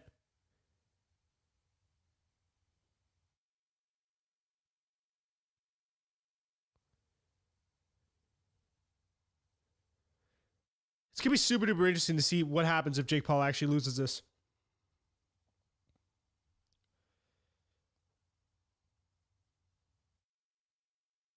Oh, okay.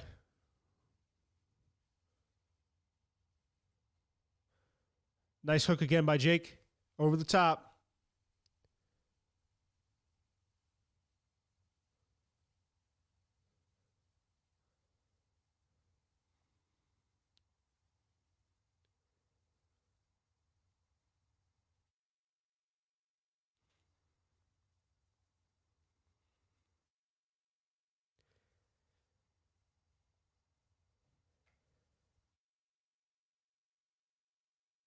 Tommy's doing well.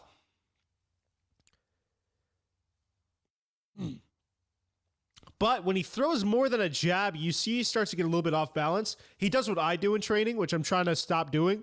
He leans in when he throws. So he'll start jab, and then he'll go like this as he's leaning down to throw shots. He'll lean to his left. Definitely not a good habit to have.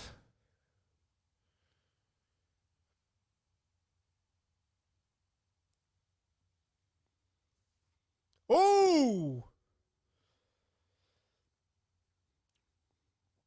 Another round potentially in the bank for Timothy Theory.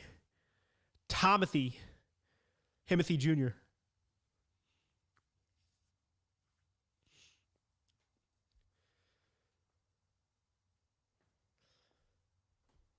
Danny Smith, BJ Flores, Frank Reeves, and Gian Love.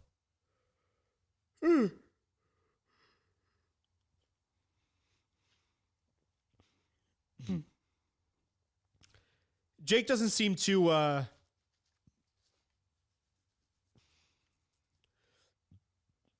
don't know, he's not like he's faring well in this fight, but he doesn't seem too out of his element.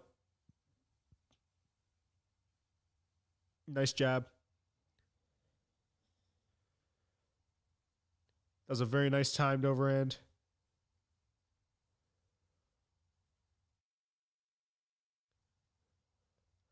And textbook just counter over the top of a jab with a big overhand. That's why Tommy can't. I should have said this in my breakdown video. Tommy can't rely too much on that jab.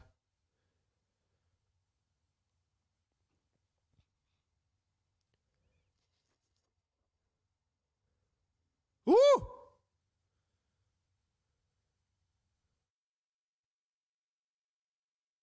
Tommy looks like a functionally stronger dude.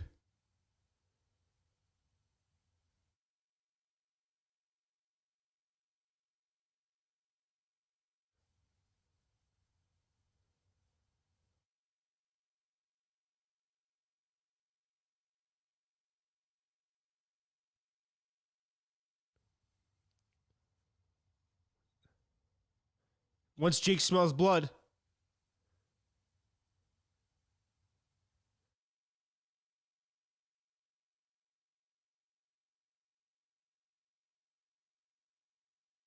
Yeah.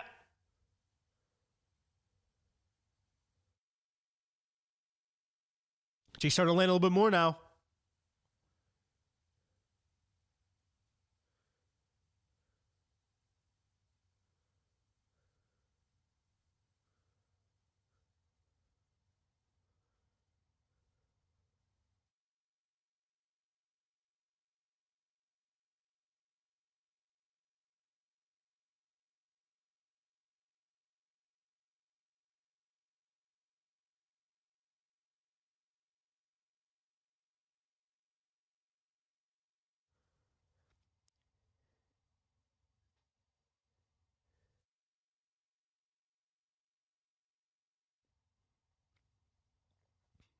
Jake's starting to settle into this fight now. Third round.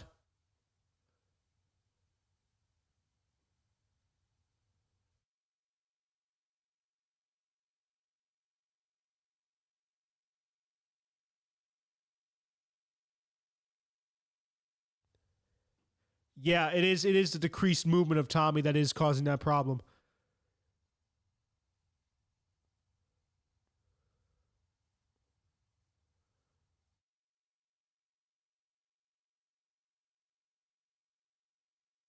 Oh!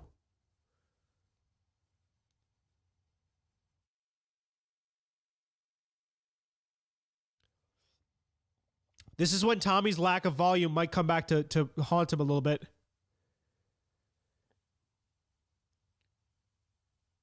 Because if you're not going to have a lot of movement, you got to have volume. If you're not going to have volume, you got to have a lot of movement. There's got to be something that allows you to kind of enact your offense without the other guy getting too comfortable.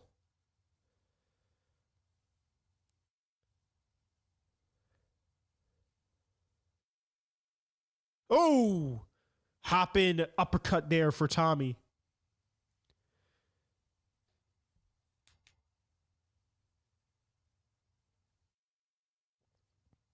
Yeah, a very good comeback round for Jake Paul.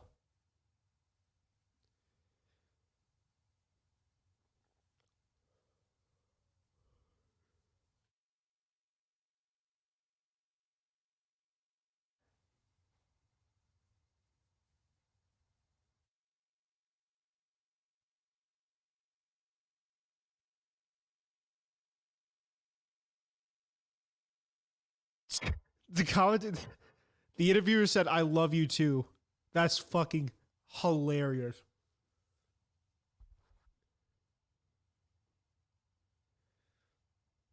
And Logan Paul is now cutting a promo in the middle of a fight. I actually really hope that Tommy Fury knocks him out now. I'm not going to lie. Just for that. It's one of the most cringe and awkward things. That was really bad. From the interviewer saying, "I love you too." That's crazy.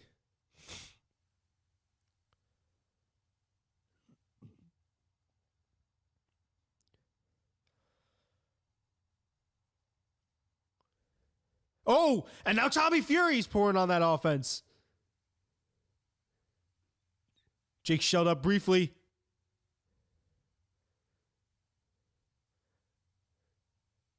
Nice job getting out of the way there from Fury. That's what we say, volume or movement.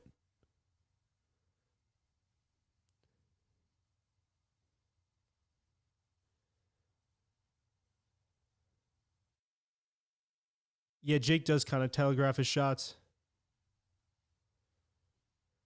Might be because he's a little bit more tired.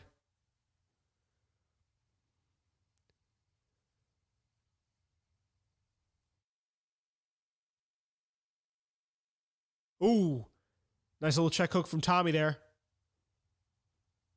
Tommy's got to just be careful that he doesn't have some sort of an offense coming back at him, though. Again, he gets a little bit excited when he comes in. Obviously, who wouldn't be, but Jake Paul could time that up, and boom!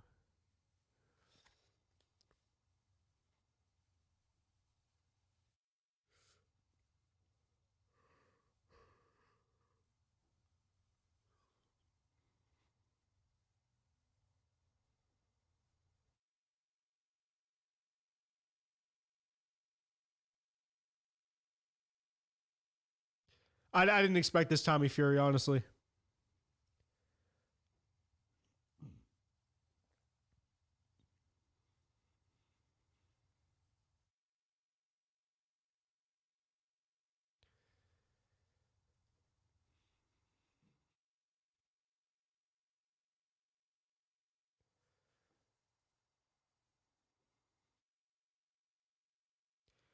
Watch for Jake.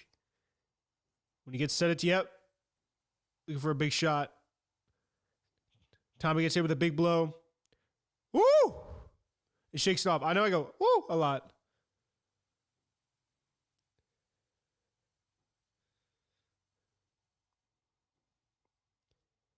Can't get too comfortable, though.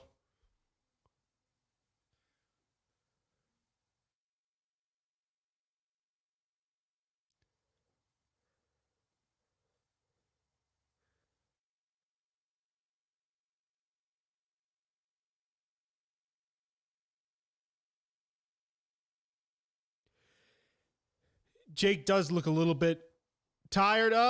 Might be back of the head.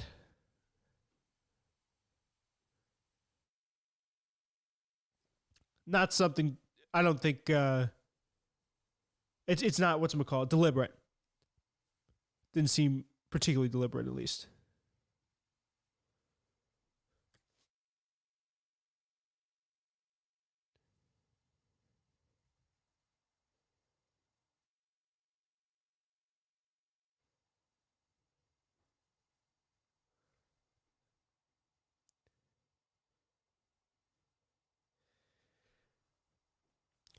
So I'd probably give round 3, you could maybe say you give to Jake.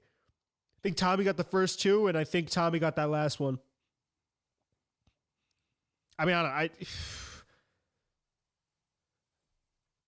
take a look at the punches thrown, punches landed. Tommy is just kind of blowing Jake out of the water. But Jake's dangerous. Wherever you are and whenever you are in a fight.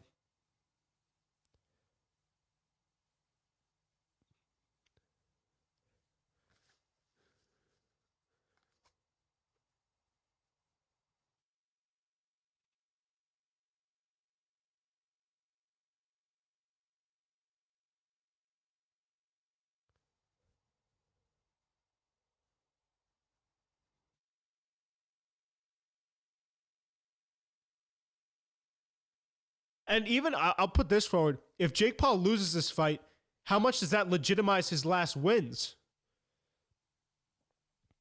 Because at a first glance, you might say, no, it doesn't. But upon second glance, you realize that all of these weren't fixed and that Jake Paul was actually good enough to beat some of these guys.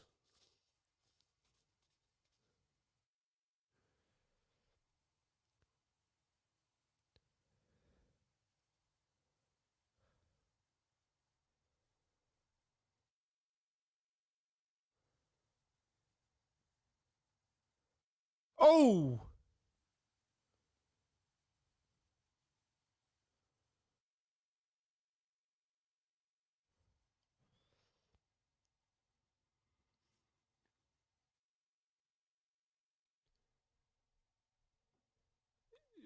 Ref is abducting 1 point? Oh, for both? Okay. He's only taking a point away from Jake Paul? Interesting.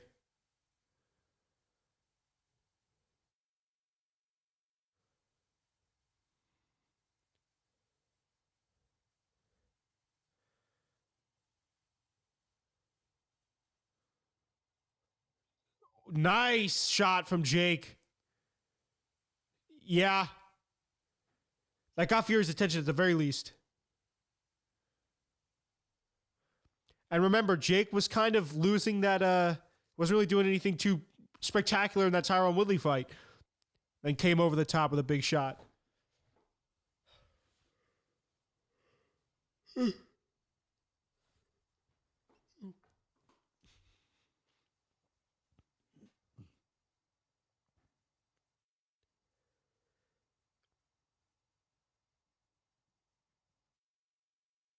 Did Logan just say, ref, he smells like poop?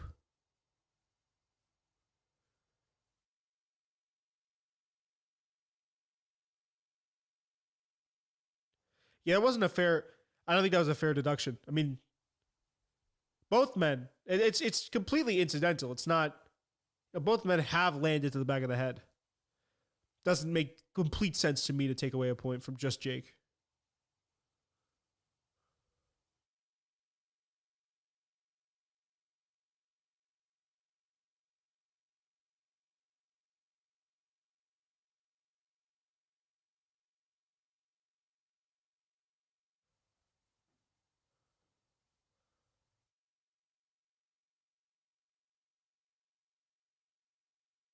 All right, end of the fifth.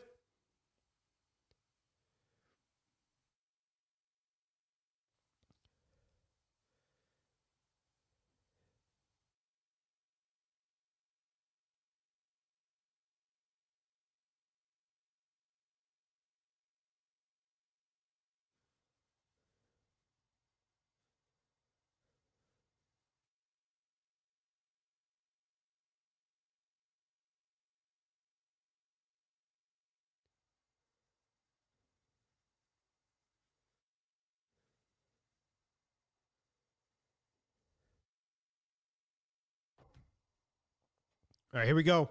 Round number 6.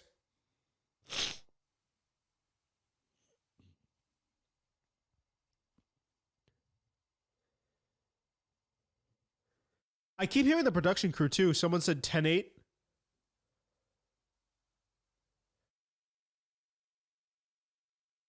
Last 2 rounds here. Nice little burst from Jake.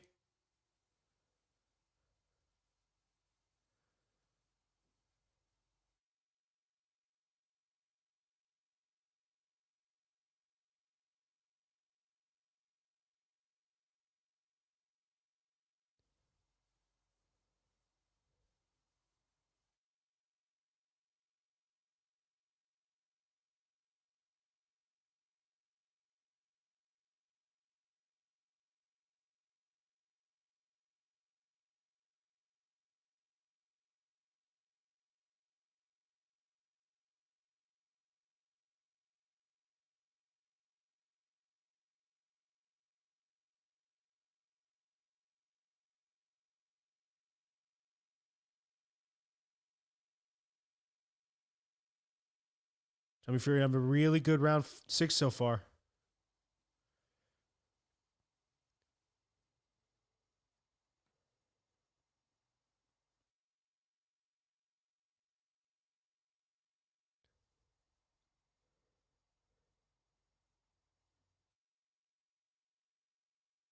Action's starting to subside a little bit. Slowing down just a tad. Ugh.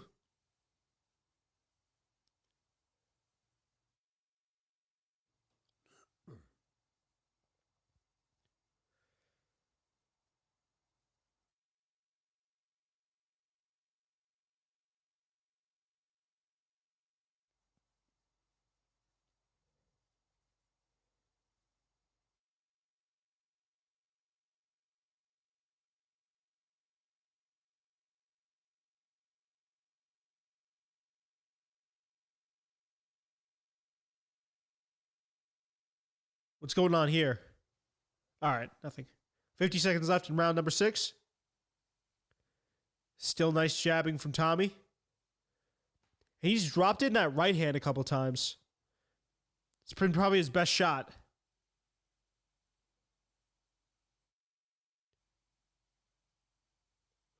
And now points being taken from Tommy.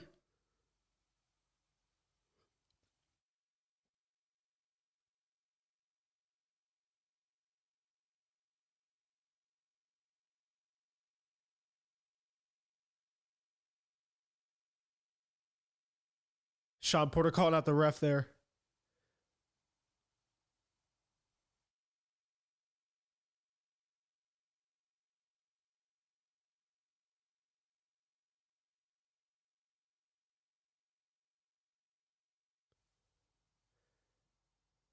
These guys are holding a lot.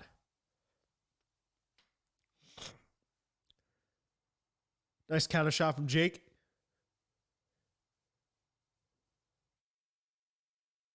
Ooh. Tommy stings him to end the 6th round.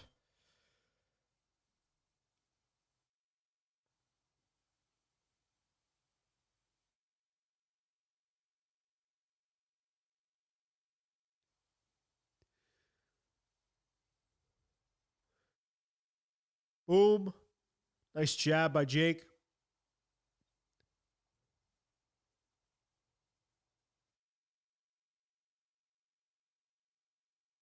I got it to Tommy so far. What do you guys think? I got this for Tommy.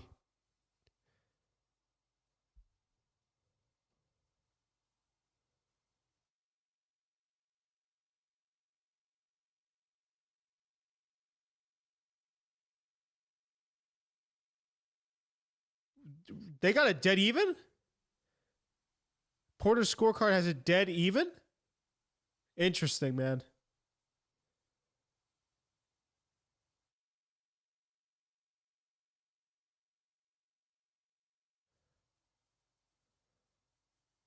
I guess because of the point deductions, but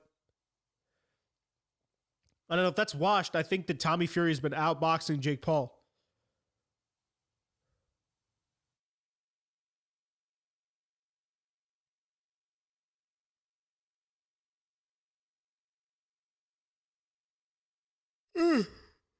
Oh, good job. And then moving out of the way there by Fury.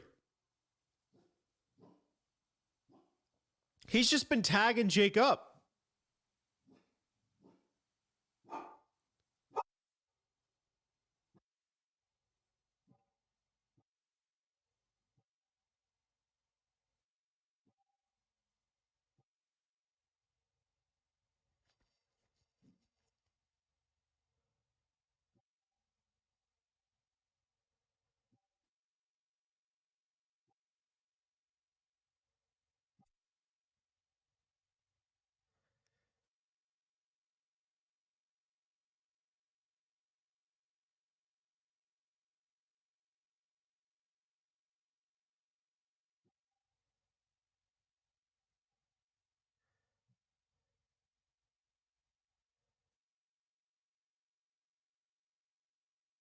Pace is definitely slowed down.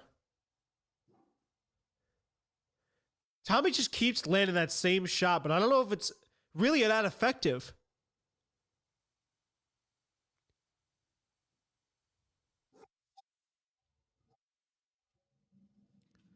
Dog's protesting it as well.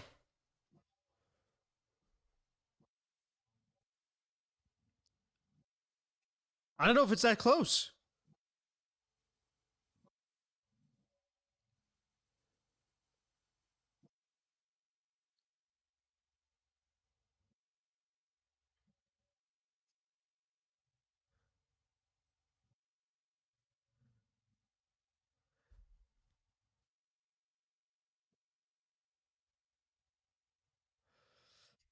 .30 seconds left here, round number 7. Oh! That might have wobbled Jake a little bit.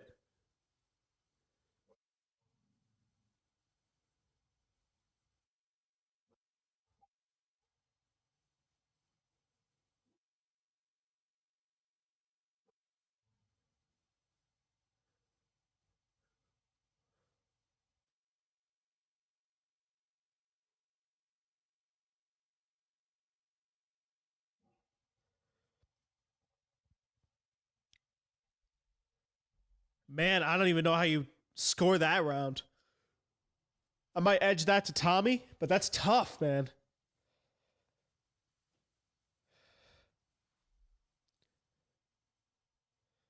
That cut could also optically not look good to the judges.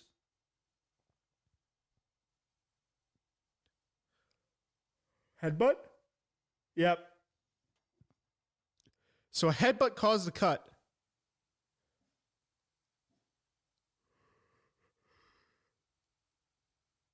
Ugh. But the refs don't know that. Half the time, boxing refs don't even know what they're watching. Half the time, combat sports refs don't even know what they're watching.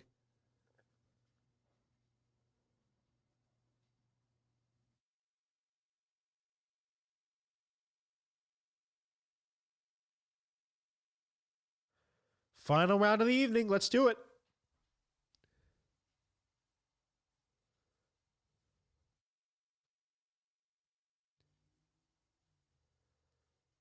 Both these guys got to push it now. Nice uppercut inside by Tommy Fury.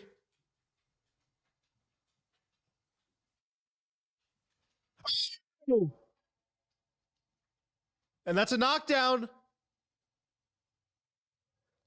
Instead of protesting, you just got to answer the count. That might have just won Jake the fight.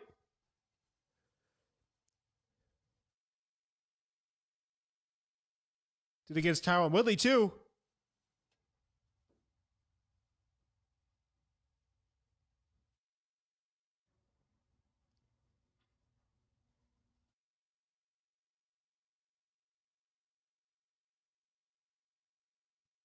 Wow. Was that a jab that dropped him?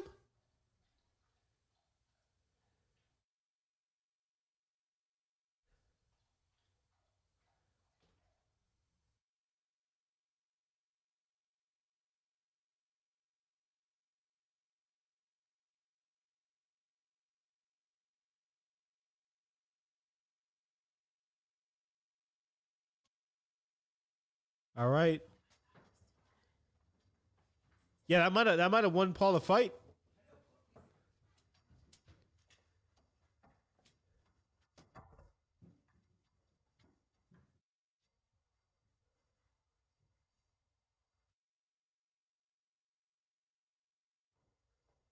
Oh!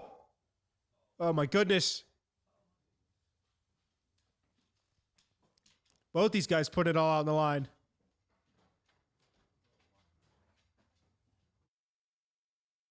Oh, that might have hurt Jake.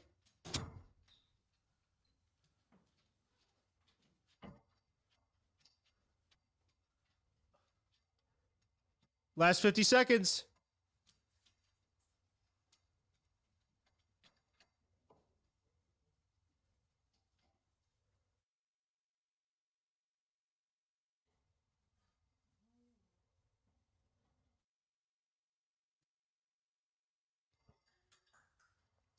And now 30 seconds left.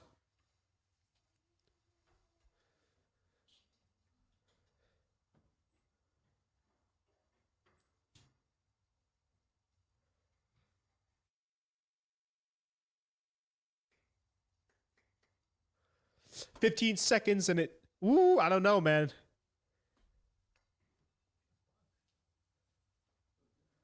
And Tommy misses on a cross, and that'll be the fight.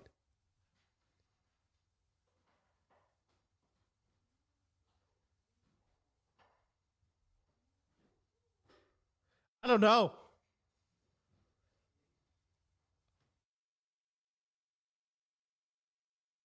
I don't know.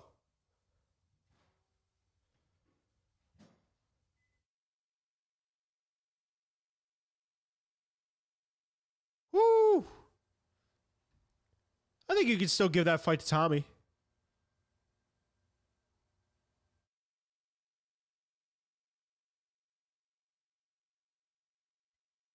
So let's see if there's a jab that knocked him down. That might have been a slip. I don't think so. I think that was a knockdown.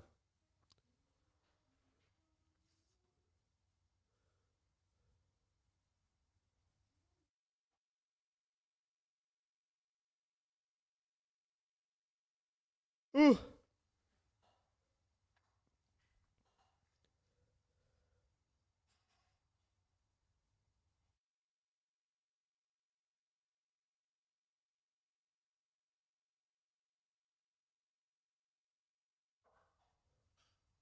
I'm sticking around for the official decision, then I'm going to get out of here.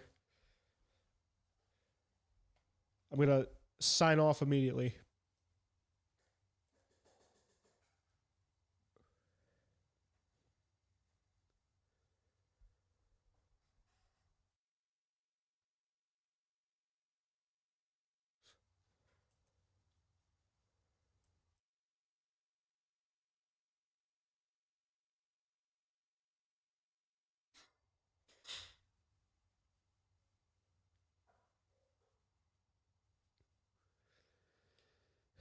All right.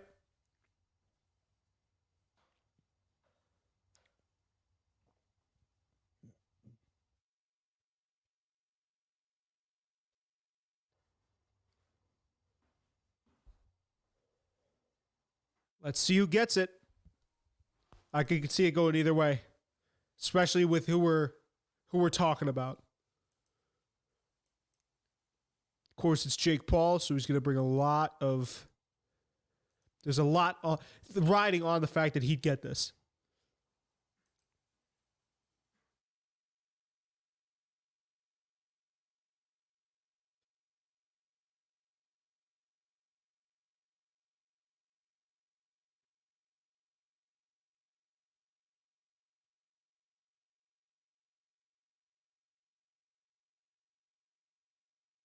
All right, Mike Buff.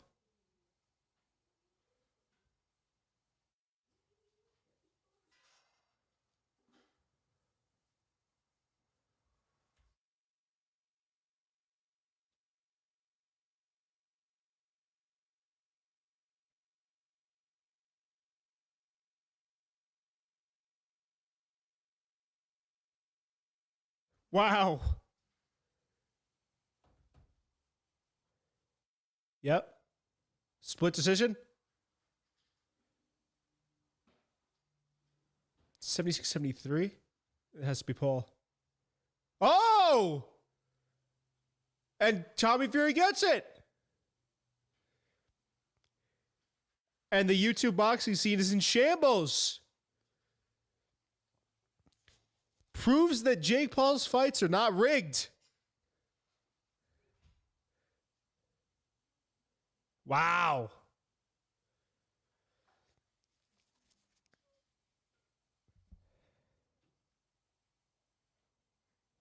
Wow. Wow. That's nuts. Alrighty. Well, with that, I think with that I'm gonna get on out of here. I appreciate you guys, and we'll do this again. That's nuts. I'll make a video about this soon. All right. Peace.